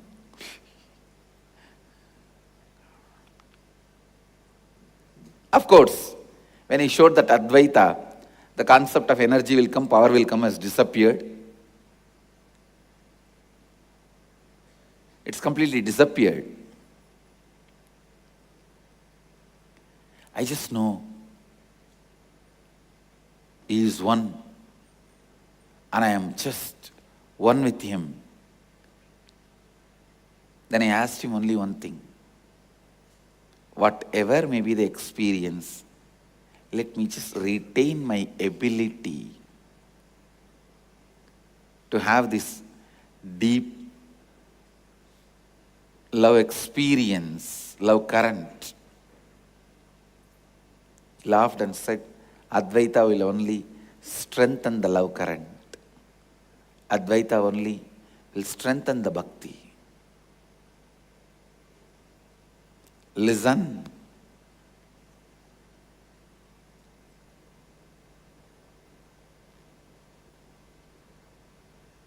This is, you can see now, this is exactly the spot he was sitting. And I was sitting with him and talking. The oneness. Please understand.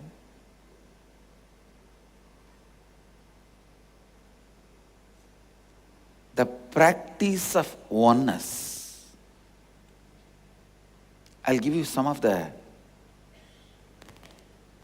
deep, important insiders' secrets. What takes away oneness from you is not able to cope up with the reality as it is. You always feel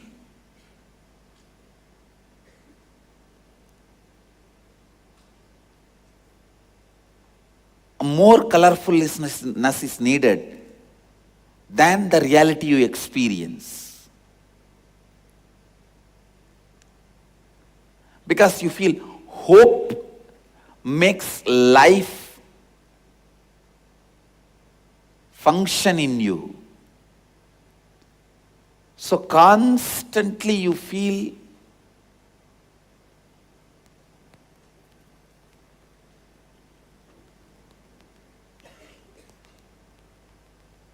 much more than what you perceive is required to keep you alive, so that need for the hope, the idea, you need something more to move on.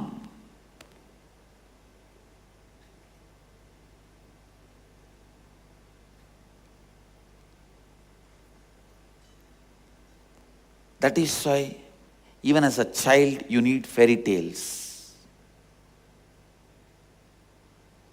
Please listen.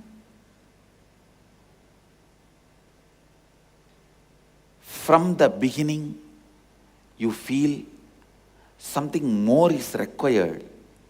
Only then I can move on. So life moves only with the idea something more is required. So you go on projecting that something more which you feel required, either as quality requirement or quantity requirement. Either you feel you need more money, only then life will be great, more cars, more houses, then you become materialistic. Or if you think better quality, better way of loving, giving, respecting, serving, then you become a spiritualist.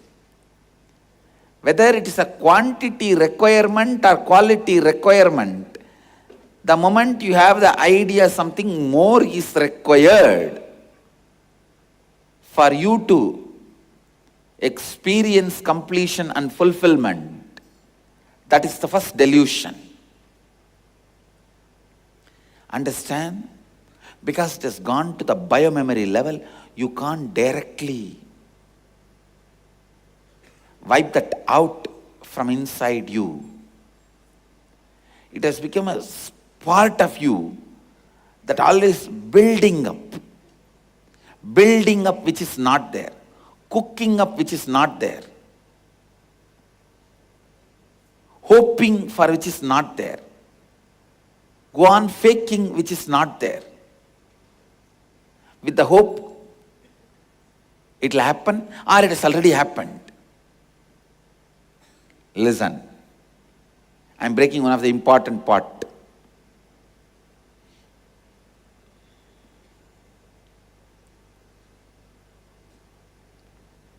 This hope and building up, even while you talk, you just see, just sit and speak for half an hour,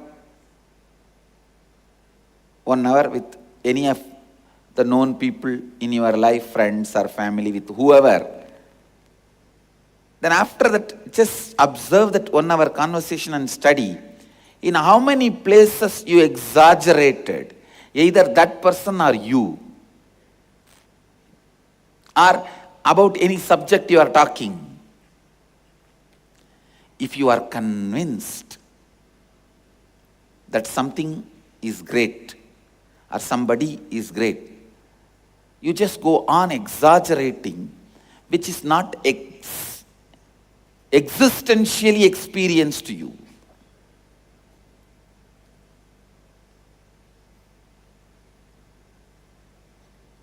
I tell you,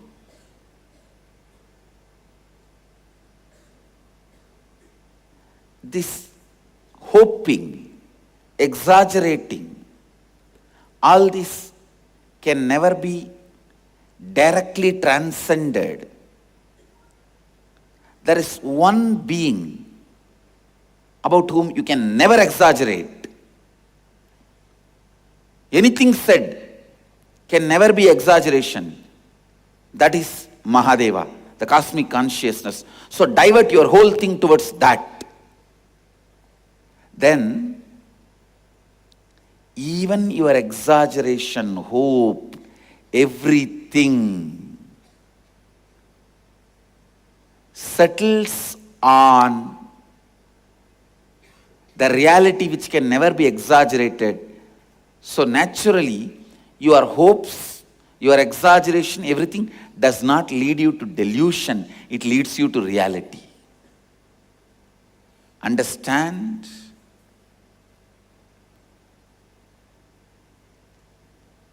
Understand?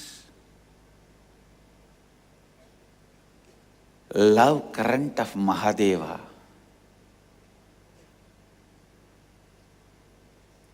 is nothing but your hopes,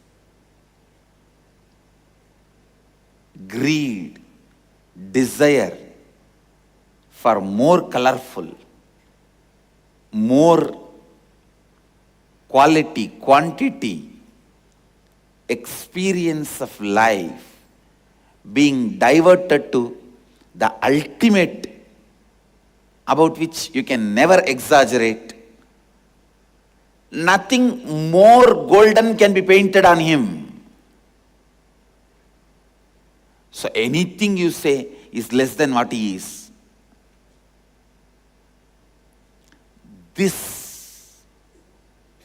This makes your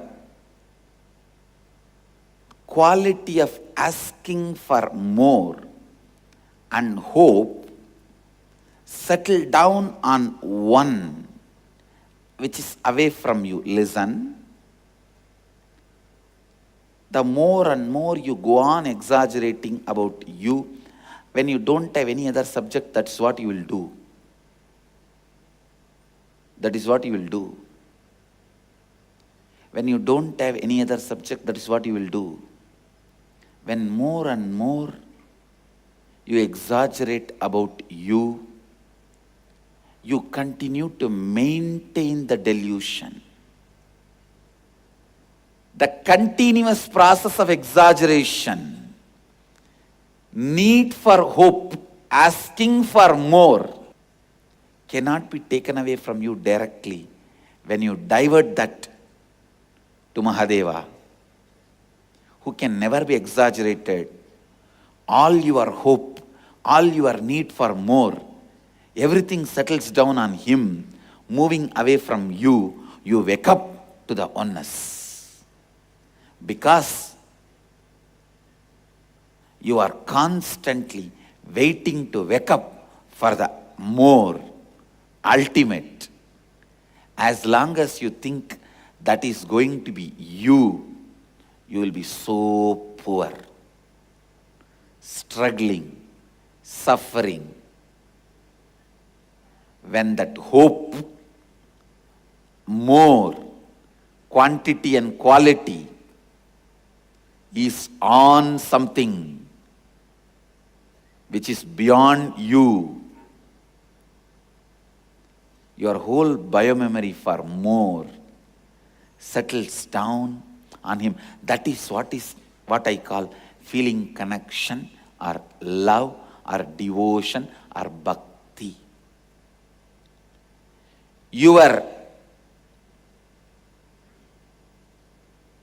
need for more and exaggeration settling down on God or Guru, which is other than you, is devotion. When it settles down on him, your life becomes so alive, rich, and because it is away from you, you break the delusion, illusion. I tell you, if you don't have anything other than you to exaggerate, hope for, feel more about, feel the quantity, quality, more need, you are the poorest person, I tell you. That is I'll declare that as a spiritual poverty, conscious poverty, depression.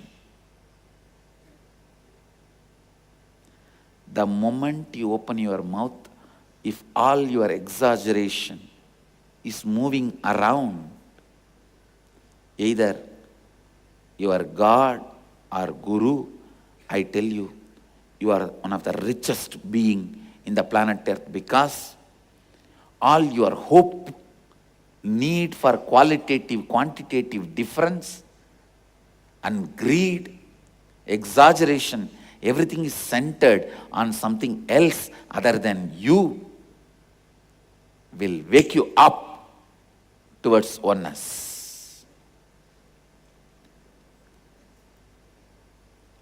Antidote for delusion is devotion. Antidote for Maya is Leela.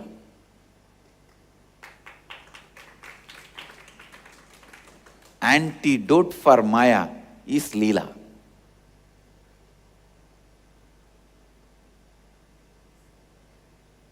Understand? Exaggeration is inevitable. You can't kill it. I challenge. Record any of your conversation for 10 minutes. You will see constantly exaggeration erupting. Even in negative way, if you hate somebody, you will exaggerate negatively about that person. Exaggeration is the way your mind functions. So till it dies, let your exaggerations be centered on your God or Guru, your Ishta. Your Ishta. If it is centered on God, you will experience Him in deities. If it is centered on Guru, you will experience it living.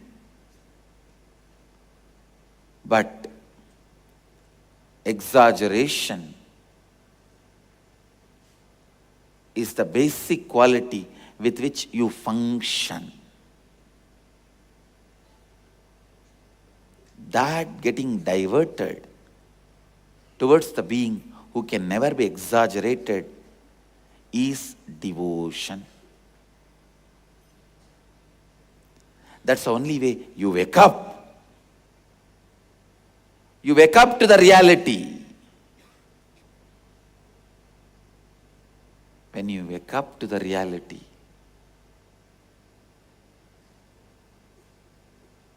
I asked Arunagiri Ishvara only this boon: forever give me the joy and juiciness of always putting, surrendering, dumping my need to exaggerate on you. Let it be always on you if there is a need. Before enlightenment, there will be need. Once the enlightenment happens, then there is no need to exaggerate, because you know nothing can be exaggerated. Anything you tell about Him is Him. It's only less than Him, not exaggeration. Only you will be crying, oh, words cannot be sufficient, words are not enough to describe Him.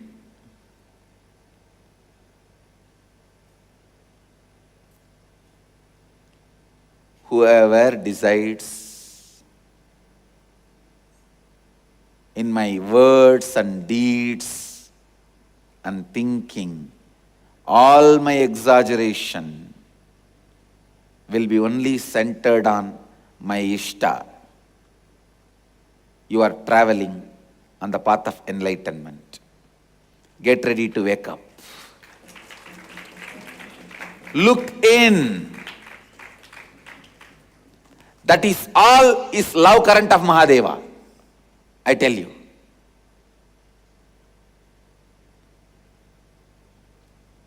That is all is love current of Mahadeva.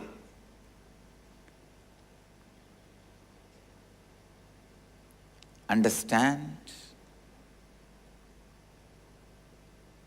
Today's subject for Vakyartha Sadas is how all of us have this exaggeration pattern and keep it centered on us, and how we can shift it to God or Guru. Guru is nothing but the expression of God demanding you to shift that hope for exaggeration on divine. Guru is nothing but the statement given to you by God. Hey, shift. Guru is statement of God. God is state of Guru. Guru is statement of God. God is state of Guru. State just gives a statement. State just gives a statement. Shift. You have suffered enough with the exaggerations of you. Shift now. I am here to liberate you from this need of exaggeration. To wake you up to the reality which can never be exaggerated, which is too big. You need to experientially see something with awe to shift your pattern of exaggeration centered on you to centered on something else, that is when Guru appears and gives you that feeling, ah.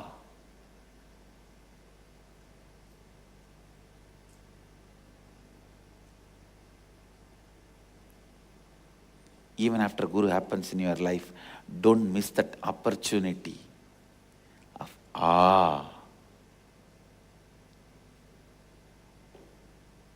that shift.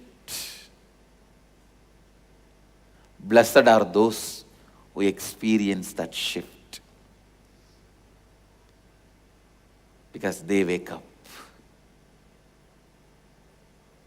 They wake up. They wake up. If you study the whole Shiva Purana or Leelas of Mahadeva in Madurai, everything is all about just giving you the experience of awe and shifting your ever-exaggeration pattern from you to him. That's all. That's all. Otherwise, how will you call taking away the two eyes of an hunter, poor fellow, because he believed you, taking away his eyes, how will you call that as love? How will you call this old lady's food you eat and then don't work, that as love? But it is all love. Only if you shift, you will understand it is love. It was love.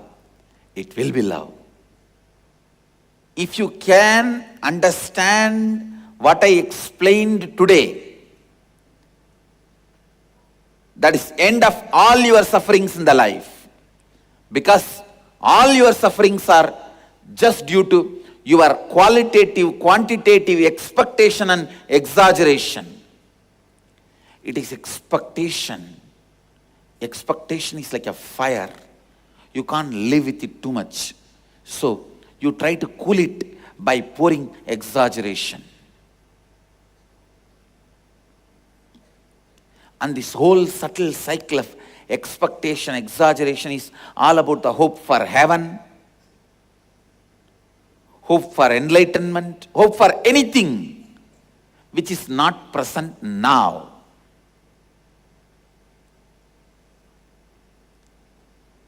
And if that is shifted from you, from Aham to Shiva, you will experience Shivoham. Because anything you deeply love becomes part of you. Anything you feel as part of you, you start deeply loving it. That's all. If you feel you is you, you will exaggerate your actions, your memories, your experiences. If you think you is Mahadeva, you will celebrate his presence, his experience, him. Celebrating the source is always a liberation. Celebrating a small branch is always a bondage. Understand? You are not away from Mahadeva, but what you see, your perception about you is a small branch.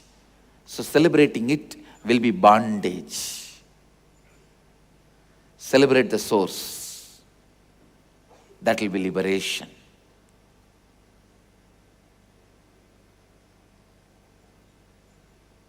People tell me, I think all these Puranas are exaggerated. If you open your mouth and speak 10 minutes, then you will understand how much you exaggerate about you. Puranas are the antidote for your disease of exaggerating you.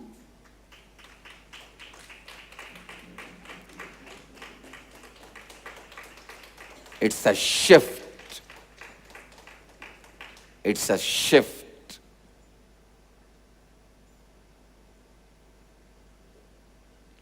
today's Vakyartha Sadas should be how unconsciously you go on hoping and exaggerating you and things around you. Starting from the fairy tales, need for fairy tales, to need for carrying tales. Need for fairy tales is the hope getting exaggerated. Carrying tales is desperation getting exaggerated. Understand? Hope for fairy tale. Fairy tale is hope getting exaggerated. Carrying tales is desperation getting exaggerated. Whether it's a fairy tale or carrying tale, it's hell, suffering. Shift the focus of exaggeration from you to him, from aham to sheva. Shift it towards state or statement. State is Shiva, statement is Guru. Shift your need for exaggeration towards his state or statement. Shiva or Guru. Today's subject for Vakyartha Sadas is how we go on exaggerating us and how consciously we can do the shift. That shift will make you experience love current.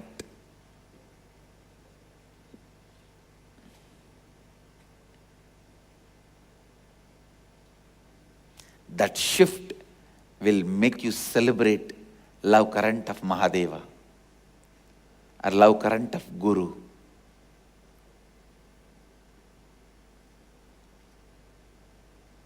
When you rest your pattern of exaggeration on your matter, you are materialist. If you rest your pattern of exaggeration on your qualities, you are so-called spiritualist. If you rest your pattern of exaggeration on the society around you, you are a politician. If you rest your pattern of exaggeration on confusion, you are a clerk worker. If you rest your pattern of exaggeration on your failures, you are a depressed person. You are a depression. If you rest your pattern of exaggeration on Mahadeva or Guru, you are an enlightened being. That's all. On which you rest your pattern of exaggeration, that decides the flow in which your life is going to move.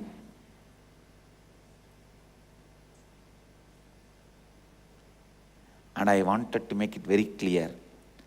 All my description and stories about Mahadeva is not because I am exaggerating. I have already realized he can never be exaggerated. Whether the stories about Mahadeva are stories about me, not because I am resting my pattern of exaggeration on them or on me, it is because I know I can never exaggerate about him or about me. Both are one unending source of inspiration, can never be exaggerated. It is too big even to be described.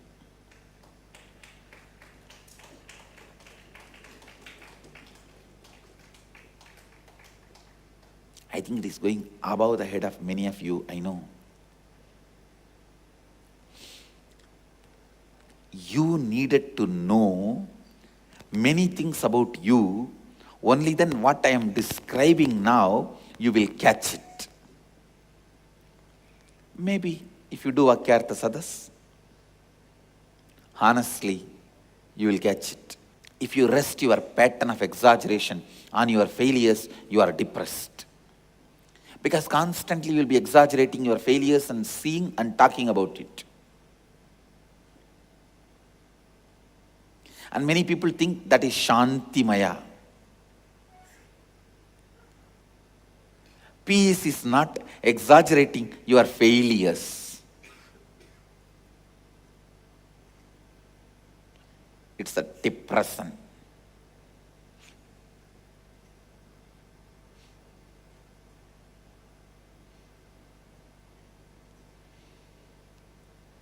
Listen.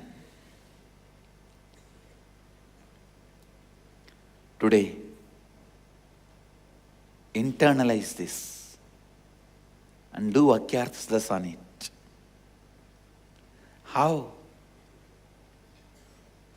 In every single conversation,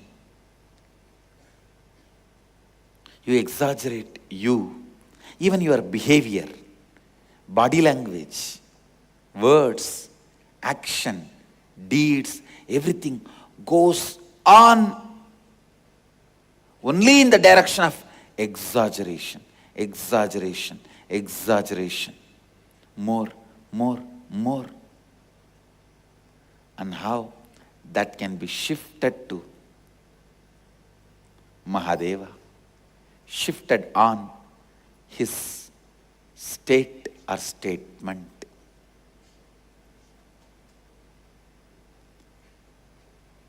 Guru is the very easy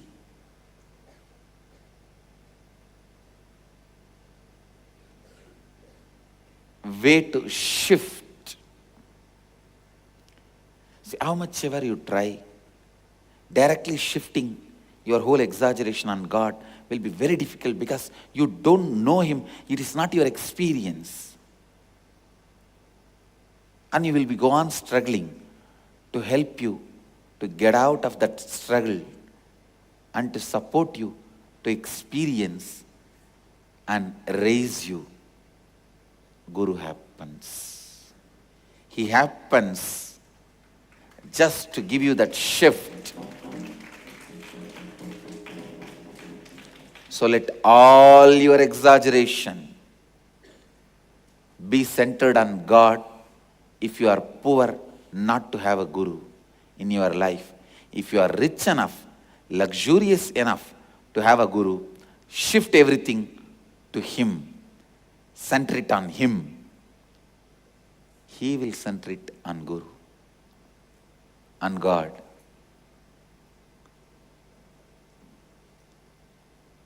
If you shift all your exaggeration towards His statement, statement will shift it towards His state. Because statement and state are finally one and the same.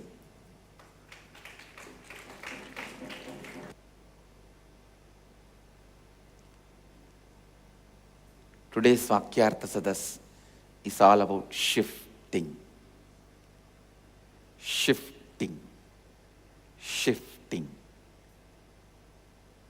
your exaggeration pattern towards which is something can never be exaggerated.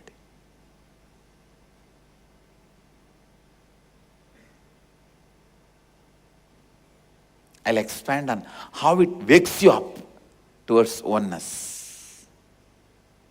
Because the need for the exaggeration itself has started because you felt separated from which can never be exaggerated. Because of that emptiness, that poverty, the perceived poverty, and imagined emptiness, that pushed you towards need for exaggeration, hope, desire, greed, everything. So when you move that pattern towards Him, He will give you the experience of oneness, and you will know not only He can never be exaggerated, you also can never be exaggerated.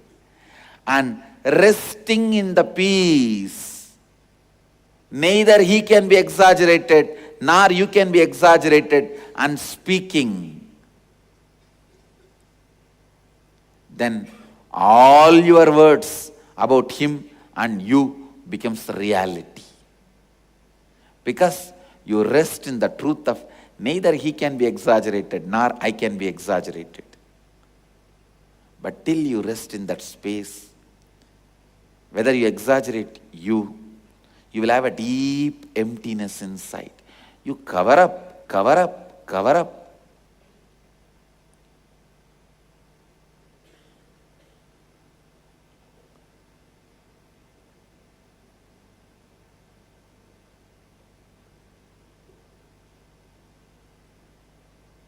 But no covering up is possible.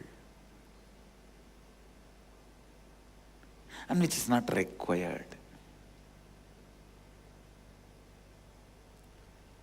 How it will help you to get out of depression, experience oneness, from emptiness to oneness, from aloneness to oneness. I'll expand in further satsangs.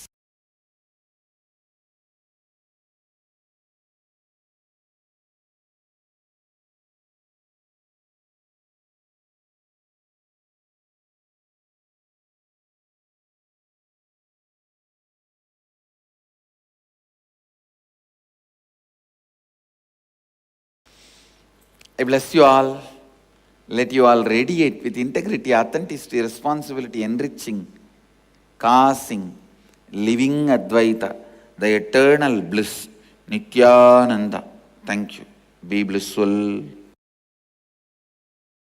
Nithyananda Dhyanapitham, Nithyananda Nagar, off Mysore Road, Bidadi, Bengaluru. Phone 08027279999. www.nithyananda.org. www.youtube.com/lifeblissfoundation.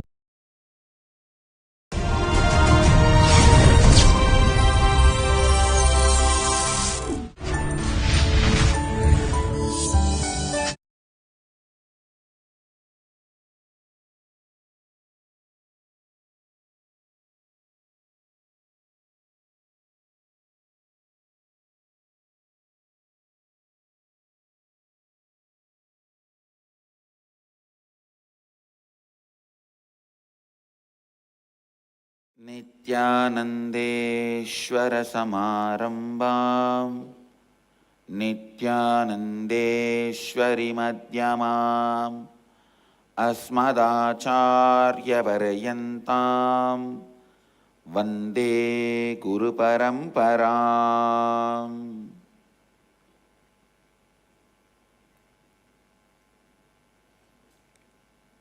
I welcome all of you with my love and respects.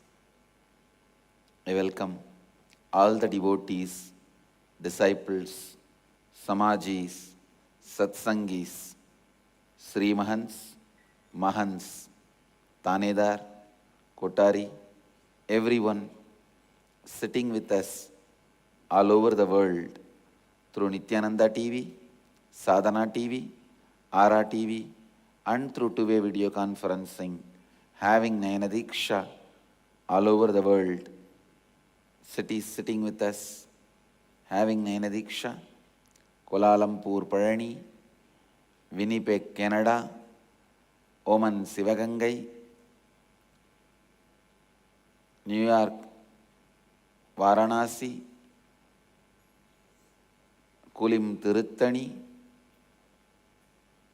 San Jose, Madurai, Swa, Fiji, Melbourne, Tiruvarur, Oklahoma, Somanatham, Ohio, Temple, Seattle, Chidambaram, Chennai, Tiruvanmiyur, St. Louis, Chesterfield, Toronto, Tirukailayam, Phoenix, Los Angeles, Trinidad, Tobago, Charlotte, China, Hong Kong, Hyderabad, Gupta Kashi,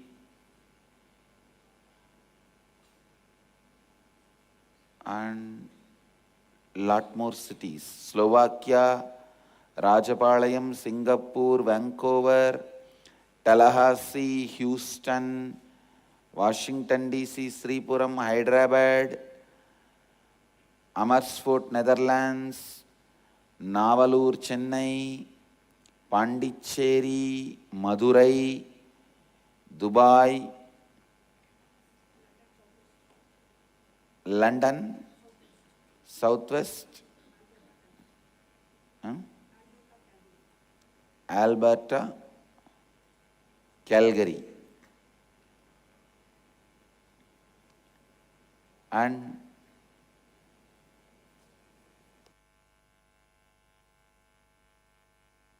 Port Washington, New York, and lot more cities. I welcome all of you with my love and respects.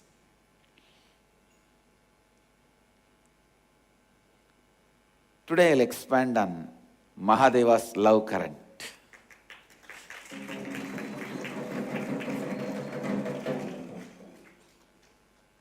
First, let me define and make you understand what is love current, why I am suddenly turning the whole Upanishad towards love. Listen. I don't utter a single word which is not required. I am not speaking because I have to speak. I am speaking because I have something to speak. Understand? I am not speaking because I have to speak. I am speaking because I have something to speak.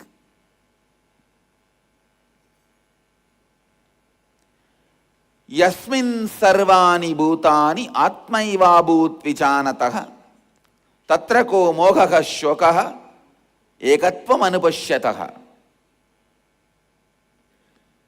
In one who has cognized the reality, all existing beings become the very self, then what delusion, what sorrow of incompletion can there be for that seer living in the space of oneness, living Advaita? Listen. It's a love that gives you that experience of Advaita immediately as a jump start. It's a love that gives you that experience. This verse of the Isavasya Upanishad is the pure science. Love is the applied science. Love is the method and utility value of this verse. Listen, method means to reach this experience.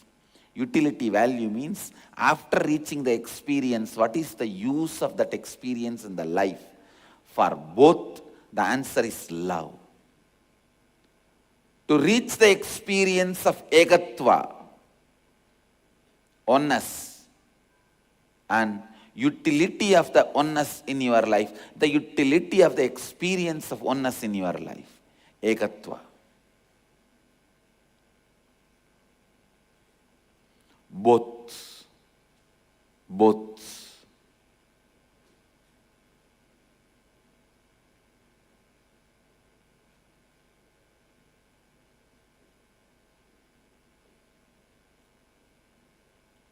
Both are love. Listen. Yasmin sarvani bhutani atmaiva bhut vijanataha tatrako mohaha ka shokaha ekatvam anupashyataha. Love makes you experience this ekatva, and after experiencing ekatva, the utility of the ekatva.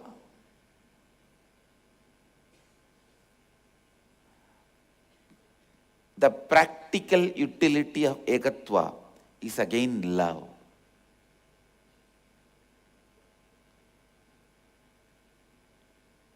That's the reason suddenly I am turning the whole attention towards love.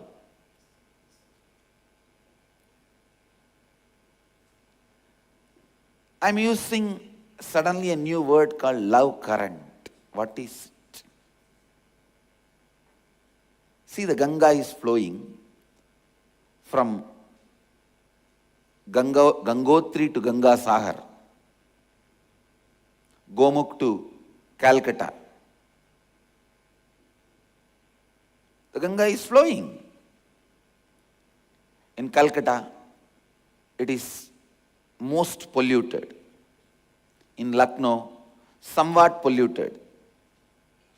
In Gangotri, so pure, fresh.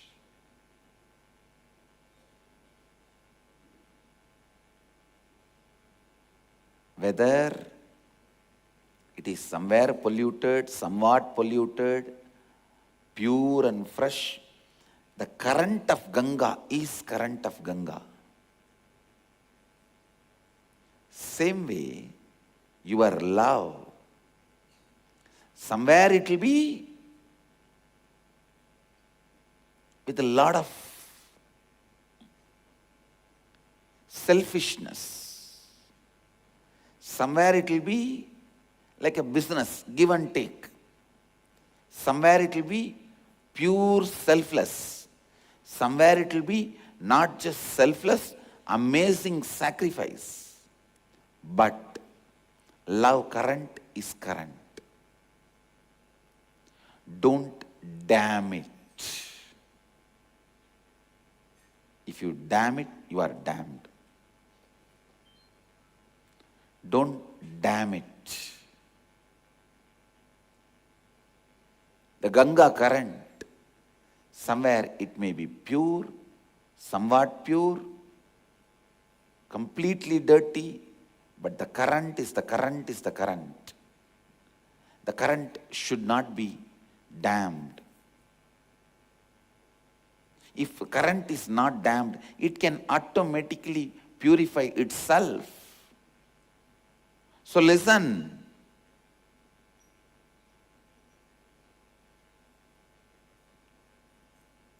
Love, somewhere it will be selfish, somewhere it will be demanding, at some time it will be business, at some time it will be selfless, at some time it may be pure sacrifice, but don't damn the current. Don't damn the current. I am not saying your life, your love should be selfish. I am not saying your love should be business. All I am saying is, even if it is selfish and business, it's okay. Function, move, be active, be alive, be interactive.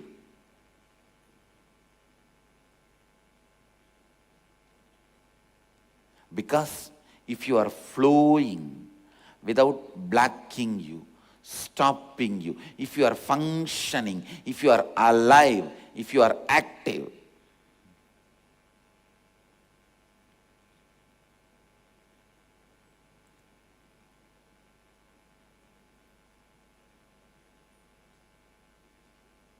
you will see it will become pure. Listen, in the initial level, even if it is selfishness, give and take, if you are active,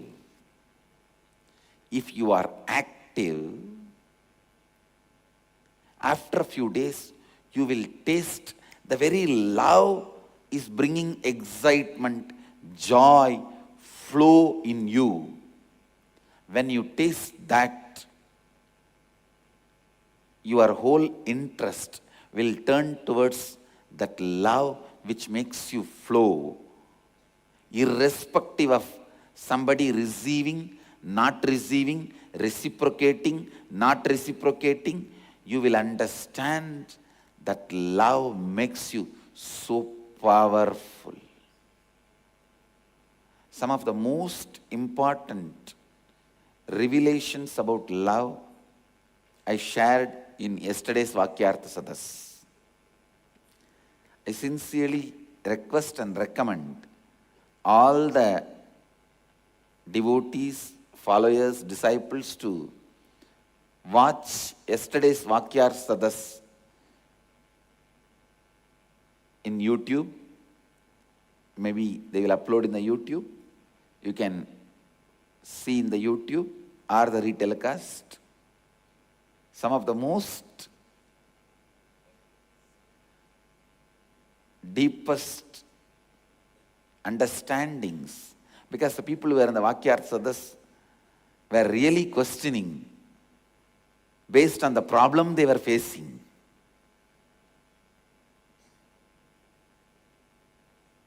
When somebody is really facing the problem, I see to it the problem is solved. So the solution also very straight and practical. Listen, the love current, the current itself should be encouraged, because ultimately many of your definitions like, oh, I think my love is selfish, business motive, many of your definitions are mostly based on self-doubt.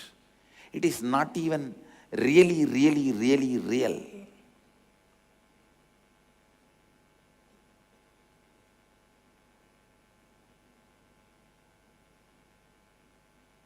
Understand?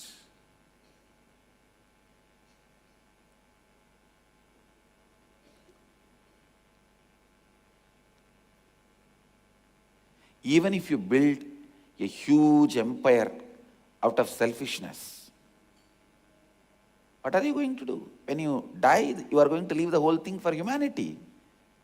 So the moment you leave the earth, the whole thing has now become selfless. So where will you define selfishness and selflessness? And there may be some people in the name of selflessness just sitting and eating, not creating anything. When they die, they have not left anything for the world, so whatever they did is only a selfishness. They may claim it is a renunciation, but end of the day, it is just selfishness. They only sucked from the earth, sucked from the human society, never gave anything back. So I tell you, always encourage creation, discourage demolition. Encourage creation, discourage laziness.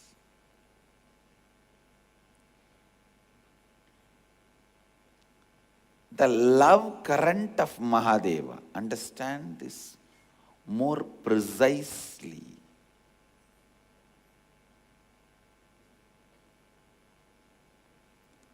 One of my Balasant, Gurukul kids shared, when she came, I gave chikki, and she felt, wow, I get chikki. In the beginning, it may be selfish.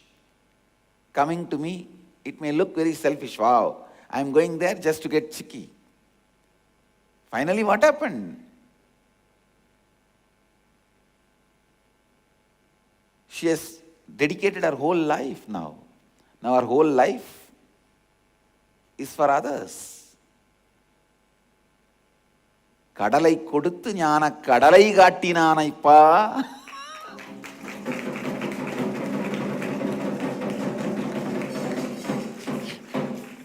கடலைதான் கொடுத்தான், ஆனால் ஞான கடலை அல்லவா காட்டினான்.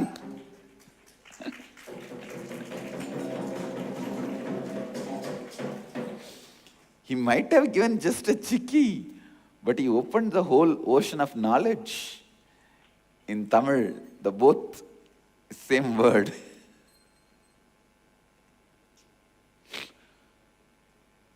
So understand, the essence of what I wanted to convey by speaking about love from yesterday till now, in the morning satsang and vakyartha satas, I am asking you, constantly be powerful and active, creative. Be powerful and creative. You will never be doing mistake. Be powerful and creative. You will never be doing anything wrong.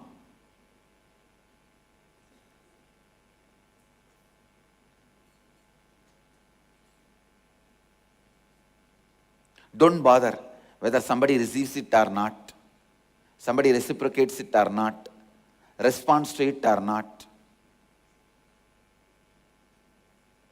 Yesterday in the Vakyartha Sadas, I was sharing this truth. The love current of Mahadeva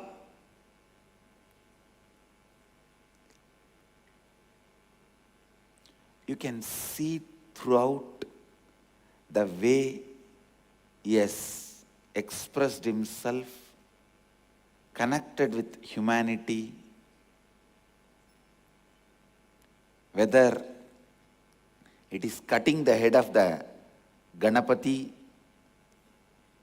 or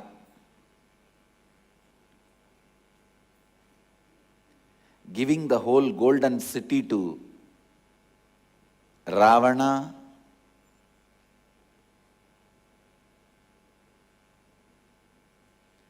the whole Puranas, only 2 cities known to have been built by Vishwakarma for Mahadeva.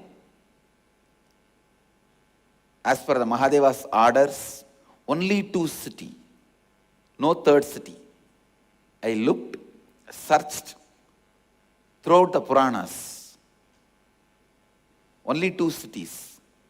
One, the Lanka. Originally it was built on Kailasa for Mahadeva to reside, and it was gifted away to Ravana as a gift, the visitor's gift. It was actually a visitor's gift. See, in those days there was a tradition, after a ceremony, all the visitors will receive gift from the host. This guy, Ravana, when he came, Mahadeva asked, what do you want? He just said, I want this city. So he gave it away. The second city which was built by Vishwakarma to Mahadeva, you will be surprised, Tiruvannamalai. Not Madurai, not Varanasi, Tiruvannamalai. No other Purana reference, no other reference in the tradition.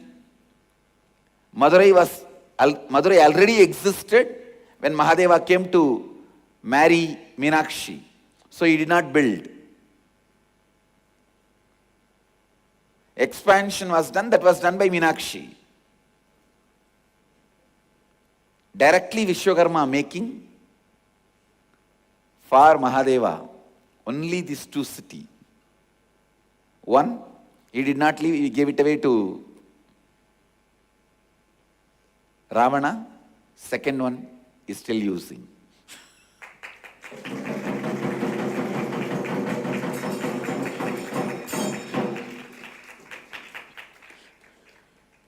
Only these 2 cities. Even in Varanasi Purana, the Puranas description about Varanasi, there is nowhere it is mentioned Vishwakarma built it for Mahadeva. No. Only these 2.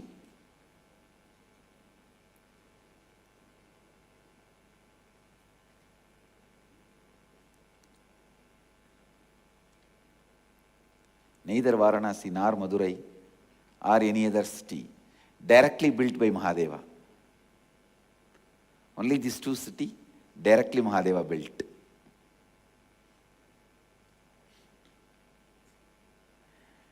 Whether it is giving the golden city to Ravana or demanding more idlis from Vandi, the old lady,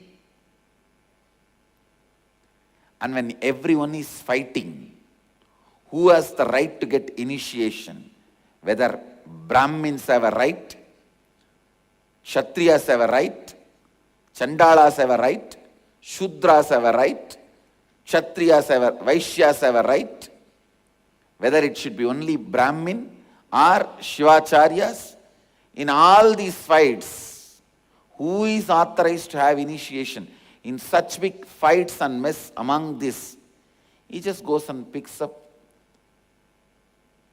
a small cuckoo bird and initiates that bird and liberates him. Not just he makes the initiation available to all human beings, irrespective of caste, creed, gender. He even reaches out to all living beings. Whether he initiates all living beings or demands more idli from Vandi, or letting Kannappa pluck his very eyes, both eyes, and sacrifice. I tell you, that demands too much of love and guts. The person whom you love, you just wait, okay, let me see. The guy has already plucked one eye and proved himself. But still he just waits, keeps quiet. Let him pluck the second eye also.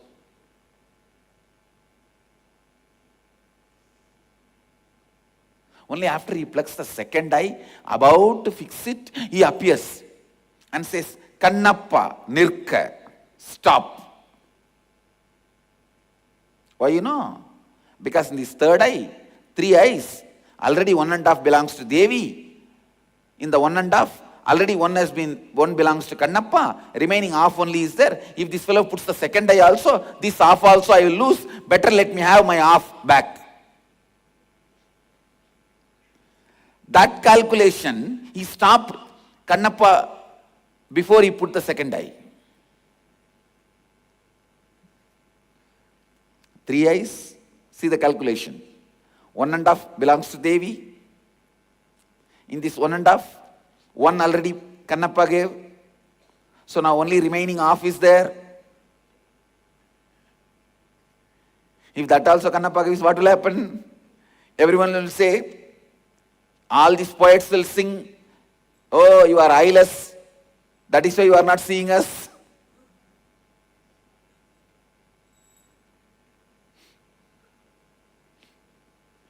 You have no eyes of your own. 1.5 belongs to Devi, other remaining belongs to Kannappa. You don't have eyes, that is why you are not seeing us.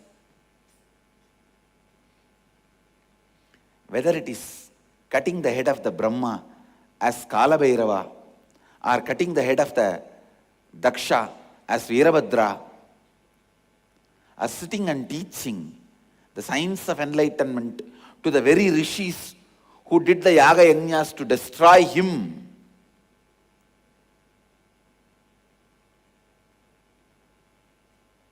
See, all this which Mahadeva is carrying, the Damaru, the fire, and the demon at his feet, all is gift by these Targavana rishis. They sent all this to destroy Mahadeva.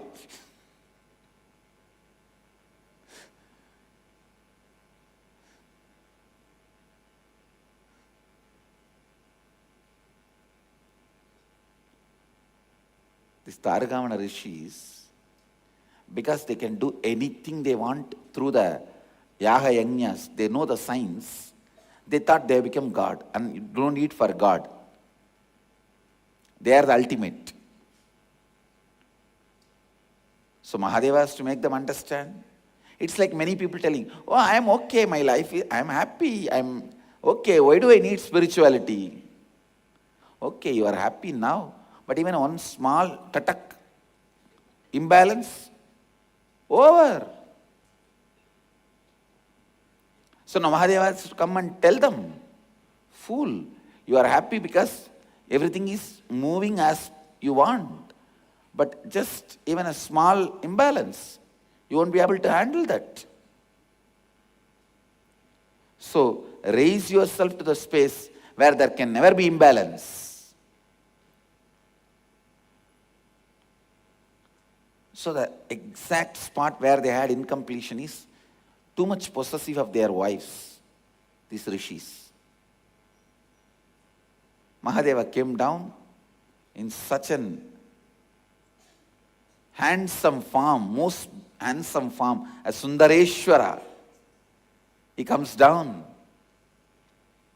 When he walks as Bhikshadana, house to house,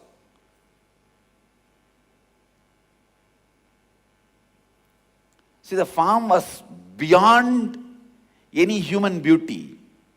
So naturally, how can anybody even remember them? The Purana says the Rishi Patnis even forgot they are male or female or whatever. They just know they are souls and the cosmic soul is here. They are souls and their goal is here. That's all. The attachment towards Guru or God can never be bound into any frame of ordinary ideas and relationships. It is just a soul and goal relationship. Soul goal relationship.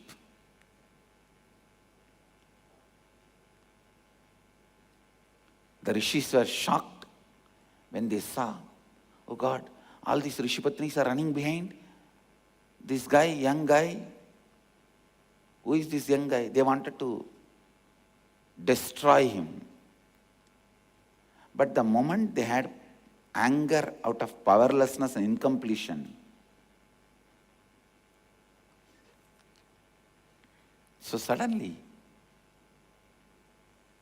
these rishis get together and do some yaga yajnas to destroy Mahadeva. What a stupidness. Finally, whatever they sent to destroy Mahadeva, he just held them all as ornaments and his weapons. Finally, not only he did that, he gave signs of enlightenment to those very rishis who tried to destroy him. It's an action of giving enlightenment to the very rishis who tried to destroy him. Every action,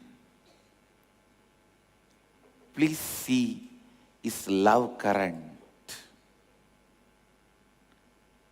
It's this love current. Whether he comes down to sell the wood, he comes down as a wood seller to drive the musician who was challenging the whole Madurai, was trying to hold the whole Madurai for ransom.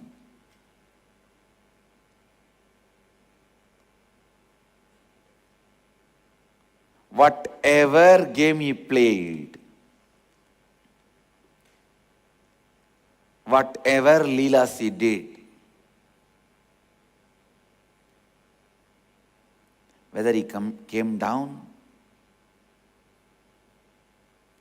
to protect Markandeya from Yama,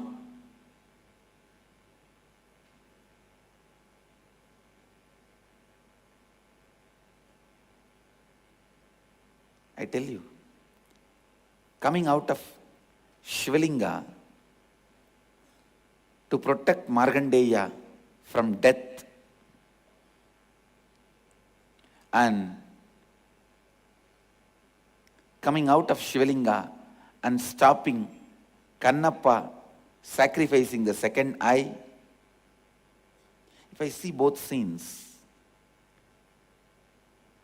I'll say the Kannappa scene, he expressed the love in a deeper way. You all may be thinking, no. Normal mind thinks, no, he came out of Shivalinga and protected Markandeya from Yama. That should be defined as greater love. Then coming out and stopping Kannappa, putting the second eye. No, listen, I am telling you the insider story. Who sends Yama first? Send the Yama and then come and act that you are protecting from Yama. As if he can't tell in the Kailash, hey, don't go, be here. And Yama is going to go beyond Mahadeva's words. That is show of love. Understand? He needs to show he loves. Sometimes he need to. Otherwise people don't understand. But the Kannappa was real love. He just sees, let me see the extent this fellow can go.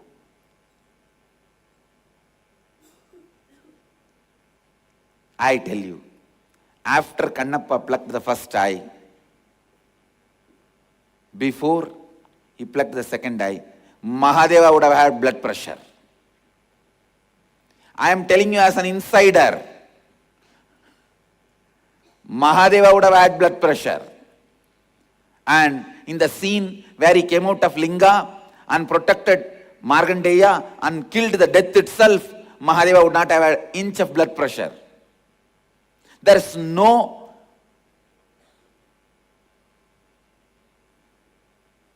unknown in the whole scene. Whole scene is under his control. He knows he can finish off death. He can finish off Yama.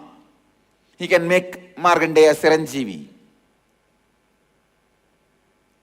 Understand, when there is no unknown, there is no possibility of exploring in love. It's only a demonstration of love. A public show of affection.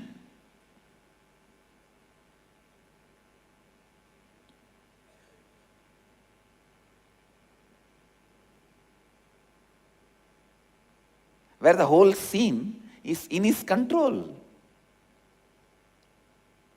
But with Kannappas, the scene is not in his control.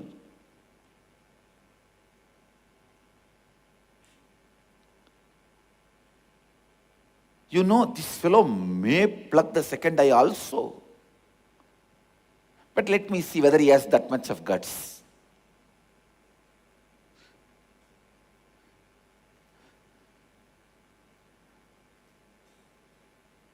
Understand, whenever there is a possibility, means unknown, it may go this way or that way. That is when the exploring into love continues to happen. That is why most of the time love dies the moment marriage happens. Because now you are legally bound to love each other.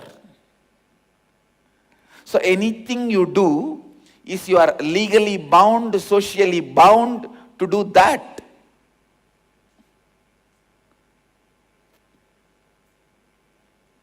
Yes, that is the way it has to be.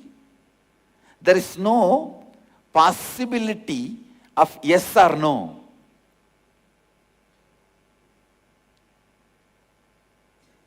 This or that.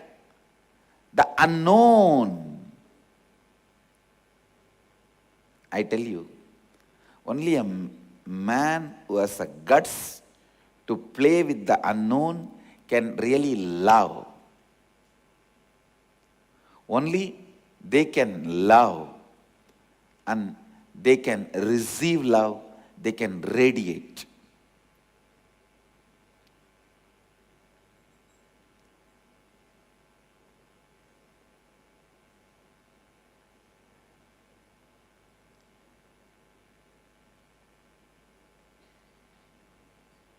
I'll say the scene of Kannappa where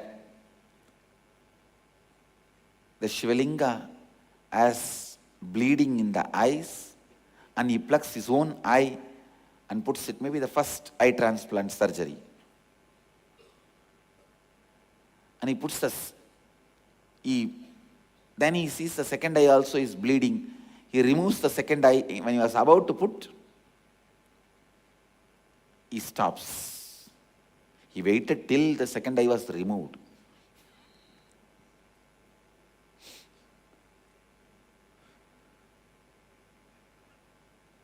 He gives the title of father to Kannappa. Because one organ of me is gifted by you, you are my father. He says, Kannappa. Among the devotees, only two received the title of father and mother. Karaikkalammayar received the title of mother. Kannappa received the title of father to Mahadeva.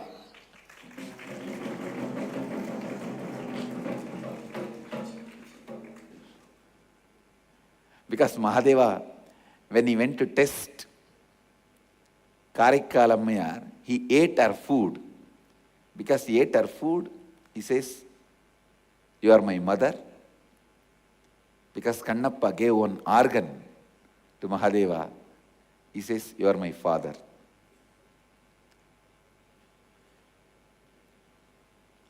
Understand, in the space of the unknown, love is more vibrant, more active, more alive than the scenes which is known. Even in the marriage, the couples who keep the space of unknown alive continues to remain in love.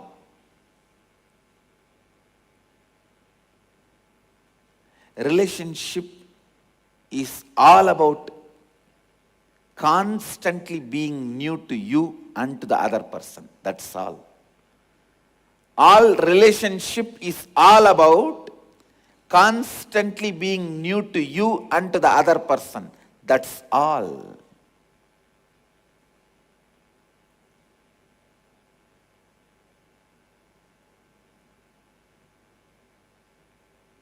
I'll continue to expand on Mahadeva's love current so that you understand this verse. Listen.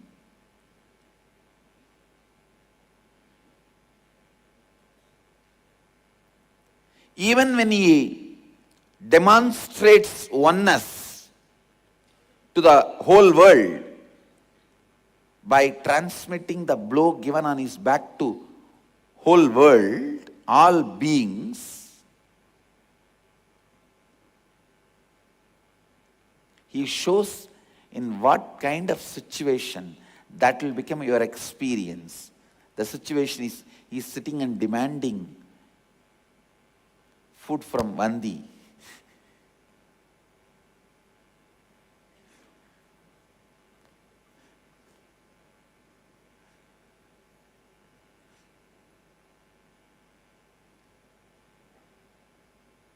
Sitting and eating in the roadside idli shop.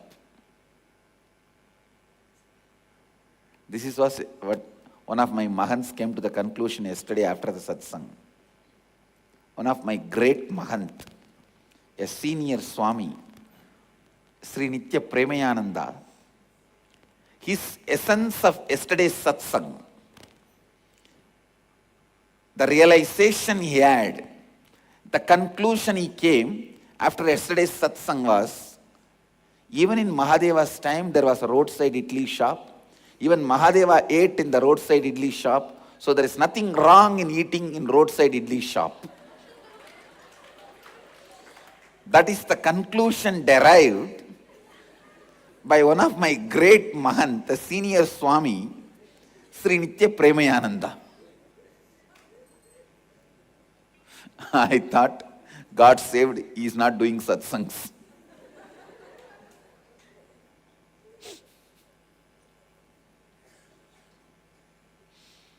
Otherwise, he would have come to the second conclusion. Mahadeva ate and did not work, he just slept. So you can just eat and lie down and sleep, don't need to work. Because Mahadeva himself did that. That is the second conclusion. He was about to arrive, then I said stop. Like after the first eye was plucked, and before the second eye was put on the Shiva, how Mahadeva was told stop Kannappa, like that I said stop Premaya. Your one understanding is enough. It has opened many of our eyes. We don't want your second understanding to open our second eyes.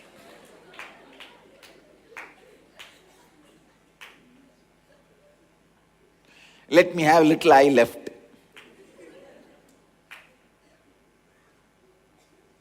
I'll continue to expand on how the love current of Mahadeva will make you experience oneness. See, if you understand the love current of Mahadeva, you will understand how to experience oneness.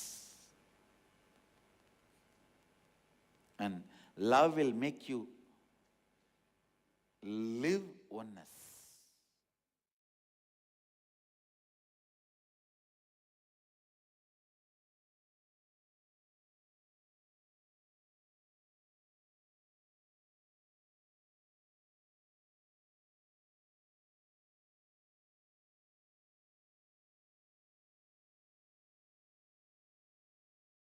I bless you all.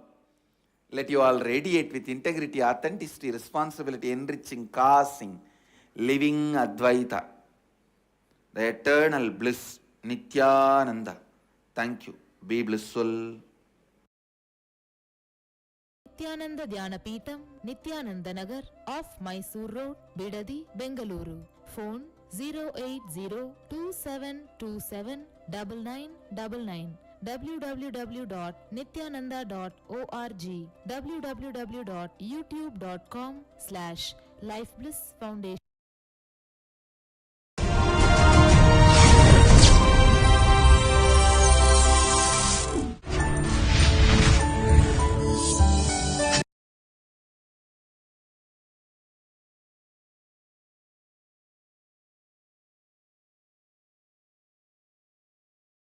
Nithyanandeshwara Samarambam Nithyanandeshwari Madhyamam Asmadacharya Paryantam Vande Guru Paramparam.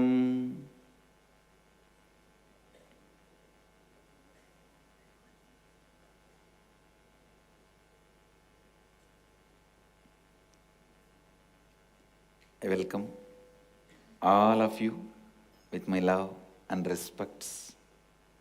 I welcome all the devotees, disciples, Samajis, Satsangis, Srimahans, Mahans, Tanedars, Kotaris, sitting with us through Nithyananda TV, Sadhana TV, Ara TV, two-way video conferencing, having Nayana Diksha, sitting with us in two-way video conferencing, having Nayana Diksha, Trinidad, Tobago, Hyderabad, Guptakashi, Charlotte, Doncaster, New York, Varanasi, Morris Plains, Dubai, Vaidyanatham, China, Guadeloupe, Kastau, Croatia, Pondicherry, Madurai, Enriching Temple, Bangalore North, Ponca City, Oklahoma, London, Hyderabad, Dakota Dunes, Surrey, Canada, Vancouver, Artesia, California, New York, Varanasi, Seattle, Kolim, Tiruttani, Los Angeles, Arunachalam, Toronto, Kailasam, Kuala Lumpur, Palani, Melbourne, Tiruvarur, Chennai, Tiruvanmiyur, Phillip Island,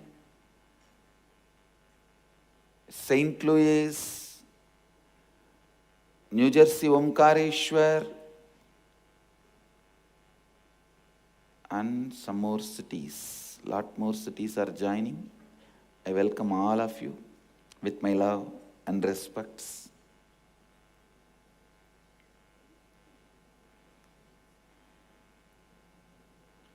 I'll continue on the 7th verse of the Isavasya Upanishad.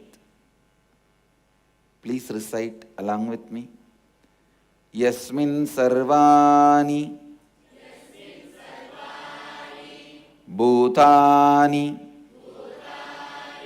atmaiva bhut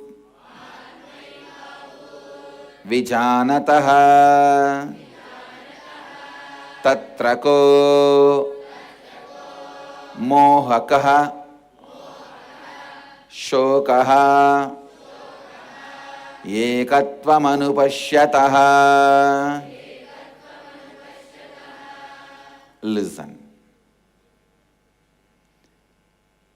In one who has cognized the reality, all existing beings become the very self, then what delusion, what sorrow of incompletion can there be for that seer living in the space of oneness, living Advaita?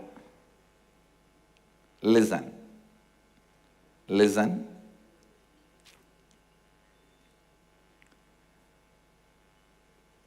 All existing beings become the very self, then what delusion, what sorrow of incompletion can there be for that seer living in the space of oneness, living Advaita? Anupashyataha, the being who is living Advaita.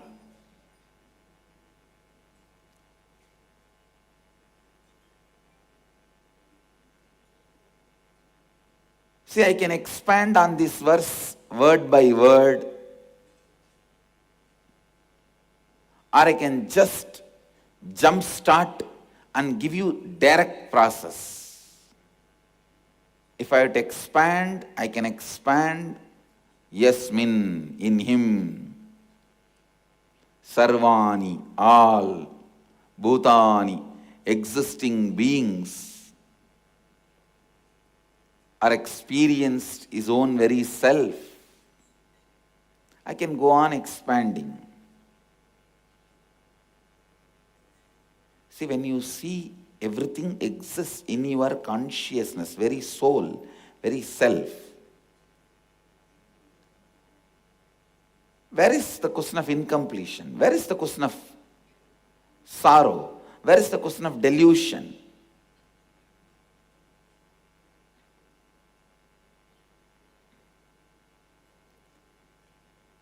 It is just oneness, living Advaita, Ekatvam, space of oneness.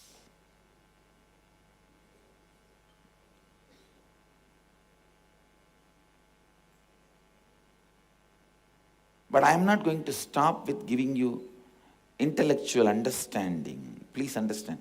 I am going to give you the exact jump start process. It is as simple as your breathing. Just love. Understand? Many may be surprised because the subject Swamiji never speaks, never touches. love.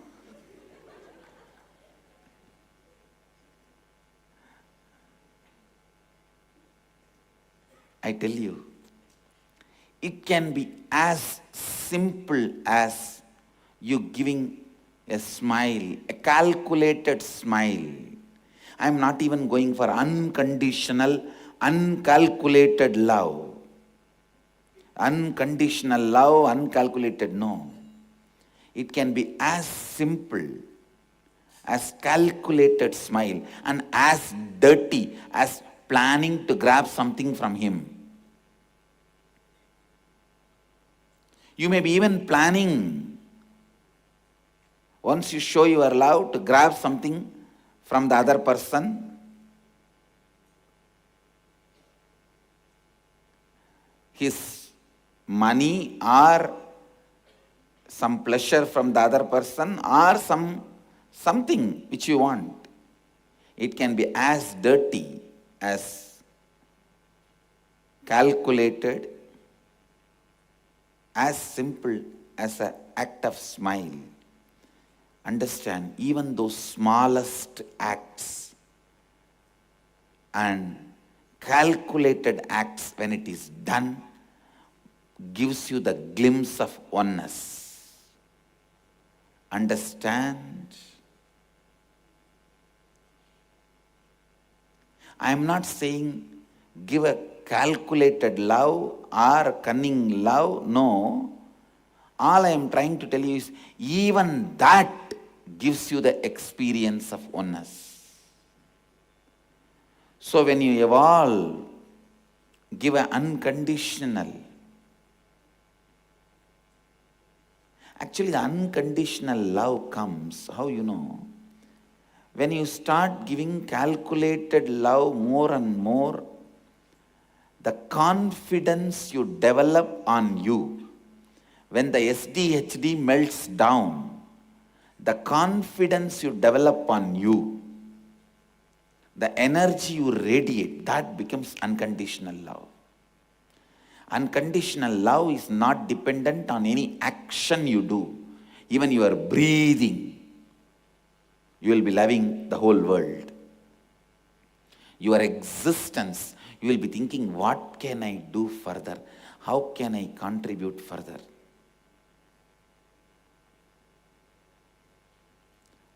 Please listen.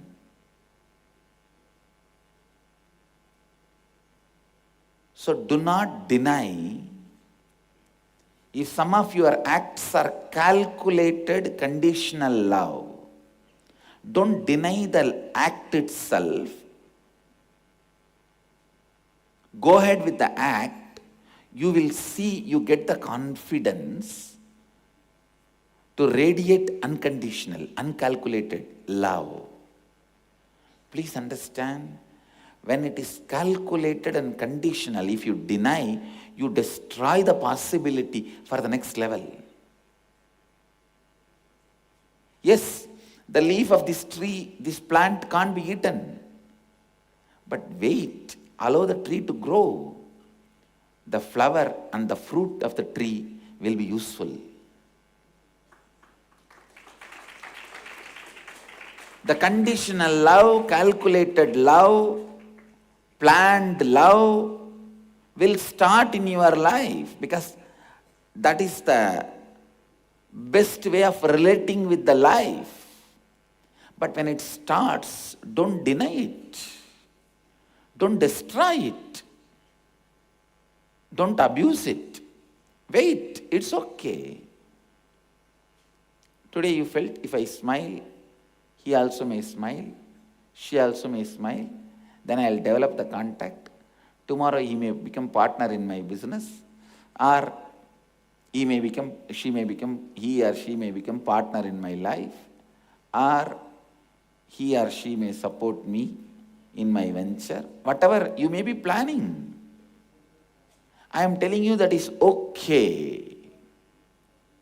Don't stop the act of love, the function of love, because even if it is calculated, when you start functioning in the space of love, your confidence on love starts getting built. Your confidence on love starts getting built. Understand? That confidence will give you to radiate unconditional love. With the more and more act, the deeds, doings of love,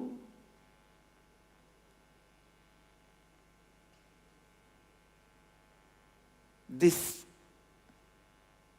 confidence on love, confidence on functioning out of the space of love starts developing. Please listen.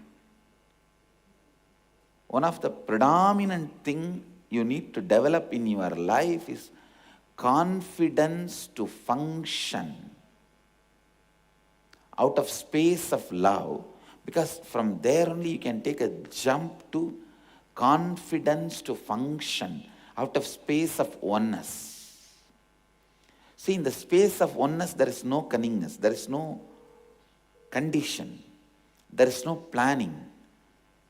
But unfortunately you don't have the courage to jump into that space.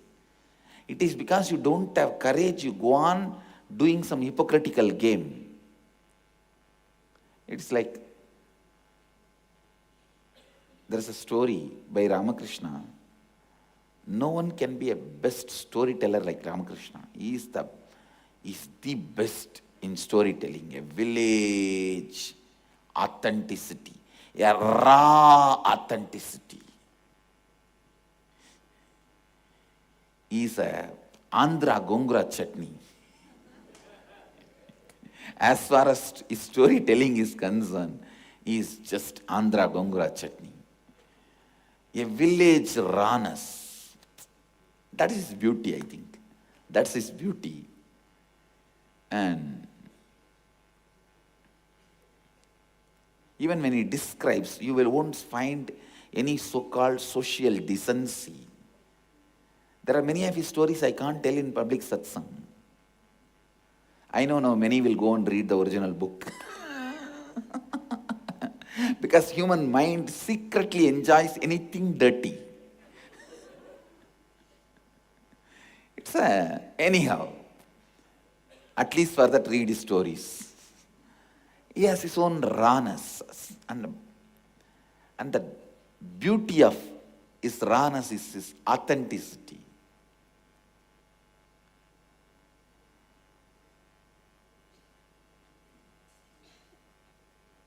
He tells a story, very beautiful. Even the description is so beautiful. An enlightened being walks on the river, crosses the river. Somebody asks him, how can I also walk like that? He says, there is no mantra or magic. Just remember Mahadeva's name and you can walk. And this guy also, okay, he went near the water. He was remembering Mahadeva's name, but he was not able to walk on the water. He was sinking. The enlightened master looked back and saw this fellow was sinking. That guy shouted, oh master, what happened, what happened? I am not able to walk on the water. Then the master says, you chanted Mahadeva's name, no doubt, but you also held your cloth up, it should not get wet. Means you did not have the confidence you are going to really walk on the water. You prepared yourself to get drowned only. Because you prepared yourself and you carried only that space. If you look at this story, see this guy, let us look at him as one of my disciples. If I look at him as my disciple, first thing I won't make fun of him. Nothing can be done. That is the way he is. And at the end of the day, he walking on the water is my responsibility. And whether the good or bad of he walking on the water is going to come to me.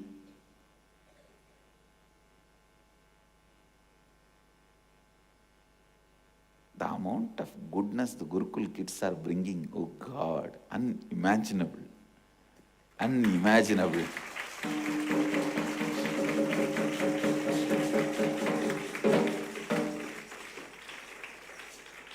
With this third eye awakening and their ability to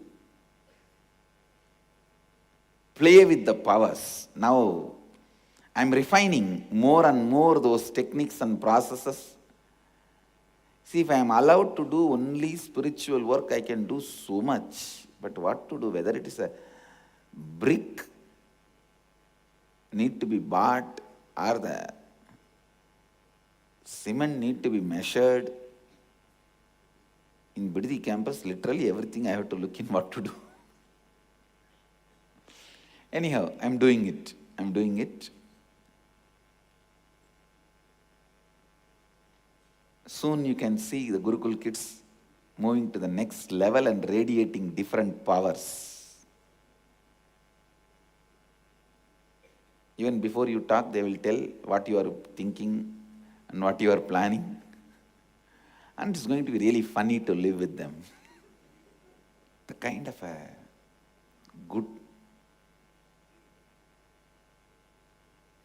goodness they are spreading. Everyone who walks into the ashram and sees the demonstration, they were floored. That is what I have to, because it's quite a long time. All these great yogic truths are made into a science. Please understand, there were always one or two people who were demonstrating those powers, but not in this mass scale, where you just call any kid and the kid comes and shakes you from your core and your logical understandings about life. So people look at this as almost Harry Potter school. What's going on? No one knows. The other day, one of our kids is successfully able to read second time 2 words. I made one Swami visited the ashram and he made a long statement, asked me to project that statement from my inner space and the kid to read. She picked up the 2 words. And it is not a joke. Apart from blindfold reading, the way they play with the consciousness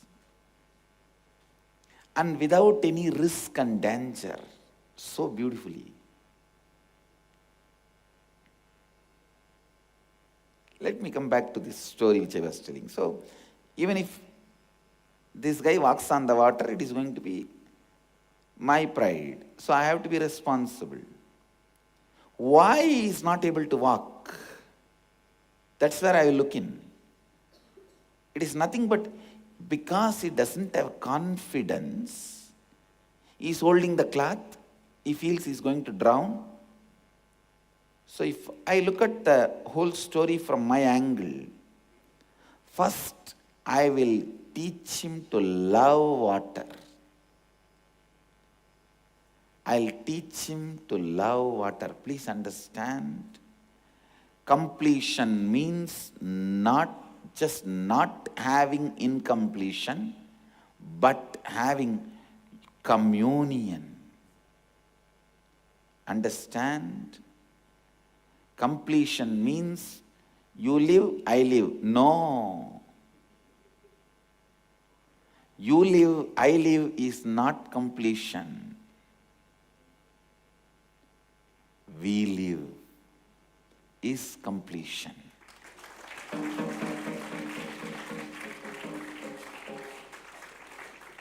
You live, I live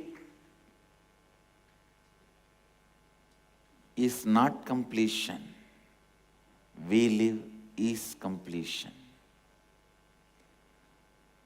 First, I would have taught him the science of love. that would have brought so much confidence in him. Confidence means, even if I drown, I know that waterway is not going to kill me. I know I'll swim, or water will leave me in safe place. When that love is experienced, he will be able to jump into that space of trust. Yes, I can walk on the water. I tell you, love is one of the most powerful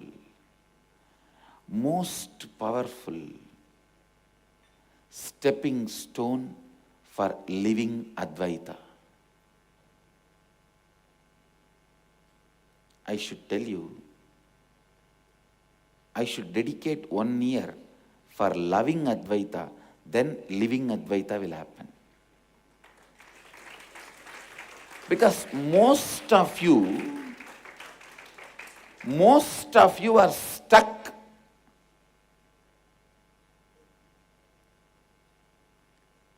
due to your inability to love.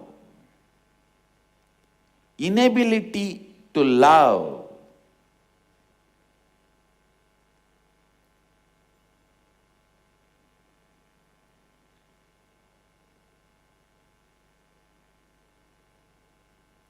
And the wrong ideas taught about love. You think it should always be pure, unconditional, grand, life-sacrificing act. Till then, shut down. No. This plant cannot have the greed to give the fruit day one. No. It needs to grow. It needs to first bring flower. Then the flower needs to become fruit. First unripe, then ripe. So understand,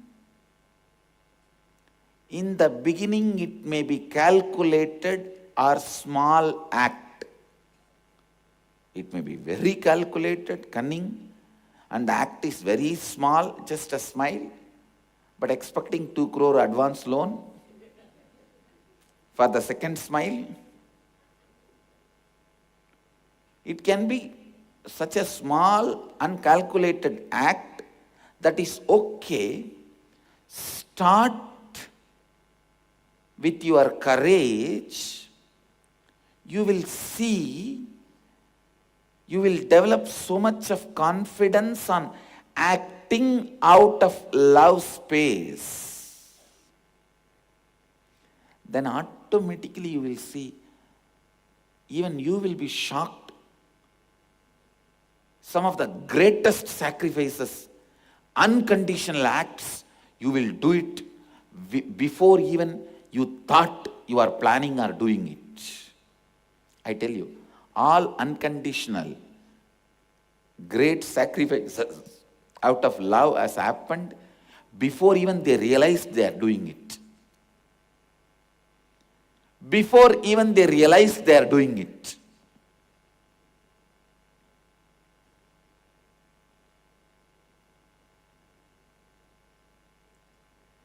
That is why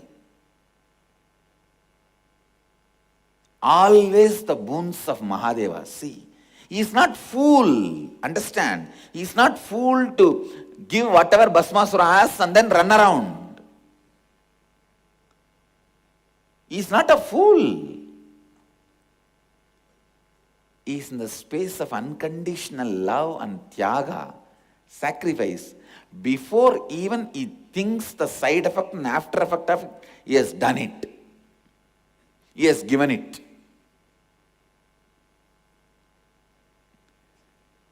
Before even he planned, understood the side effect and after effect of it, he has given it. Because all great sacrifice are all experiences of unconditional love is done before even you think. See Mahadeva's Leelas. Whether it is done in Kailasa or in Madurai, the own place, or in father-in-law's place. The whole thing. See the kind of a space he carries, the behavior the Puranas describe.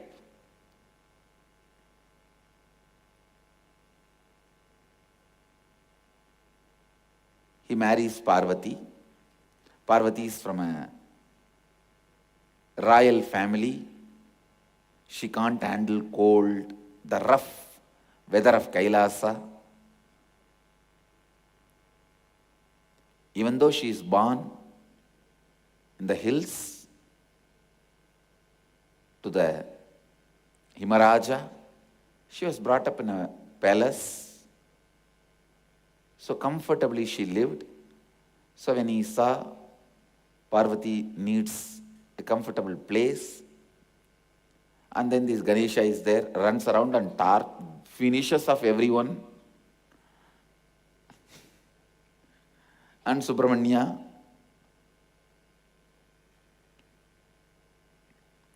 he wanted a place to live. He calls Vishwakarma and immediately he creates the best, most beautiful golden city. Ravana comes to attend the ceremony, the inauguration ceremony. All the devotees of Mahadeva, Kinnara, Kimburuda, Gandharva, Gandhara, Yaksha, Rakshasa, everyone is there for the inauguration. After the inauguration, Mahadeva opens himself and says, whoever wants whatever, come on, here I am here to bless you all, take it. Whoever wants whatever he gives. And then Ravana comes and says, I want this city, for which inauguration he has come. No second thought, second idea. And no question of this planning about side effect and after effect. Even if it was me, I would have called Vishwakarma and told him, hey, make one more and give. But Mahadeva is Mahadeva. He did not bother to do that. Because even the calling time, in those few seconds, maybe Vishnu will come and stop, or Brahma will come and beg, don't do that. Or Devi will tell, what are you doing? We should have an address which is whole and soul, which nobody else has. So he is not giving space for any of that. He is he, Tyagaraja. The space of unconditional love and sacrifice. He just says, take it, that's all. Take it. For which inauguration the whole world gathered. He just said, take it.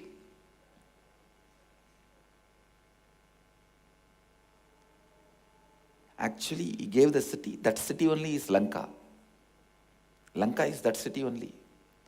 But this fool, this Ravana, his greed was so much. He took that Lanka city, golden city, and kept it in Lanka and came back. And his greed did not stop. He wants the whole Kailasa. That is where the problem started. And he was crushed under the Kailasa. Anyhow, look into the space without bothering about side effect and after effect and what we are giving, whether he is qualified. Just, yes, take it. I tell you, all the great acts of unconditional love and sacrifice is done only in the space where you don't even think. But for that space to grow in you, in the initial level, you need to encourage even the conditional love acts, or even if it is small acts of love. And acts of love is not always dependent on just giving. Please understand, it is not all about giving. Here I use the example of Mahadeva giving, but it is not always about giving. It is even about taking. This poor lady, old lady, who just cooks few idlis and sells in Madurai. This fellow comes from all the way from Kailasa, as if he doesn't get that idli in Kailasa, and says, I will work for you, you give me idli. She says, all right. And then this fellow bargains, how many idli you will give to Mahadeva, to this old lady. That lady says, I'll give you full. How much you can eat, that much I'll give you. And then this poor lady did not have intelligence to make an agreement with this guy. She should have made at least the agreement. All right, I'll give you full meal, and you should finish the job allotted to me by the king. There was a story that once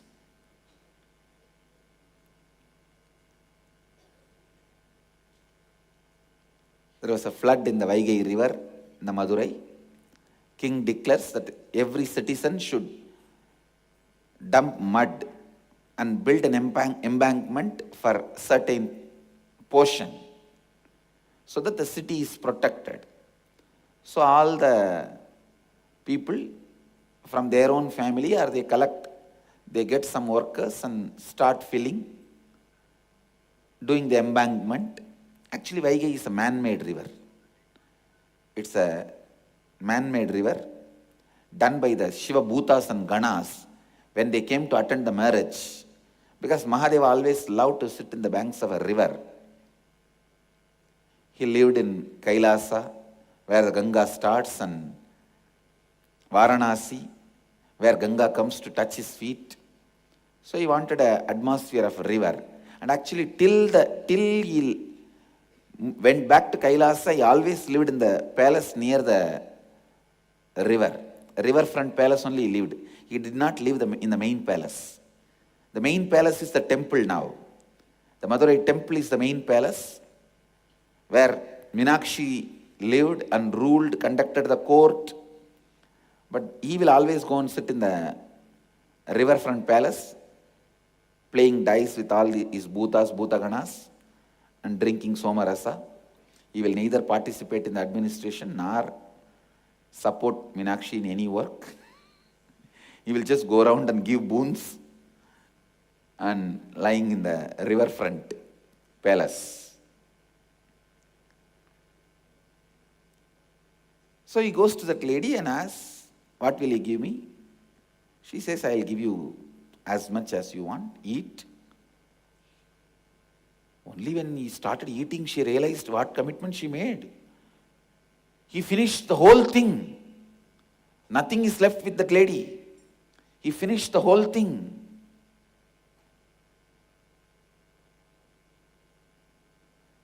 Then he goes and sleeps.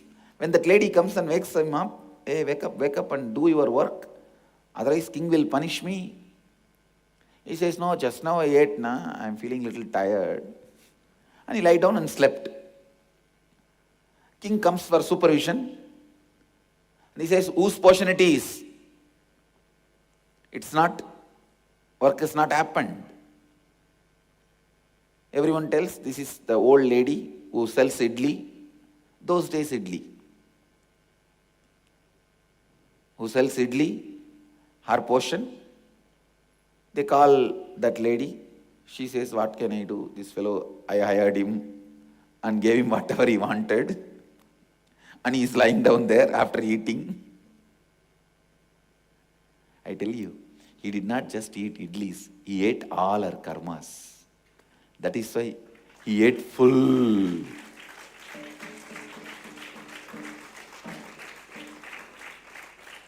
And then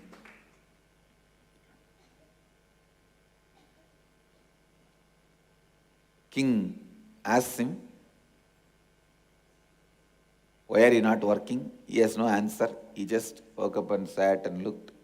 The king got very annoyed because he did not get the answer, and he threw his stick and beaten Mahadeva. And that beating, it was experienced by every existing being, including king. So king was shocked. I tell you, the story has a beautiful meaning. One, love is not always associated to giving, even taking. He coming down and eating the Vandi's food is love. Even it may be even taking, but love is love is love. Second, because he's in that space, I tell you, his love is more visible in grabbing all the idlis of Vandi and eating than giving the golden city to Ravana. If I look at both scenes, he giving that golden city to Ravana and grabbing all the idlis from Vandi, old lady, and eating. He must have eaten with both hands. Everything with that chutney flowing, and telling that old lady, come on, put some more. And she running around for the rice, for the chutney, and looking this side and that side, and making more idlis, more chutney, grinding, and telling, wait, I am making. If I look at both scene, I'll feel the second scene is more cute and more loving.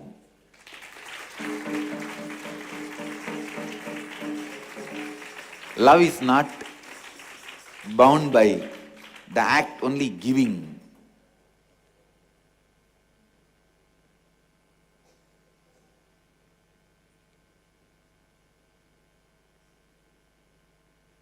If I see both scenes, I can see actually both together now. How Devi was standing, staring at him, shivering. What this fellow is going to tell now? Is he going to give away this city? And Ganesha's looking at him. Subramanya, oh God, what he asked? Vishnu about to stop the dana, intervene. Ravana standing with the hand, Mahadeva, I want your city. With the right royal strength of a devotee. See, even, I'm telling you, even Ravana is a character to be described. Now, I will, see, unless you have a kind of the right over Mahadeva, how will you ask his city? It's like having right over Mahadeva. I can see the whole scene. On this other side, this old lady sitting in the roadside, making idlis with that, must have been a mud pot, with a stone, what do you call it? I don't know that. Adupu. Stove or whatever word you want to use for, which is used for cooking. With that stone stove, making idlis one side, and the other side trying to make chutney. And Mahadeva sitting with the mud plate and saying, hey, where is your idli? Come on, I finished. And she directly emptying from the vessel to the plate all the idlis. And by the time she makes the chutney and serves, the idlis disappeared. And he unable to wait and putting all the fingers into his mouth and asking, oh, hey, get me more idli. I can see both the scenes, I tell you. In the second scene, more love is expressed than the first scene.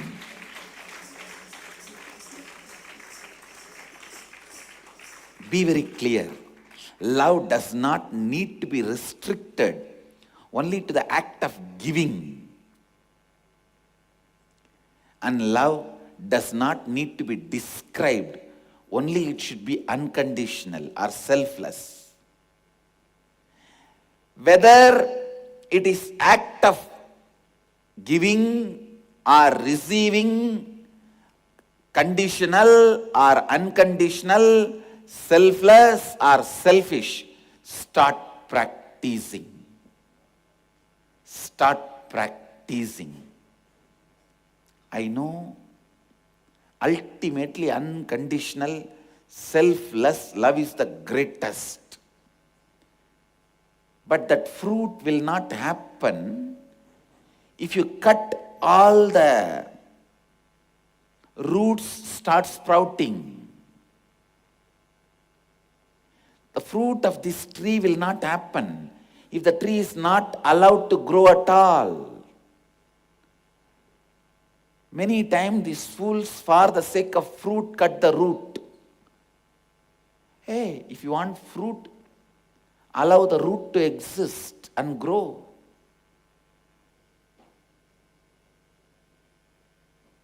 Actually, when he was eating the idli from Mandi and playing with her, the kind of a loving space he was in was so grand. That is why when the king threw the stick on him, that oneness was literally demonstrated. Please understand. He could have done something else, like send the stick back to the king and beat him and finish him off. Our king could have just dropped dead. He could have done anything to show he is he.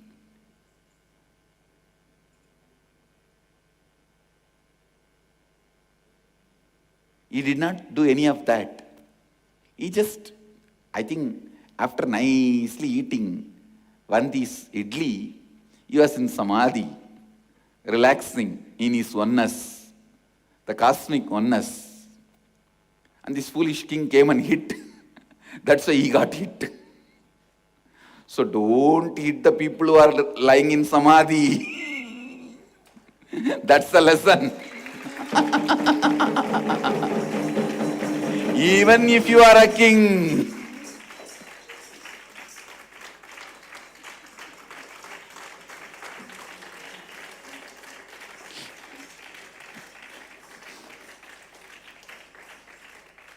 the hit will come back. And the man you hit, he will be able to handle. But when it comes back, who knows whether he will be able to handle it or not.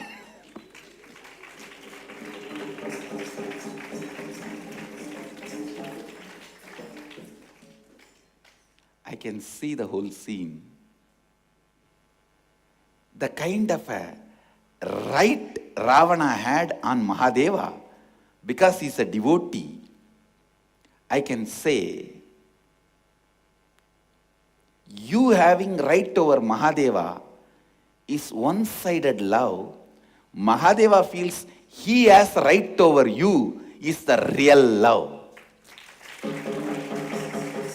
I can say, in the scene of Ravana asking and taking, is more like Mahadeva acknowledges that Ravana has a right over him, but in the Vandi scene, he declares, I have a right over her. Understand? That is the peak of love. When Mahadeva feels, I have a right over her, this poor lady who lives by selling idli, you see, her whole investment is that day material she has. Whatever she sells, the little profit she gets, she will also eat. And with that remaining money, that's the running capital for her. If I had to tell in the modern day, maybe she must be making 100 rupee a day. with the investment of another 100 rupee. With this 100 rupee only, she must be living, taking care of all her things. And the another 100 rupee is a running capital. And this fellow goes and sits and not only eats the profit, running capital also. Tomorrow what she will do for her livelihood?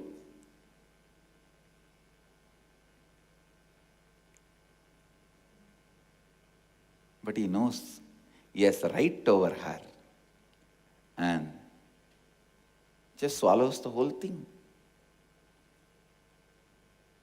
Other than the mud part and that stove, he has not left anything else.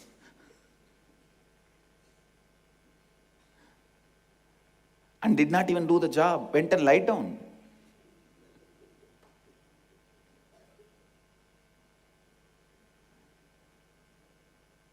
Understand, every Leela of Mahadeva demonstrates the acting out of love. And it is just acting out of love. Whether he comes down to eat one these idlis. Madurai idli was such, even in those days, Mahadeva came physically to eat Madurai idli.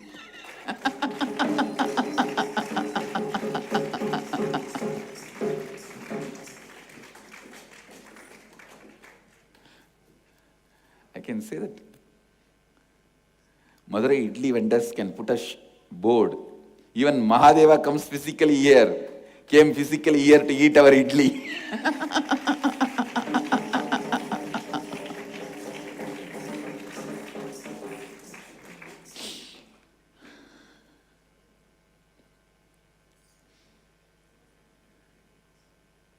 Whether he comes down to eat idli of the old lady, idli vendor, or he comes down to sell firewood, to drive away a singing competitor who came to challenge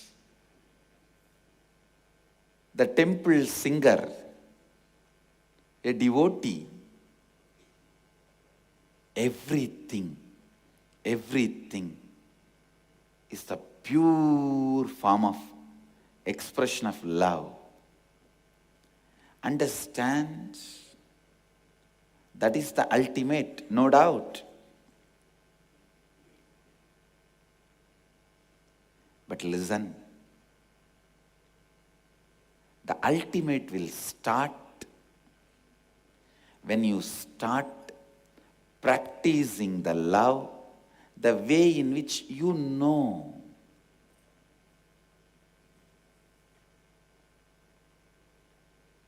The way in which you know. It is by practice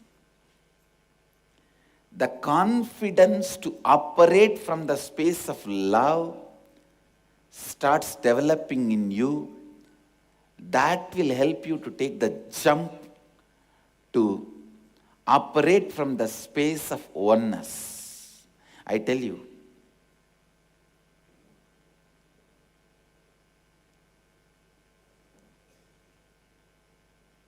loving Advaita will lead to living Advaita.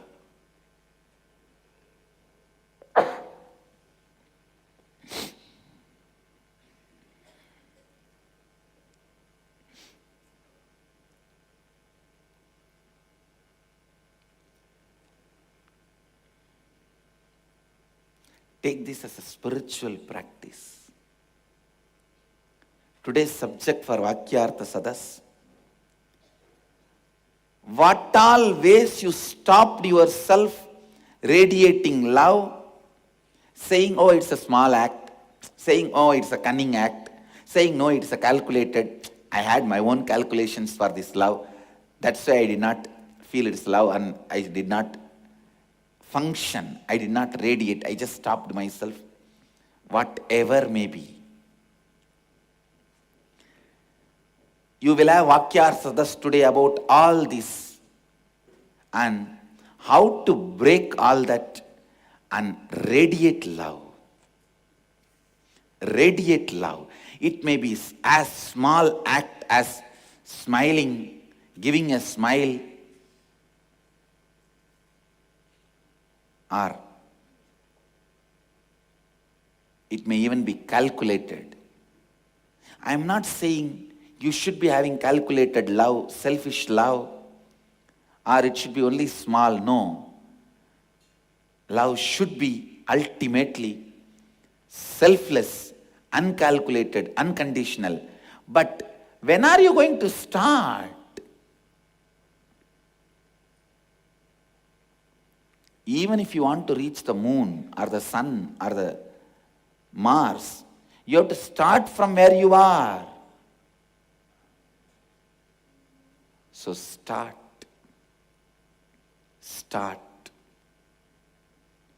Start operating constantly from the space of love. Automatically the purification will happen, selflessness will happen. The great selfless sacrifices you will be doing without even you knowing. When Mahadeva gave, he did not have a second thought, oh, I am giving away this whole golden city. No. He knows he will get it as a dowry from Madurai.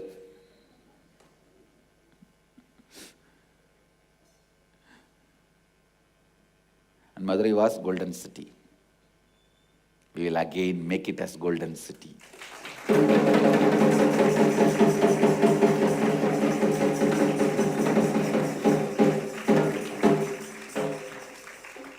Start making this as a practice. Especially people who are planning for Varanasi inner awakening. Understand, the Cambodia inner awakening, one of the special uniqueness I added is a strong, deep friendliness.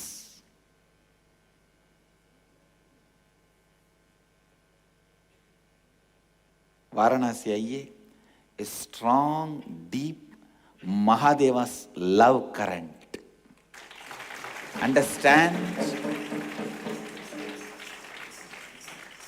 Mahadeva's love cannot be called as love acts. It is love current.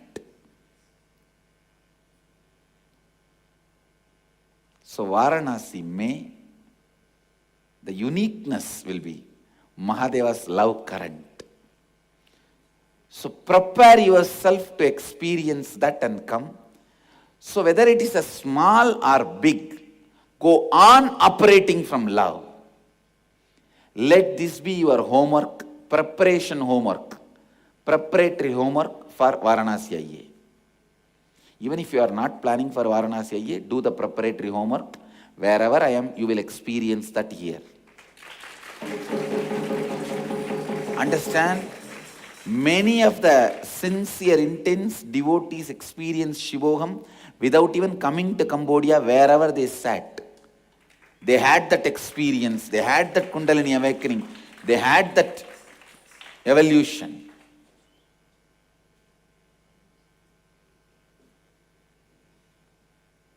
Many husbands born to work for the wife to run around enjoying the spiritual programs of many of them literally experienced Shivoham. It was such a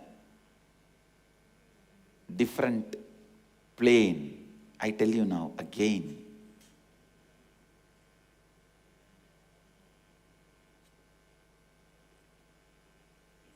You are coming? Coming, great. If you are not coming also, don't bother. Do this preparatory homework.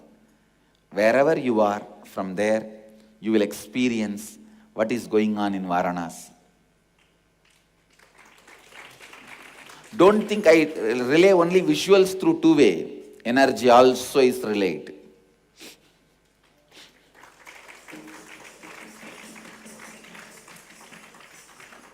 The love.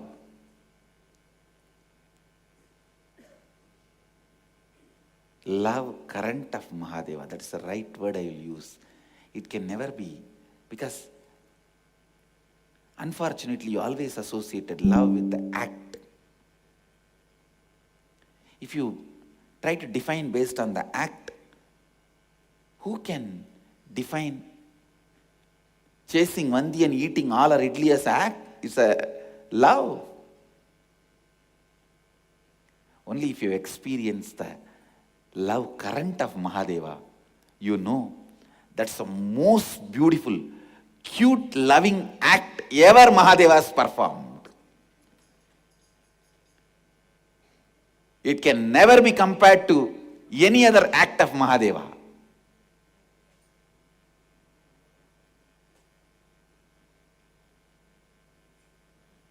Understand? If you want to catch the love current of Mahadeva, meditate on this scene where Vandi is running around, struggling, cooking, boiling idlis one side and making chutney other side and trying to boil the sambar, and this fellow sitting with an empty plate and licking the fingers.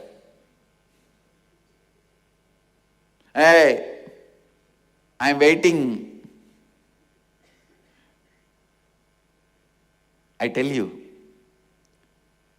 if you want the protection of Mahadeva, you have to meditate on Kala Bhairava, because that is the form in which he even removed the head of Brahma.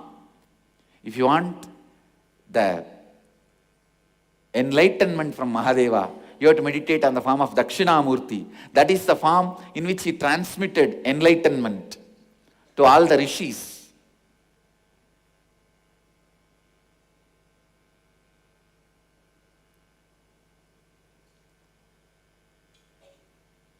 If you want wealth from Mahadeva, you have to meditate on the form of Dhanagrashana Bhairava, where he gave wealth to Kubera itself. If you want powers from Mahadeva, you should meditate on the Chakradhana Murti, where he gave Sudarshana Chakra to Vishnu. If you want to understand the love current of Mahadeva, meditate on the form where he is sitting with an empty plate with Vandi and licking his finger, asking for more idli and chutney. I tell you,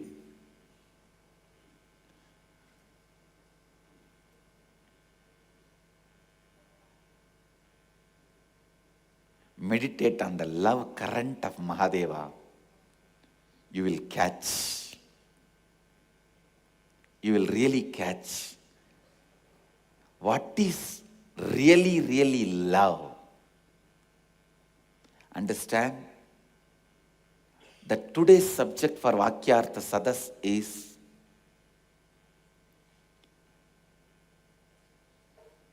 how we forgot the so many possibilities of love by complaining it is too small or calculated and selfish.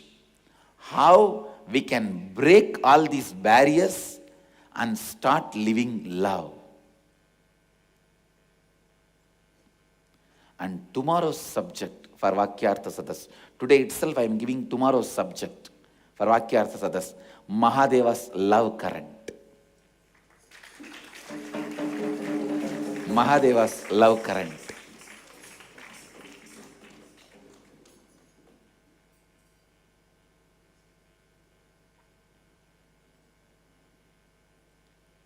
Mahadeva's love current.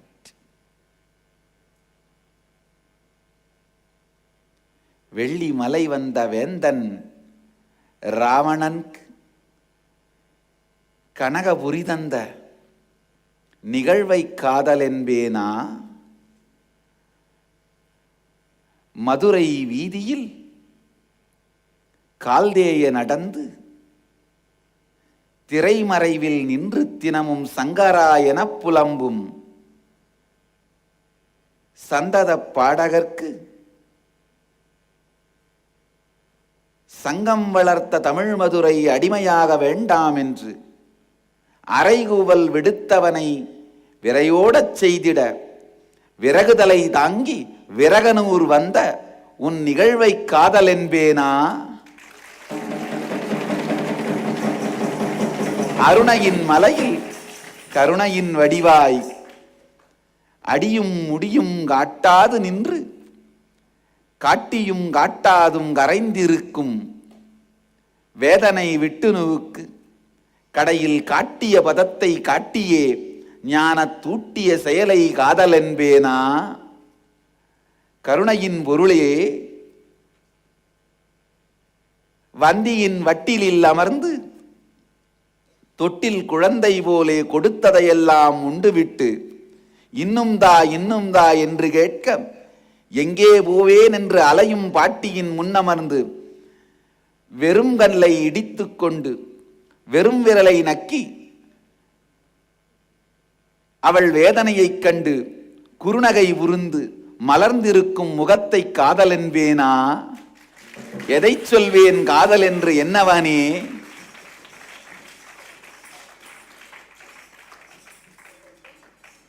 கரிக்குருவிக்கு பாடம் சொன்னதை காதல் என்பேனா? ஆரண்யத்தில் அமர்ந்த ரிஷிகளுக்கு ஞானம் சொன்னதை காதல் என்பேனா? சக்கரம் கொடுத்ததை காதல் என்பேனா? தந்தலையில் கை வைக்க வருவான் என்று தெரிந்தும் பஸ்மாசுரனுக்கு வரம் தந்ததை காதல் என்பேனா? எதை காதல் என்பேன்?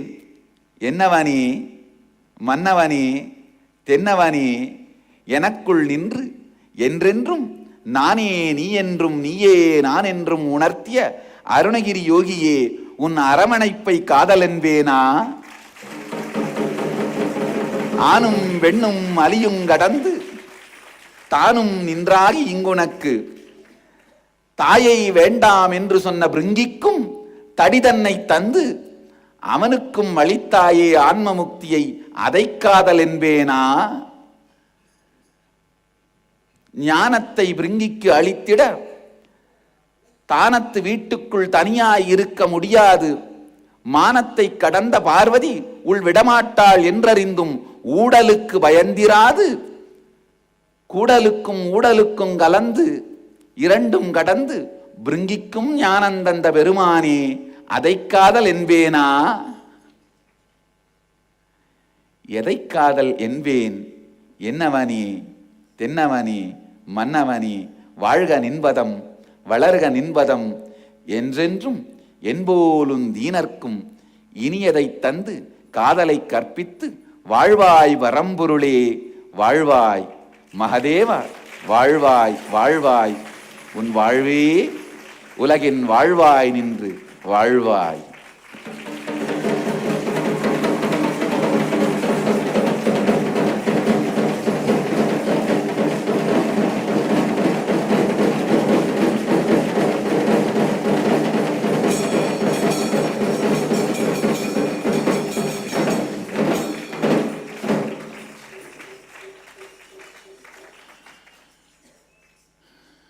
I don't think I can translate this. It is my own love with Mahadeva. It can never be translated.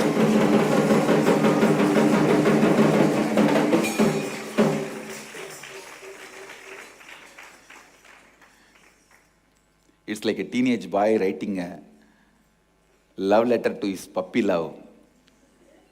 I feel too shy to translate. It can never be translated. See, the puppy love comes by seeing the simple actions of a dress or a small acts. Doesn't come by knowing the other person or the stable qualities, the concepts the other person believes. No, all that is not considered in puppy love. It is just what kind of a dress he or she is wearing, what is the hairstyle, what pen, pencil, cell phone he has, what vehicle he drives. That's all, those simple things only. Nothing much matters. So here I have described Mahadeva only with those simple acts of him. I did not describe Andanda Brahmanda Godi Nayaka. No, I have not described the energy which moves the sun and the moon and the No, I have not described him in that way. I have described him with a simple puppy love mentality. I have not even described him with all his miraculous powers of கல்யாணைக்கு கரும்பூட்டி கல்லிலே பூட்டி கடலில் பாய்ச்சும் போதும் நற்றுணையாக இருக்கும் நமச்சிவாயனே. I am not describing him in all that aspect.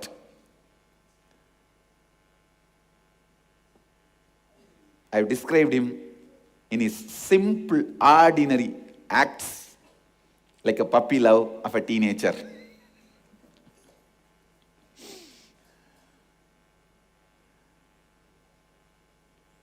Maybe tomorrow's Vakyarthadas, replay what I described and try to translate and meditate on it and discuss about it. That should be the Vakyarthadas for tomorrow, to understand the love current of Mahadeva.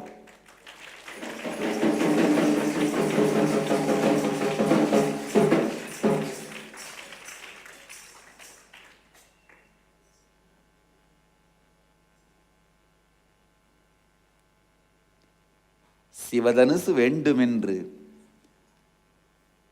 காலங்கள் கல்பம்பல காட்டிலே கடுந்தவம் புரிந்த அர்ஜுனன் மூடன் மதுரை மக்களாகிய எங்களிடம் கேட்டிருந்தால் விறகு விற்க அவன் வரும்பொழுது 2 அணா கொடுத்து 2 விறகை வாங்கி கையில் கொடுத்திருப்போம். அது செய்திருக்கும் சிவதனுசுவின் வேலையை.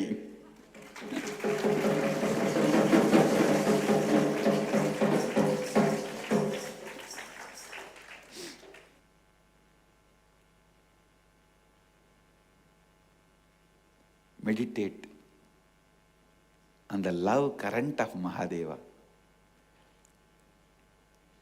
It is not bound by acts. It's a current. And encourage, even if it's the smallest act, encourage acting out of the space of love. I tell you, you will find the meaning for life. You will find meaning for life.